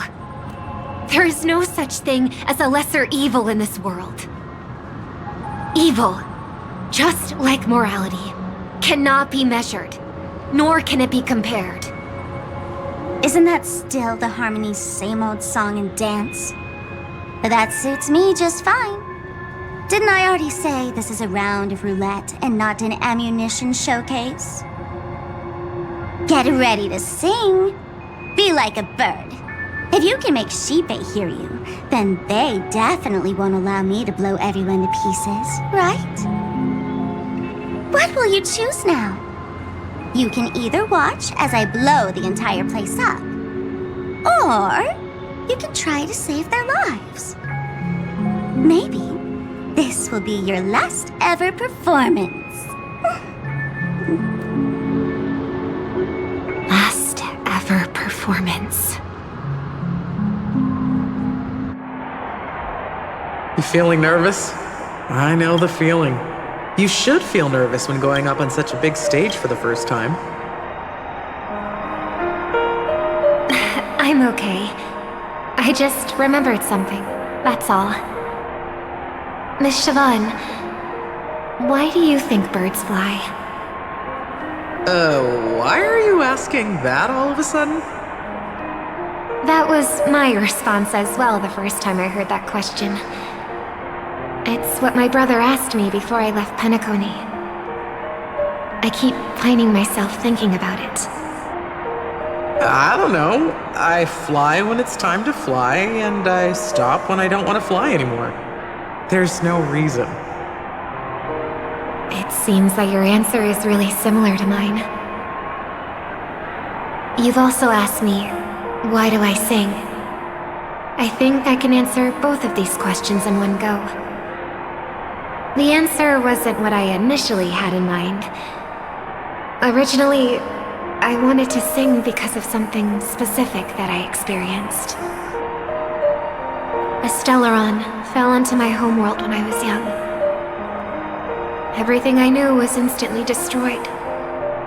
We didn't even get a chance to react to it. No matter what we did, it was too late. But for some reason, my mother chose to hum a song when she tried to comfort me and my brother. I remember that story. Everyone thought that's why you decided to sing. No. That experience only made me detest singing. I've believed for a long time But songs can't change anything when disasters strike. That music is the most useless thing in this world. I might be extraordinarily talented in singing, and I might feel super happy whenever I sing. But its futility had always made me depressed. Then what changed? I grew up, and I realized that my brother would sometimes hum the same tune as my mother did. And I thought maybe he missed her, but I was too embarrassed to point that out. I tried to comfort him instead. However, his answer to me made me realize what I should be singing for. Obviously, he didn't give me an answer directly, but it got me to think. Maybe some things don't need a reason or meaning at all. Go and do what must be done, fool. It's for the sake of Penacony's future. But I won't let anyone get hurt. Oh, did you just have a flashback? Now I'm even more excited. Let me check one last time. If you were to die, how would you want people to remember your ending? Like a bird, she lived her life, graceful and composed. Now her beak parts slightly with a sigh, as soft as falling feathers. Like it? Drop the sanctimonious mask. Singing only needs one thing, and that's sincerity.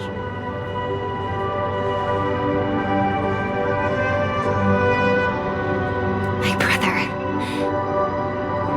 Birds born with wings need no reason to soar into the sky. And those forced to fall back to Earth don't need anyone's condescending sympathy. The sky and Earth are each other's proof and aspiration.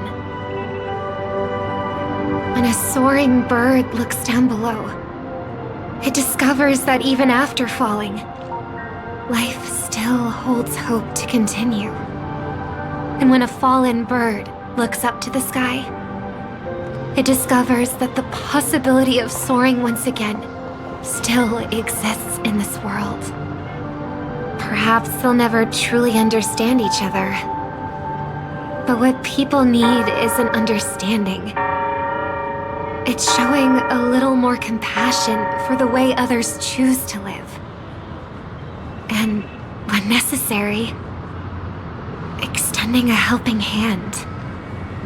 Even if you become the only star and prevent everyone from soaring into the sky, they will still be inspired by your radiance, flap their wings with all their might, regardless of whether they've been hurt in their fall.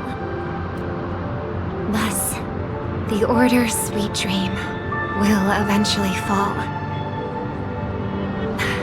Oh, triple-faced god. If I manage to step onto the path of harmony, then please extend your hand and shelter those who believe in you. And if I am a bird destined to fall, doomed to never sing again, then while the sound of me hitting the ground may be my last note for the harmony, it will never be this world's swan song. In the name of the sweet dream, the Charmony Festival now begins!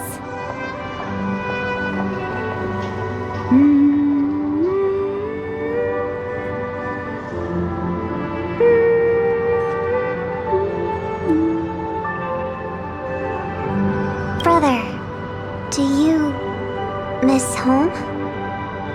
Even if I do, it's too late. But you're singing the song Mom used to sing. Because even if it's too late, we still have the choice to sing whatever we can.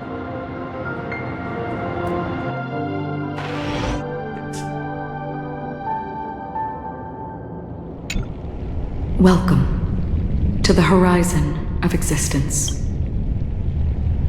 This place is one of the thousands of manifestations belonging to the sleeping and shapeless.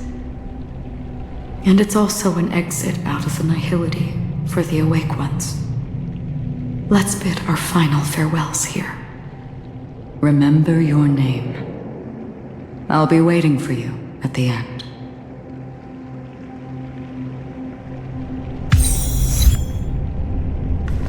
If only people could have each other beyond just memories. I want everything this world has to offer. Or perhaps I want to find the one existence that can... I hope that I'll see her again after I die. Then she'll know that I too am only human. And all humans... I hope everyone can always reunite with their family, enjoy home-cooked stew, and keep on laughing. One day, those who live will all come to understand how they need to think to create their own happiness. May people embrace each other and offer their most sincere compliments to whoever they meet. Our hopes and dreams are in your hands now. Please guide them to witness every sunrise that is yet to come.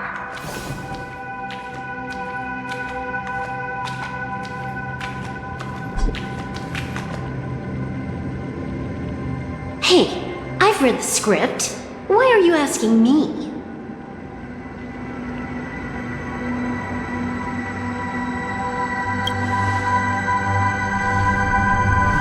Do your best to not fail.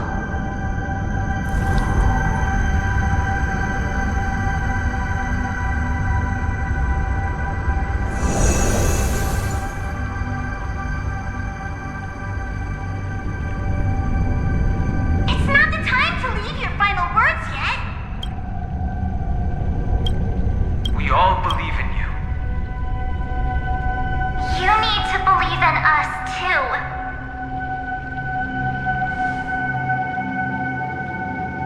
We'll wake up together.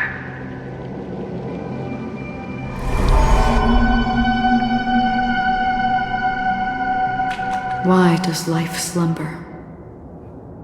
We don't know the answer yet, but we're about to awaken from this dream. Or perhaps such is the answer itself. It's the people who first broke free from the sweet dream. The sleeping and shapeless caught a glimpse of their desires. It was because they held on to these desires that they could dream. It was because these desires were never fulfilled that they could wake up.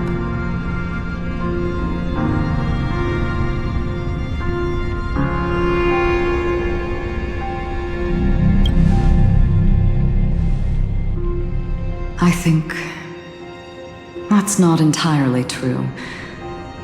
I wish people could find happiness, but I've been tainted by too much nihilism.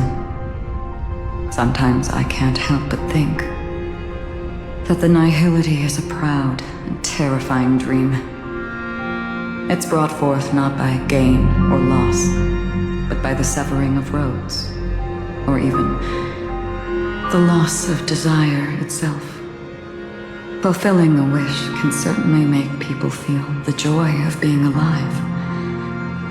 But if no new wishes ever surfaced again in people's hearts,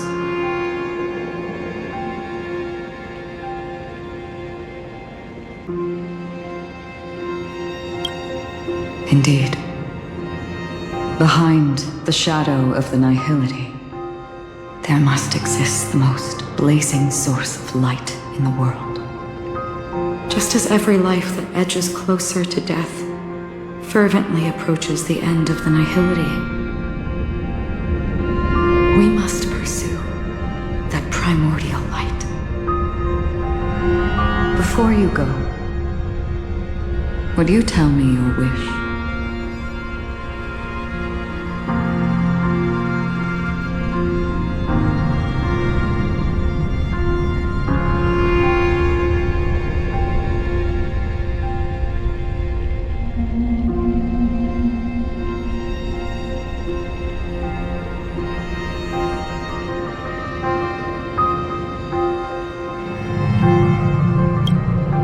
I'm glad.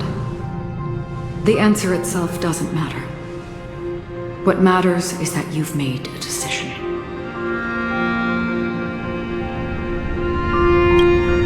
Only a name remains. The person that I was, and now want to become.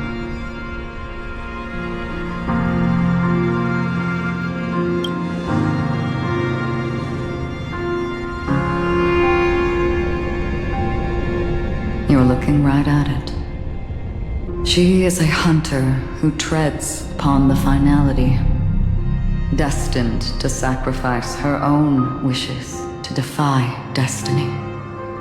But no matter which path you and she walk, death will always be the destined finale and the last reunion. Are you ready? She too was here not long ago. You can witness her resolve through this. Witness how that tiny spark of bug light broke free from the pull of the nihility.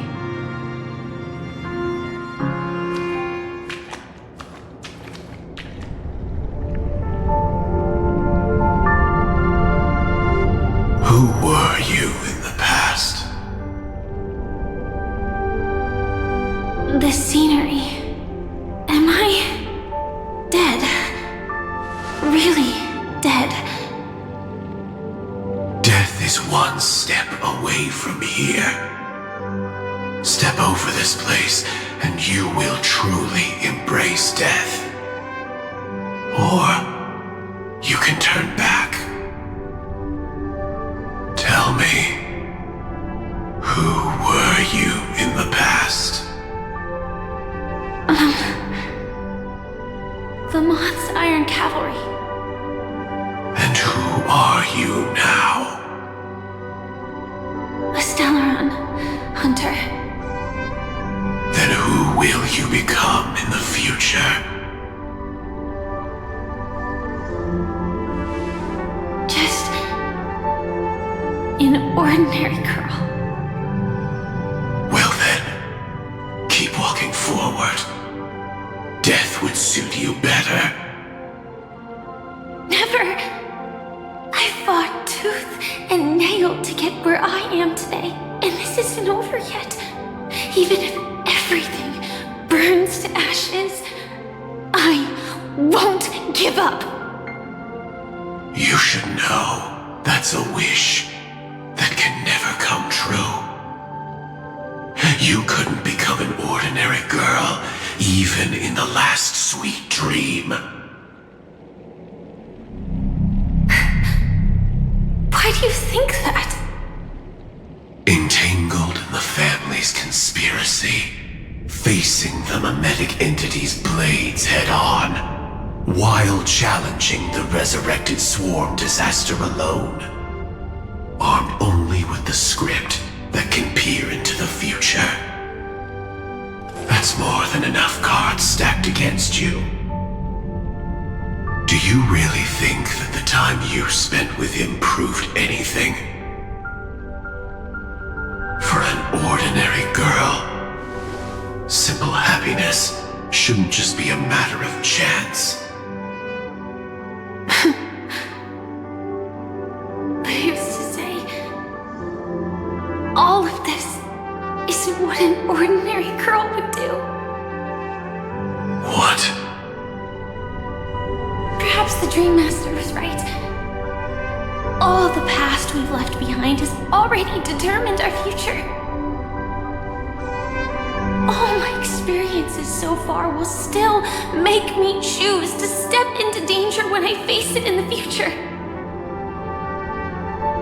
But you misunderstood my answer. I guess it's my fault too. Always talking about wanting a normal life, as if the past that shaped me is some heavy burden weighing me down. Being a Glamoth's Iron Cavalry and having Entropy Loss Syndrome are more than just scars. They are a past that taught me to cherish. urged me to seek and showed me how to love. All the things you listed are quite extraordinary indeed, but I believe any ordinary girl would make the same choice I did. When faced with everything I have faced. In the darkest moments, ordinary people never need to feel small. After all, they always discover that they've already become something noble and bright. Indeed, I can't change the outcome or even the process. But I can decide how to view my destiny. This is just an even deeper form of self-deception compared to actually changing the outcome. Free will is mere self-deception for most people anyway. But as long as I'm not asking others to do the same, there's no shame in it for me. Everyone has their own answers as to why life slumbers. Some will never find their answer. But no one can take away their chance to keep looking for the answer. I won't give up, nor will I blame those who do. All I need to do is return their right to make that choice, and return that right to myself as well. So, I will leave this place together with you.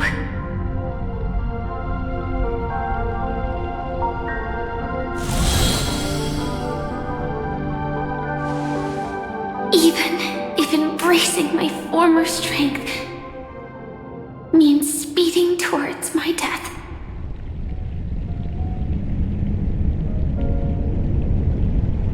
The name I gave myself is Firefly. I used to think I was similar to a firefly, just a fleeting glimmer of light. But later, I realized no one would give themselves an unlucky name. It was also because I thought fireflies were beautiful. Later, someone told me that my eyes don't actually work very well. Otherwise, I would have figured out that those insects aren't beautiful at all. Beauty, love, all our feelings stem from the flaws we were born with. And that's what makes each of us unique. Yet, I can't help but love these little things. Even though I'm sensitive to cold and can't stand the night wind, I still go stargazing. Even though baking cakes is really troublesome, I'll still keep trying. Because I love giving them to people who matter to me and seeing those people smile. I love going around looking for cute dresses, not to show off to others, but because it makes me feel good. So, I won't mind any flaws anymore. I won't fear any new scars. I'll give it my all to find what I love, and I won't let destiny take them away. So,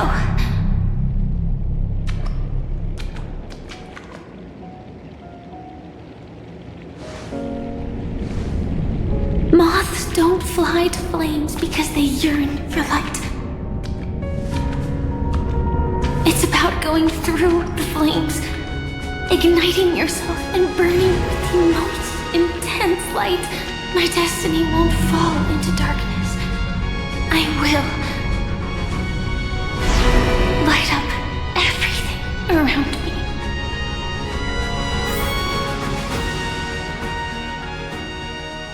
As long as the clock keeps ticking, death comes for us all eventually. And life has its time, too. If my world always ends up being burned to ashes, then let it burn!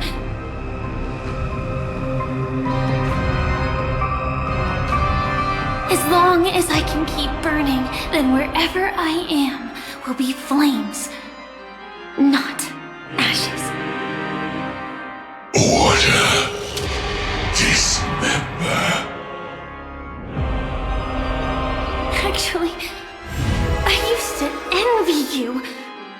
You wouldn't feel pain, even though you were born to bring disaster.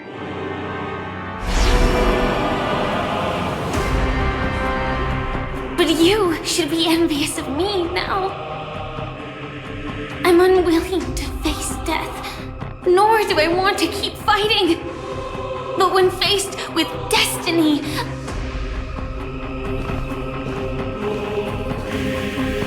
I will never run away! My dreams were always of scorched earth, where even a single new bud could never bloom. But I will still burn, and keep on burning, until new life rises from the ashes!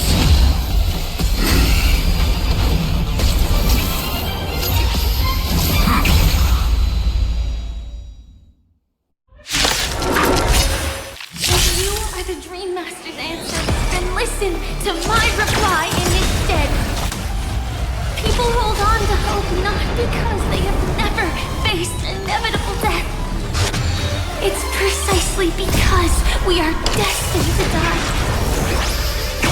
that we hold on to the hope of change something. Right there!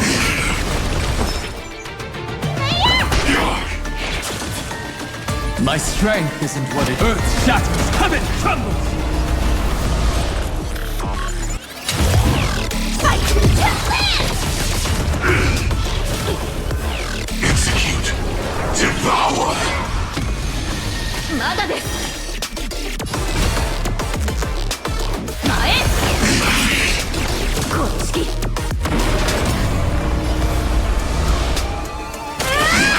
See the doctor?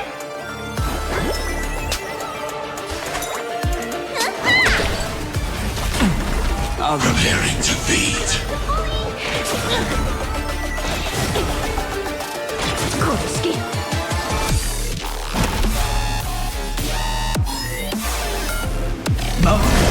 Cracker, rise! 指示、マスター。ストライクエア Adjusting この悪夢は volcanic 星の規模 biomass. 地を照らす命の証見るがいい X ファイバー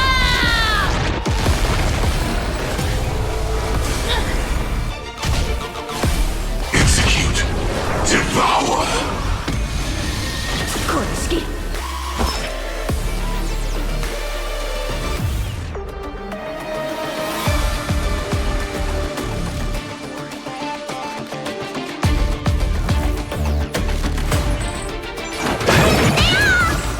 治療かけ公式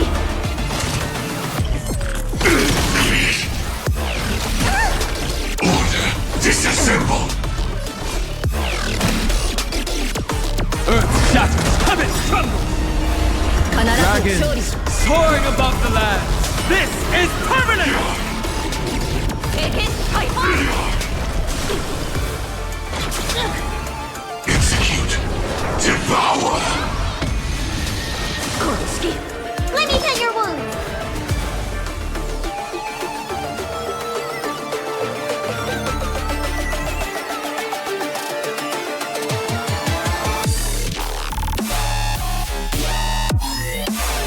Standing here in silence, missing all the violence.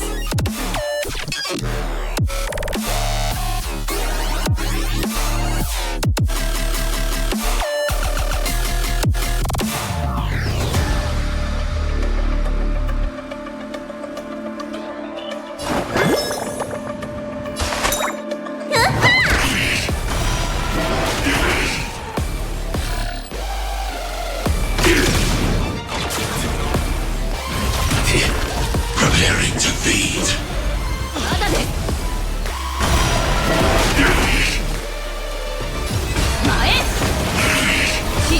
トライクエアこの明かりは欲しい。ファイバー Adjusting organic biomass. We have the edge. Earth shatters, heaven trembles! Attack! Need a doctor?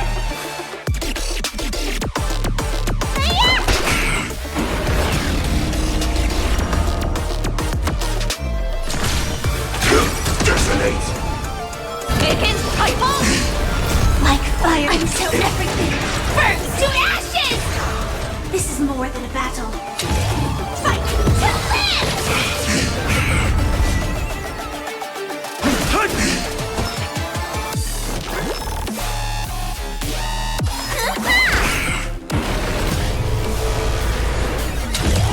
Set the seas afire!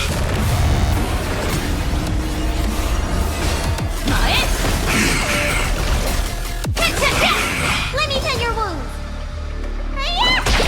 My purpose is to protect.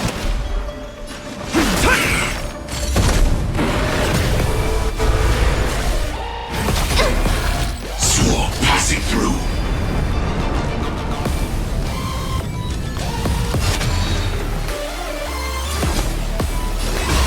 Right there. Stand in position. Attack! Need a doctor? Support received. Execute. Devour.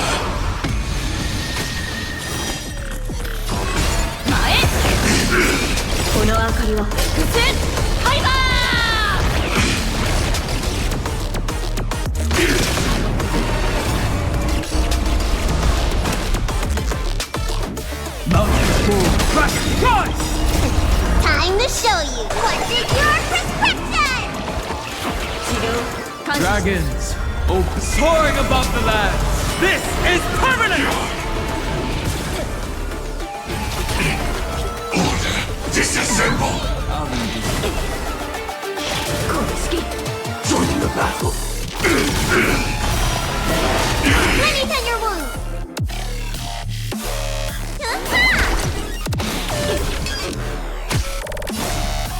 Against Hypo! Ready to digest. Mutation. Execute. Devour. My strength isn't what it was. Earth shatters, heaven trembles! Adjusting organic biomass. Initiate cleanup. Detonate. Until everything burns to ashes! Firefly type for fight to live!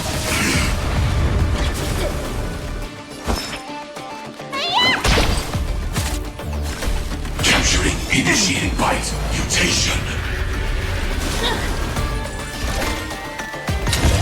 Set the seas afire!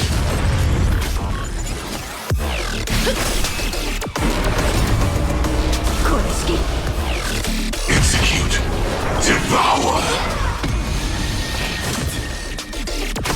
必ずや勝利トライクエアこの明かりはファイバー Adjusting organic biomass.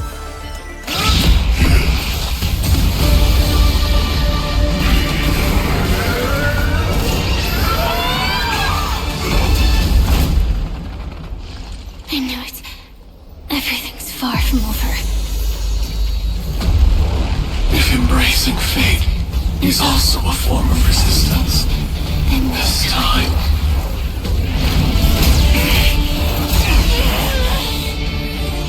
I shall embrace death!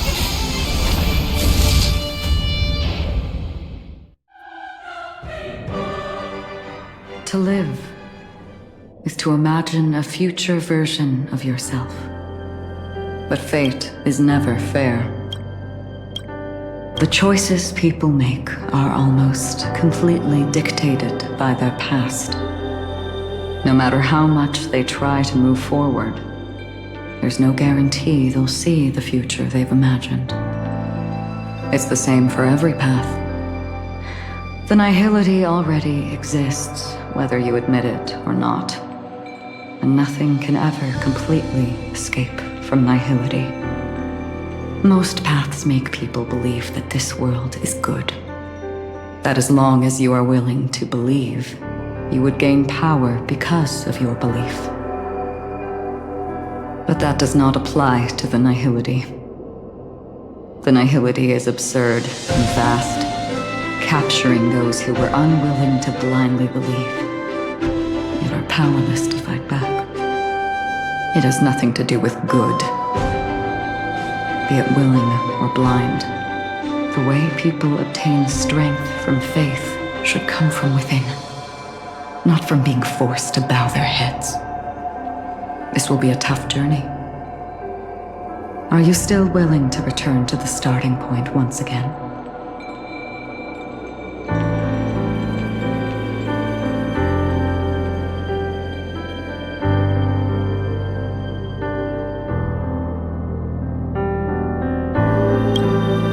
In this way,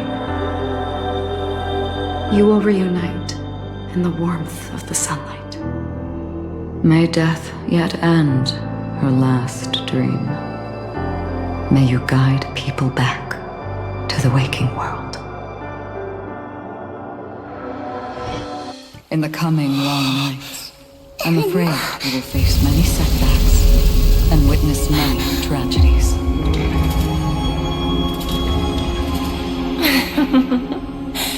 I come to greet, I come to whine, I come to claim.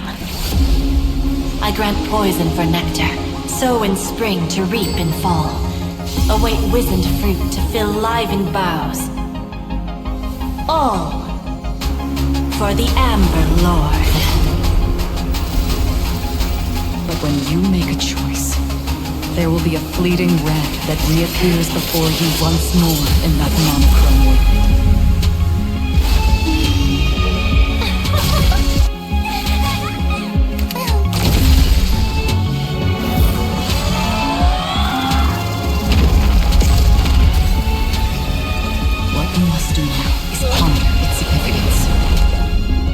And then return to the waking world.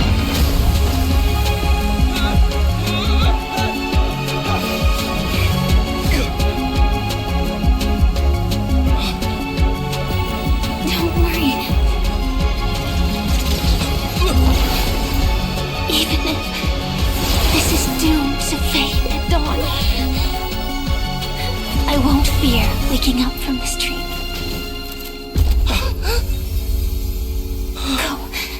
Take back the right to trailblaze for them and for me. That's where we will all find our answers.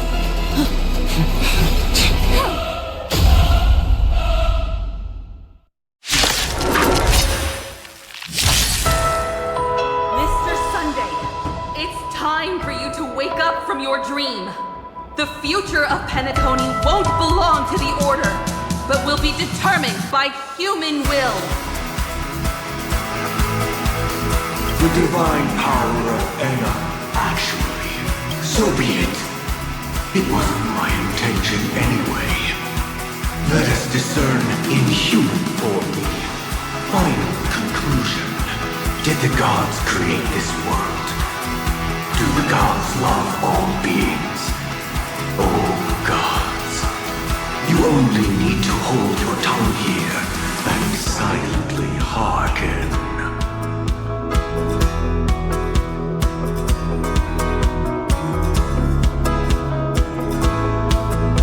All life shall grow as nature intended and reach its end. This mortal world should rest in mortal hands. All the work of creation has been completed. The inevitable day has arrived. The embryo of philosophy will reshape for us all of reality.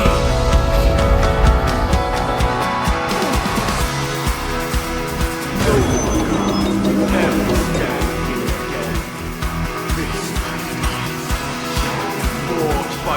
king of humankind! The order is ultimately flawed. By this decree, it shall be ended! The remembrance is fleeting and imperfect. By this decree, it shall be ended! No way! Rosalina gave her life to protect the Sweet Dreams path. The hunt is only futile misery. By this decree, it shall be ended! His blood still protects the Sweet Dreams presence! The nihility leaves no light unextinguished. By this decree, it shall be ended!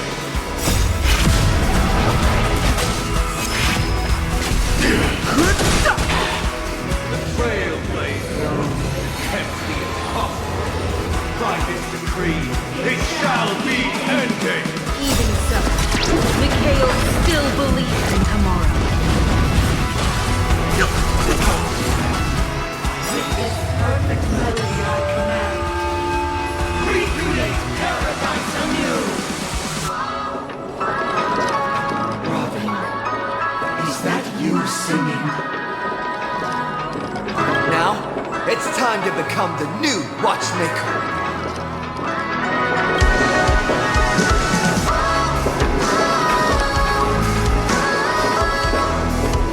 Only by blazing a trail forward can we set time in motion and give it meaning. Only after the Sweet Dream ends will tomorrow come. People will keep moving forward, discovering countless new ones more. That the world will still welcome countless marvels worth fighting for. A stagnant sweet dream can't imprison our desires.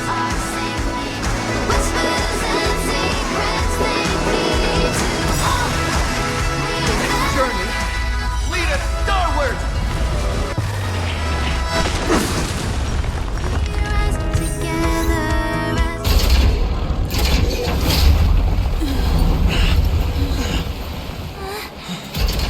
So, why does life slumber?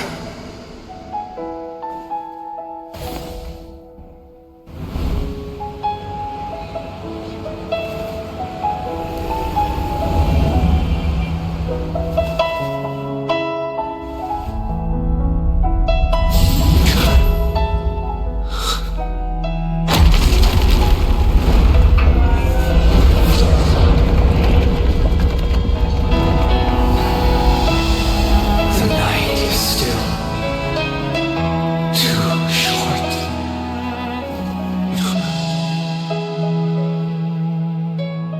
Brother, the dream is over.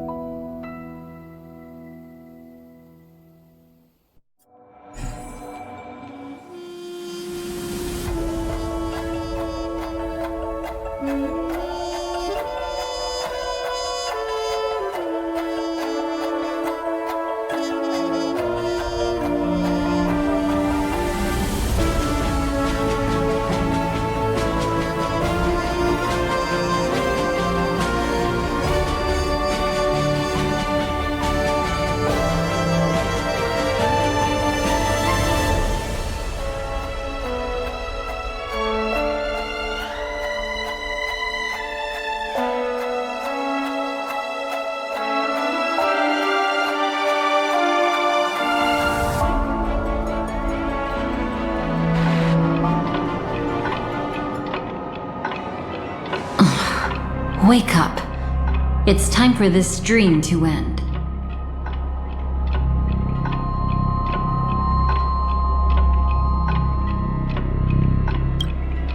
Destiny won't let me give you the answer, and the true ending is too sad. I'd rather you forget about it.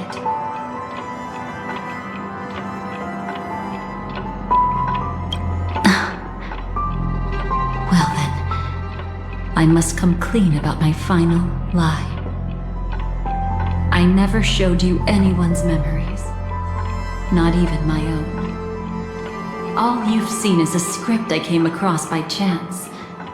It recorded everything that had happened, and using its stimulation, you actually managed to enter the memories from your own perspective and remember everything anew.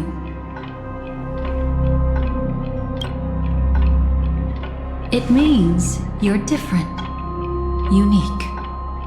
You've done something no one has ever done before. Even though your memories were cremated to ashes, you were able to recall them once more, treasuring them once again in your heart. The Stellaron Hunters say you are the one who can turn the wheels of time and give it meaning. That you are the one who can alter destiny and make whole what is incomplete. Come, I want to show you something. Elio?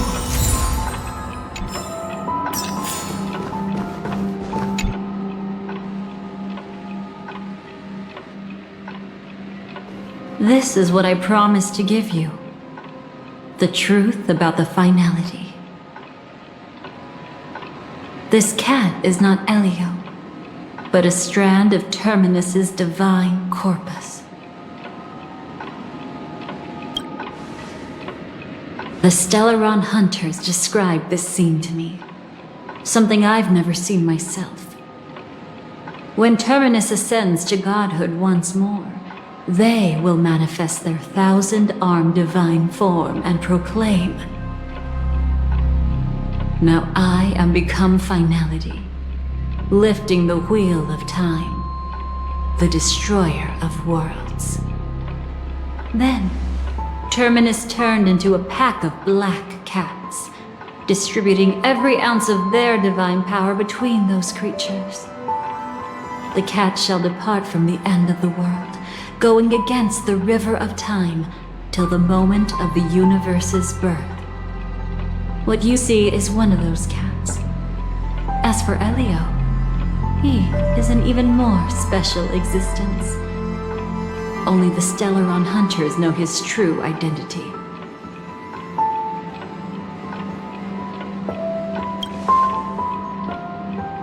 It will tell you the truth regarding the ending you haven't yet remembered. But you must be prepared. What really happened is that Firefly didn't meet with anyone between the fall of the Great Septimus and when she left Penacony. Not even you. She knew how tragic her third death would be, so she only dared to watch you from afar and hid on her lonesome when she was about to fade away. But even sad memories are precious. If you can accept farewells with grace, then you'll gain the strength to create reunions. When you bid farewell to loved ones, you should cry while they can still hear you. That's the only way they'll know just how many people love them.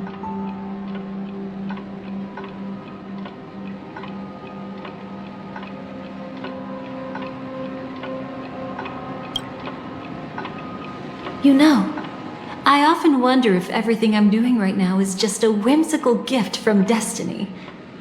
That I haven't really decided anything, but merely being tossed around at its mercy.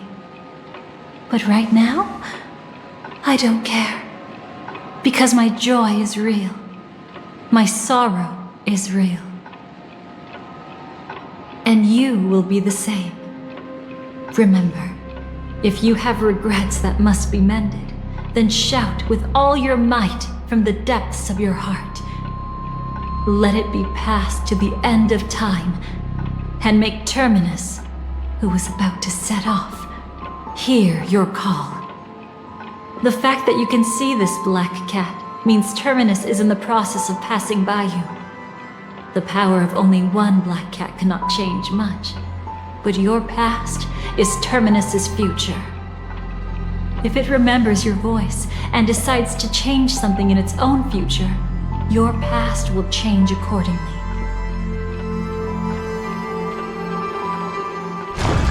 Perhaps it is because the world is destined to shatter that an ordinary girl can obtain the bouquet she yearns for.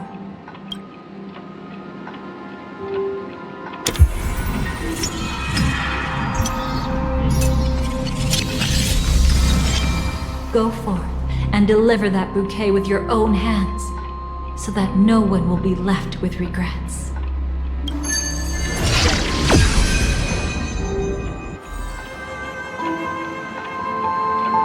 I hope we'll meet again. The only one who could ever please me.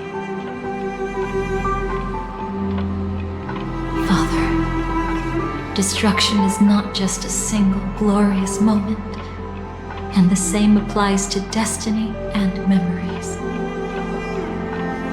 Only by enkindling the winter wilderness with flames that cross the sky can we make the indestructible manifest once more. This is the experience from cultivators who had remade the world, and the wondrous creations from those who painted the world. Sitting among the embers, they drew the morning star, knowing best that only in times of extreme hunger do the stars begin to turn. Why does life slumber? You will eventually find your own answer.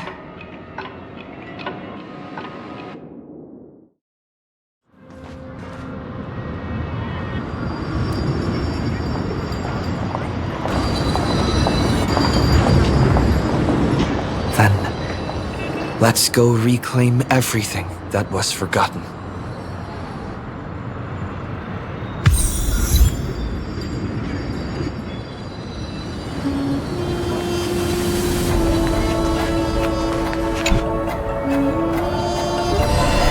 You arrogant gambler.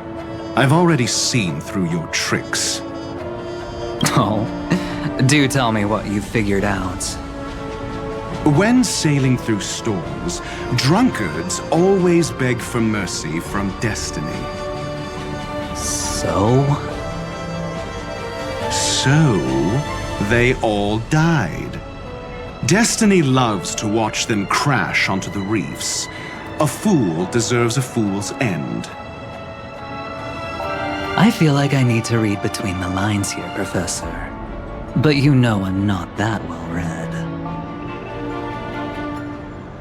You're not lucky at all. You chose to forever remain sober, never becoming a drunkard. Let's make an actual bet then. It's the perfect day for a few drinks. Once I'm actually drunk, you'll see just how wrong you are. But I don't even care about the outcome. In this world, what could be more precious than possibilities?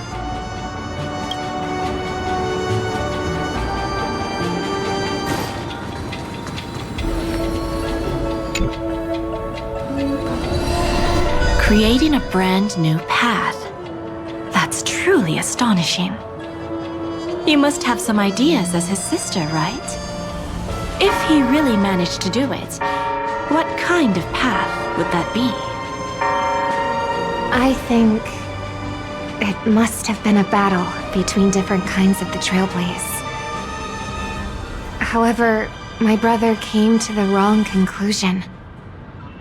His original aspiration was similar to the Trailblaze, yet the road he walked was one named the Domination, or the Conquest.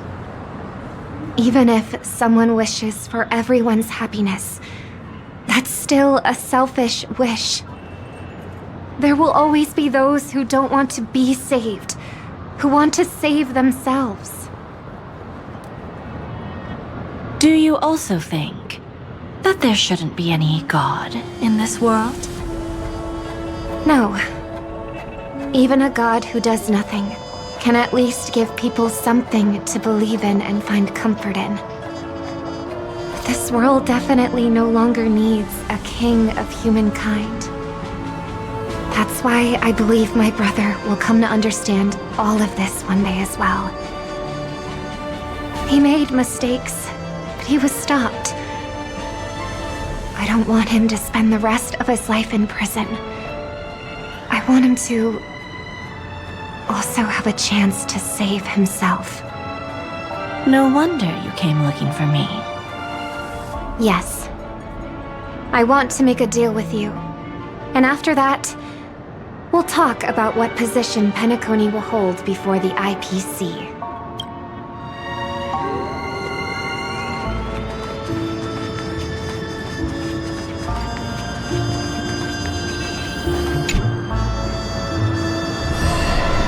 So, you still don't want me to join? That's Elia's decision. He saw my future? In all possible futures where you join the Stellaron Hunters, you will ultimately choose betrayal. You shall become a Lord Ravager named Ephemera, poised to destroy the Remembrance.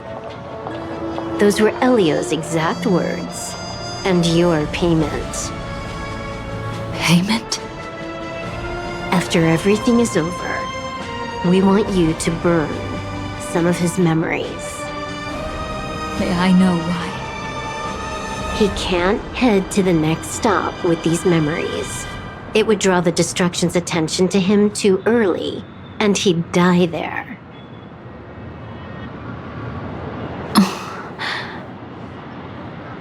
I can do that. But I'll give the memories back to him sooner or later. In my own way. Whether you try to stop me or not. No one will stop you. It is already written in the script. It will be a new beginning. The 4 apocalypses will converge towards the destruction because of it, while the cosmos will join hands to overcome that annihilation.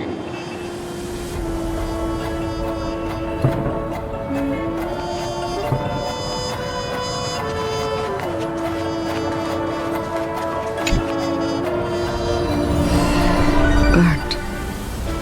Yes. Just like with Mr. Aventurine back then. Nihility infected the dreamscape the moment you drew your blade. Thankfully, this is the world within the dreamscape.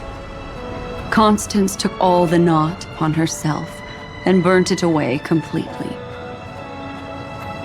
Perhaps she won't be able to fully recover for a long time. I'm very sorry. Don't be.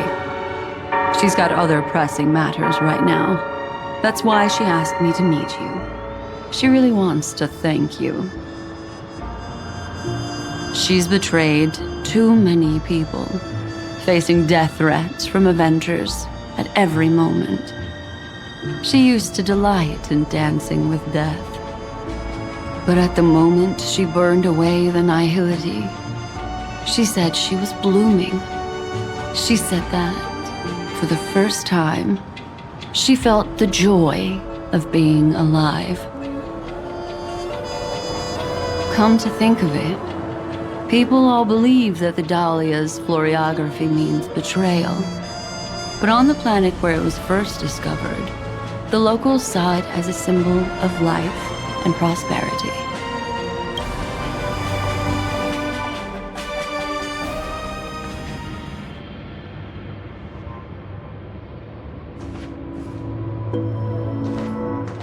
But where's Firefly? I haven't seen her anywhere.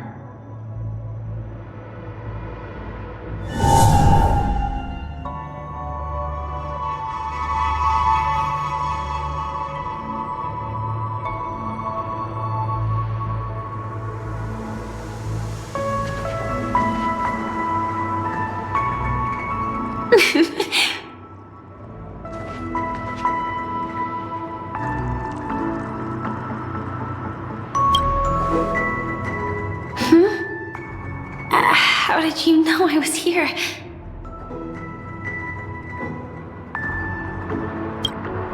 Sorry. I wasn't trying to avoid you. But I have my own reasons. Can you just let me stay here by myself?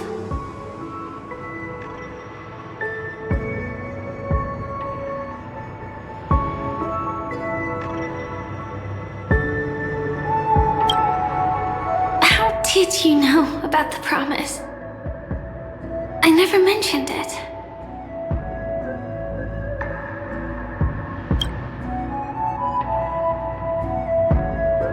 I don't think I've mentioned it, but I wrote down everything I wanted to do in my journal before coming here. I'm staying here because I want to fulfill the last wish written in it. I've been quietly following you and watching you from afar for a while, but I still didn't want to disturb you. I hope your dreams begin with a smile and end with one too.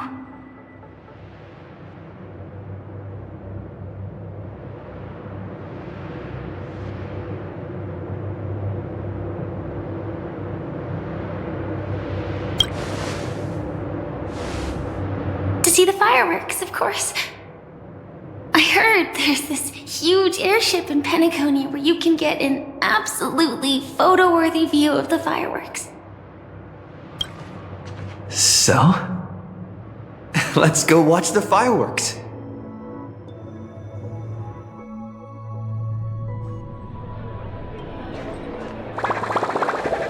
It really is the perfect spot. You've got great taste.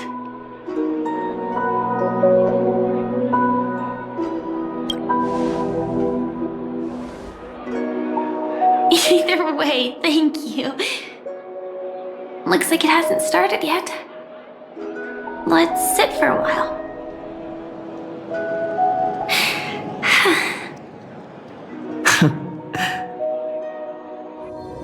I wonder whether everyone feels speechless at times like this.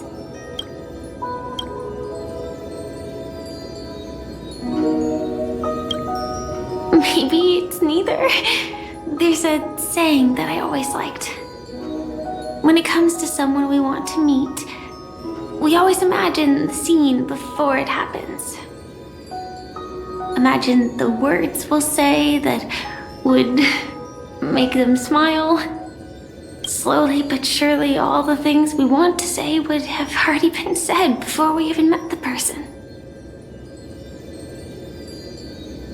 And when we finally meet again, we realize they're even more beautiful than anything we could have imagined. Yet, at that moment, we find ourselves at a loss for words to express just how amazing they really are.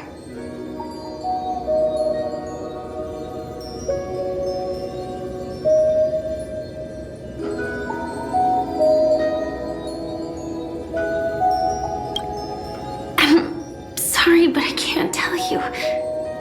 Elio told me that it would lead to a terrible future. If I say even a few words more, you'll die at the next stop.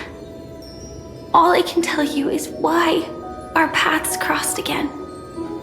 Long ago, you promised me that if I could dream, then you would make it a beautiful daydream.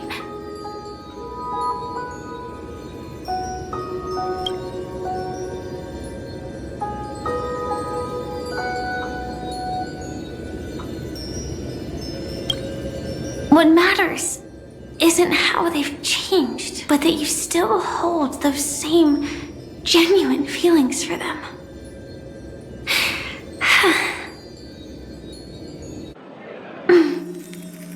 I'm sorry. Yeah, actually, I still haven't experienced one of the 3 deaths written in the script. I only realized it after Anna's dream dissipated. I've made a mistake. Being sent to the Dream Flux Reef by death could hardly be called a death at all. That would have been way too easy. As for the true 3 deaths, the first one, I have known its true form for a long time. I can't dream. After I woke up, I would never dream again. In other words, the me that exists in this dream would completely cease to exist. The second time, I was killed by the swarm disaster. I activated my true power and came back from death. But that power would inevitably lead me to the third death. My symptoms would accelerate uncontrollably until I die of entropy loss. The dreamscape had already started merging with reality when we arrived in Penacony. I thought I was dreaming, but I was actually also living in waking reality. It was causing my entropy loss syndrome to worsen. But don't worry, I asked Silverwolf about it, and she said things won't get that serious in real life. Let's not talk about this anymore. I just don't want to see you looking sad. This is our most beautiful daydream, and we should see it through with smiles on our faces. After all, we never know when we will use up all the moments we have with someone across all space and time. Hey, could you close your eyes? If this is my only chance to dream, then I want you to see the best version of me. As we near the end, let me indulge in a bit of perfectionism. Just like what I used to do. Let's close our eyes and imagine ourselves being together. Even if you can't see me, you'll still know that we've never been far apart.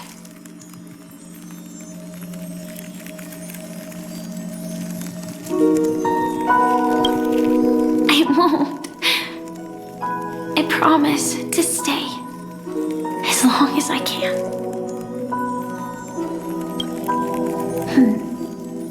Let me think. Where should we start? Right. We should start where everything began, of course. Right at that golden hour. When you came to save me. That being said, we could also pretend we're strangers who just happened to meet there.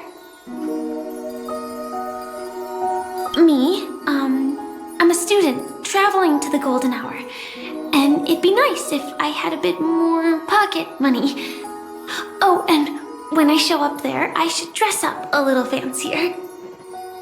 And you're a student too, but you came here from a really, really distant planet, completely unfamiliar with your surroundings. Then, a bunch of mean-looking thugs jumped out, trying to pick on you. When that happens, I'll step up to the plate. Yeah. Let me be the one to save you this time.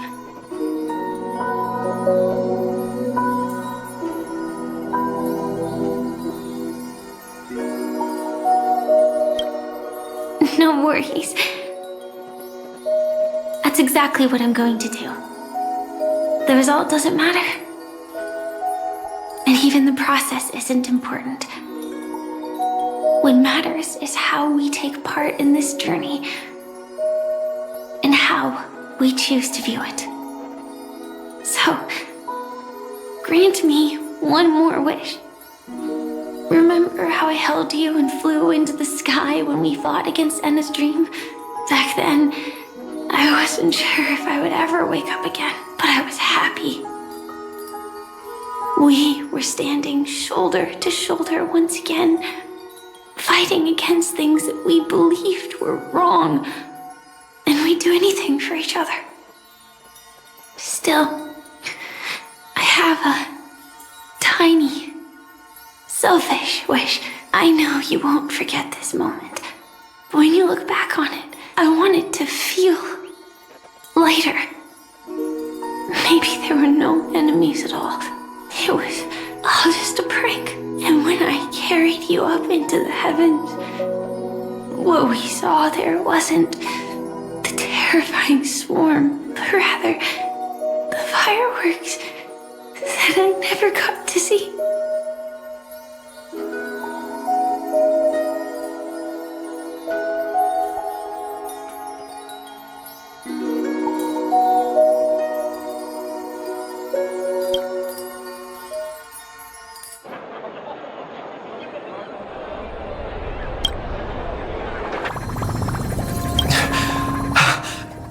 Firefly? Elio said we're destined to head to different finalities, that we can't have a future. That's why you told me that you'll give me a daydream more beautiful than any ending could ever be. I'm looking forward to it. But can we really not step over the ending together? I'm not scared of death, but please don't let me die alone. They say you're destined to bring about the finality. But I believe you'll be there. You definitely will. Only you can know it. And only you can decide. This cosmos certainly doesn't exist solely for you, nor does it flow only under your gaze, but it's forever waiting for you to save it.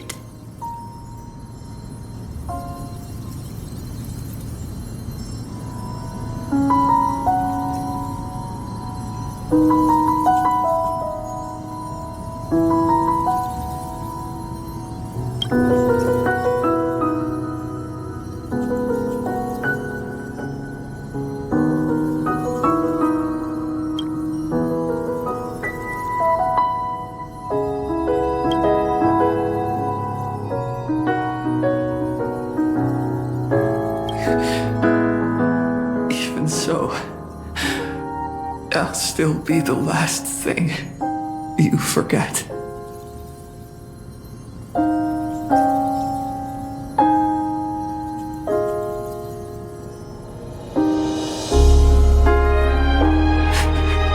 Fireworks.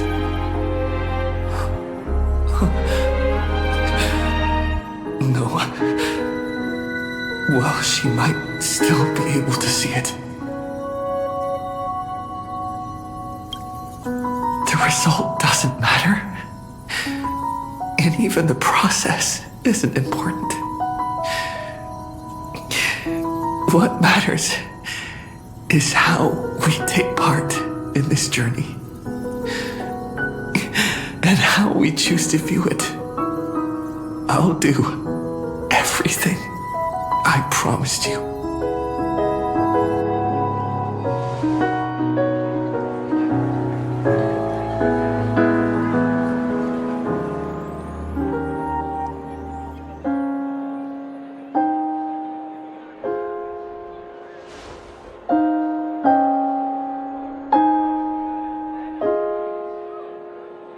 Am I still one step too late?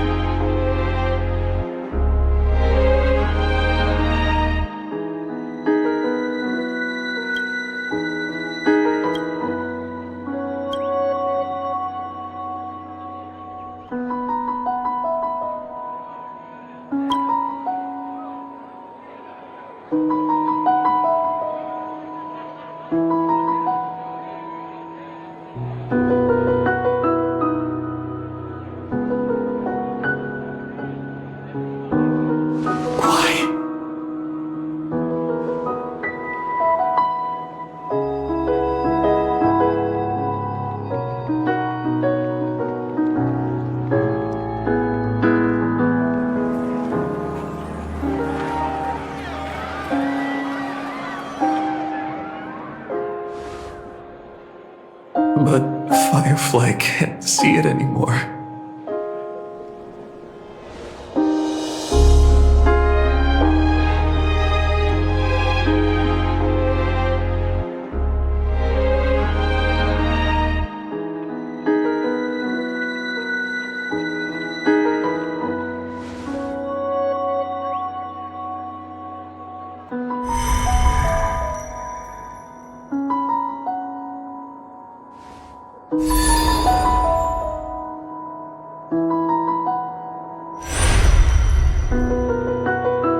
No.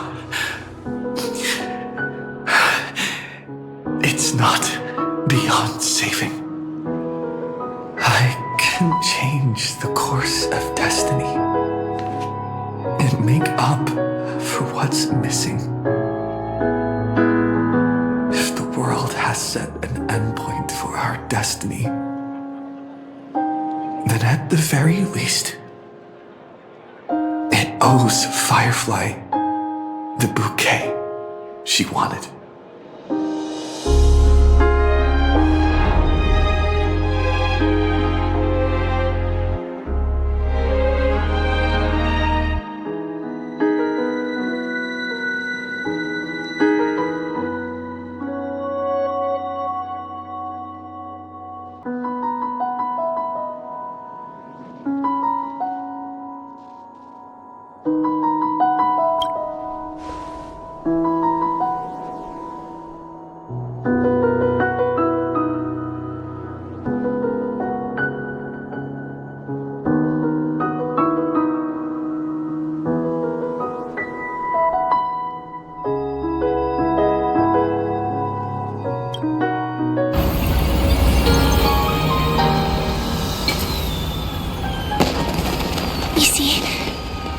Everything is possible in this land of the dreams. We each came here with our own goals and realized them in unimaginable ways. Whether the outcome was sweet and dreamlike or bitter and real, it is still the answer we longed for. So, why do people choose to sleep? I think it's as you said.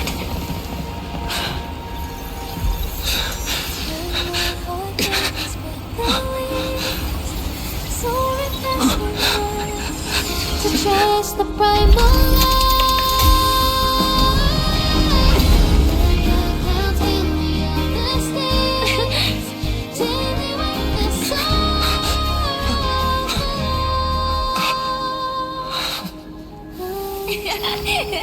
So when tomorrow comes, we'll wake from our dreams